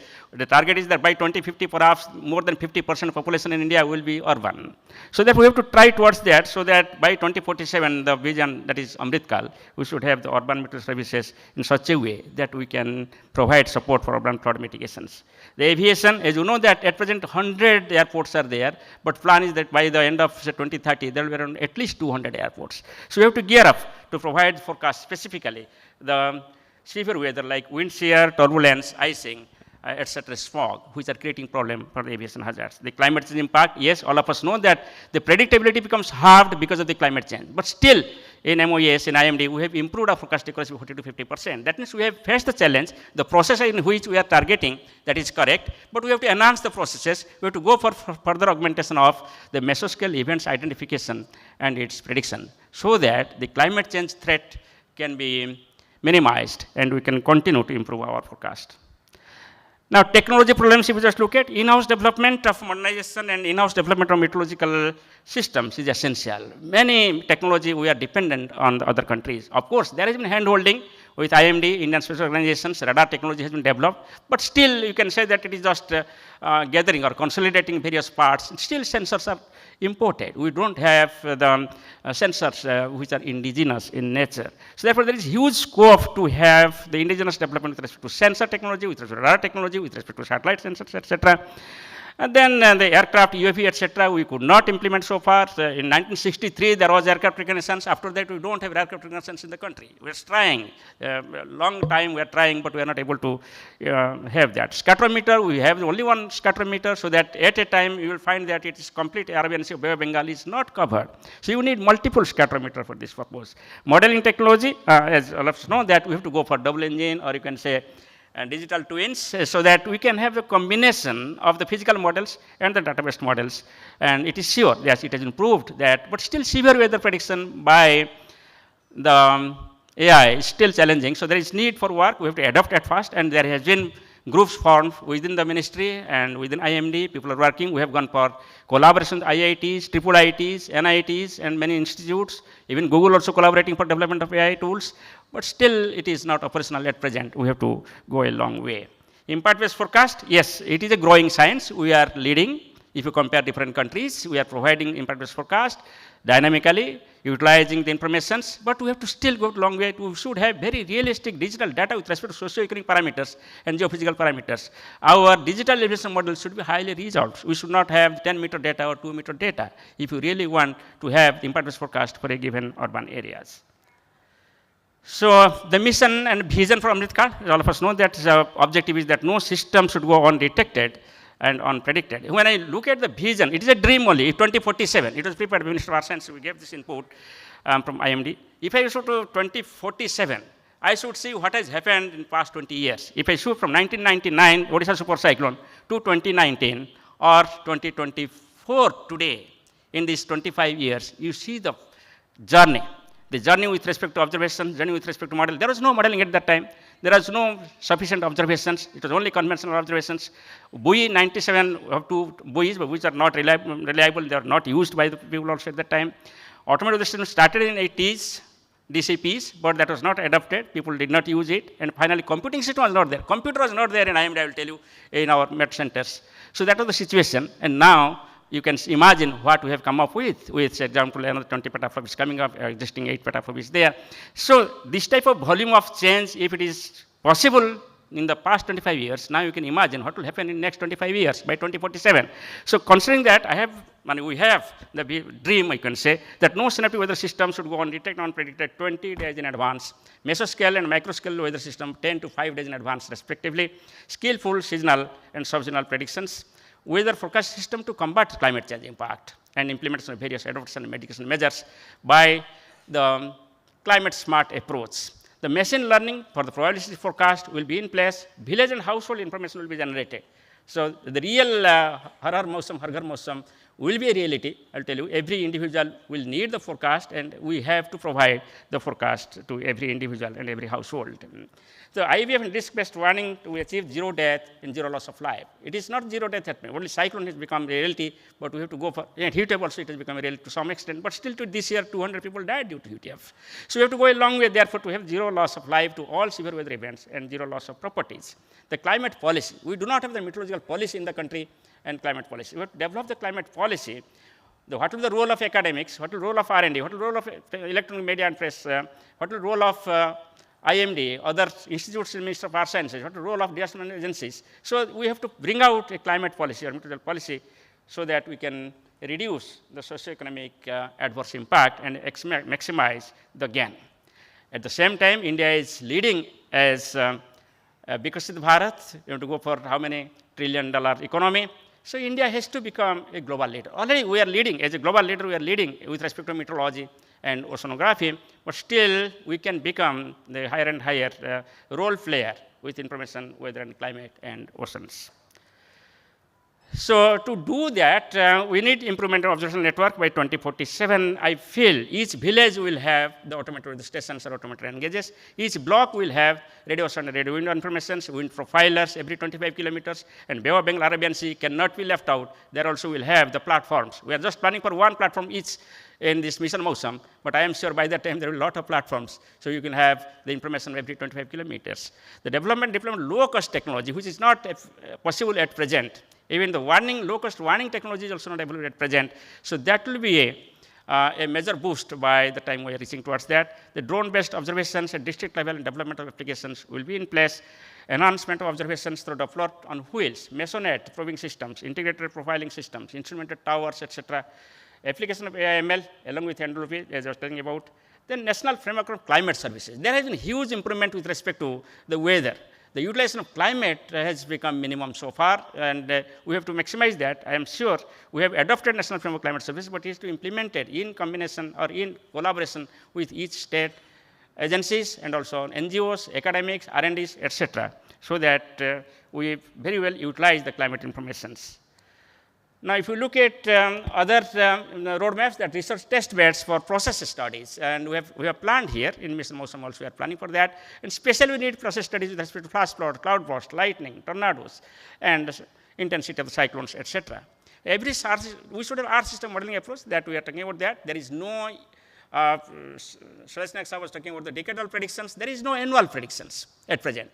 We don't have any prediction beyond 3 months or 4 months. Should start for 6 months prediction or 1 year predictions, then we have to go for 5 year predictions. Already UKMet office is going for 5 year predictions. So we should have in place gradually something so that we become really the global leader as compared to other countries in the world.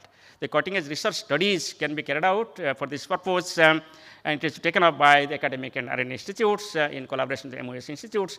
National Center for Technology we have to establish. Many centers we have to establish. Actually, with respect to human resource development and infrastructure, we are still poor.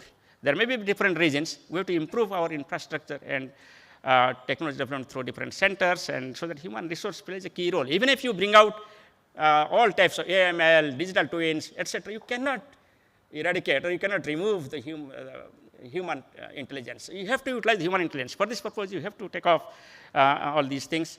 Then national repository of all data. We do not have that type of repository in the country at present where you can find all types of hazard data, including meteorological hazard, geological hazard, geophysical hazard, or the hydrological hazard, so that, because all are related when there is a multi-hazard scenario, so that the collaborative agencies can work together, R&D institutes can work together, all data should be available freely or freely accessible.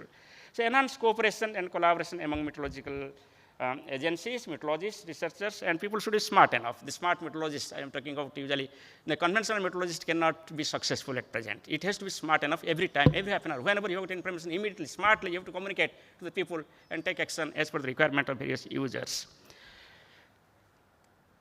So towards the directions, Secretary Sahib already told that Mission Mausam has been taken off, a unified Earth system approach to meet the demands of weather services and solutions. So it includes the top one, as I have written at the top, that is observations. You will have the conventional observations, upgradations, and also you will have the frontier technology to update and upgrade the observational systems. Then, of course, data assimilations. There is division of labor, you can say, or there is allotment of work within the Ministry of Earth Sciences. And towards that direction, so when you go for data assimilation, there is a huge research.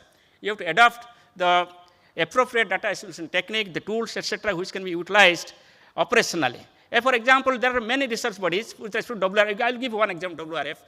Many institutes, many students who carry out PhD, they will operate WRF. And they will find out which resolution is good, which dimension is good, which physical process is good, and what should the bundle layer process, what is the convection process, etc. But operationally, when you go, we operationalize only one scheme. That scheme is standard over the years. That should not be practice. If it is a western disturbance, I should adopt those schemes which will work for western disturbance. If it is monsoonal systems, I should adopt those systems. If it is tropical cyclones, I should adopt those systems. So we should develop some kind of a decent system for modeling also, where dynamically we can select the various types of processes, the resolutions, dimensions, etc., so that it is appropriate to this particular system. So for this purpose, of course, we need high power computing systems. So Secretary Saab is working towards that. If you can have sufficient computing power, and of course you need some kind of work towards the research and development, we can have very appropriate modeling system for each and every type of several event. Similarly, with respect to season, you cannot have the same model for the same season, because India is a vast country and character is different. And then, of course, we have got the model physics that we're telling, hybrid AIML. The AIML cannot be applied only to the data. It can be applied to the pre-processing data. That is, pre-processing, post-processing, and processing stage of the models, physical models. If we apply the AIML, it can become really digital twin, and also it can help in improving the forecast of the models, and finally, the forecast. Then, of course, capacity building, dissemination information. Yes, CAF has been implemented, but that is only in SMS. The video information is not going through CAF. We do not have the information for blind, deaf, dumb, etc. So all socioeconomic, we do not have dialects. Say, if I give a forecast for Jharkhand, the people in each and every corner of Jharkhand, they cannot understand, because there will be 30, 40 dialects. They do not understand Hindi, they do not understand English.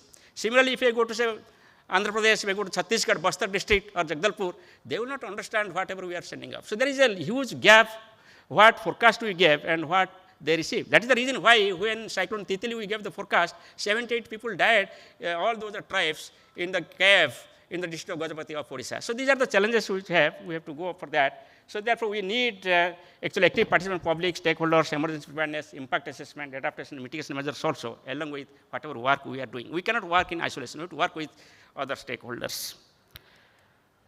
So these are the schemes, the next generation observational capacity, the next generation computational and modeling capabilities, which will include HPCS and high-resolution global and regional models, then forecast warning applications. That will include the high-resolution DSS and hazard impact and risk assessment and dissemination tool, as I discussed so far. So I will stop here. So thank you very much.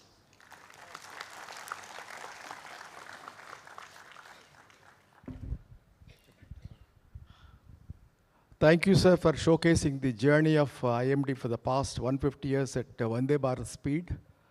You have very nicely showcased what achievements have been made in the observations and modeling, how the accuracies of the forecasts have improved, and what are the challenges under the climate change, what is the roadmap. Thank you very much, sir, for excellent talk. The lunch is waiting. I think Ramakrishna has some announcements to make. Yeah, we have a pleasant task to perform. Yeah. Before we leave, we thank all the 4 speakers for their excellent presentations. We thank them for coming to this meeting and then giving their presentations. Thank you very much, sir. Thank you. Yeah.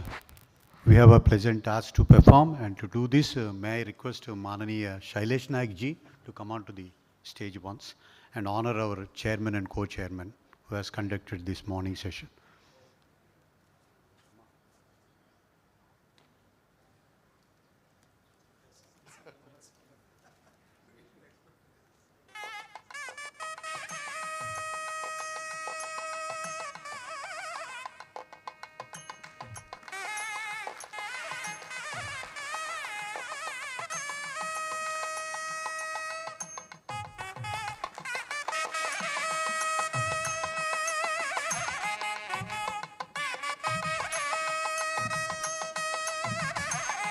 Yeah, all the delegates are requested to join for the lunch, which is being arranged in a building adjacent to this main block.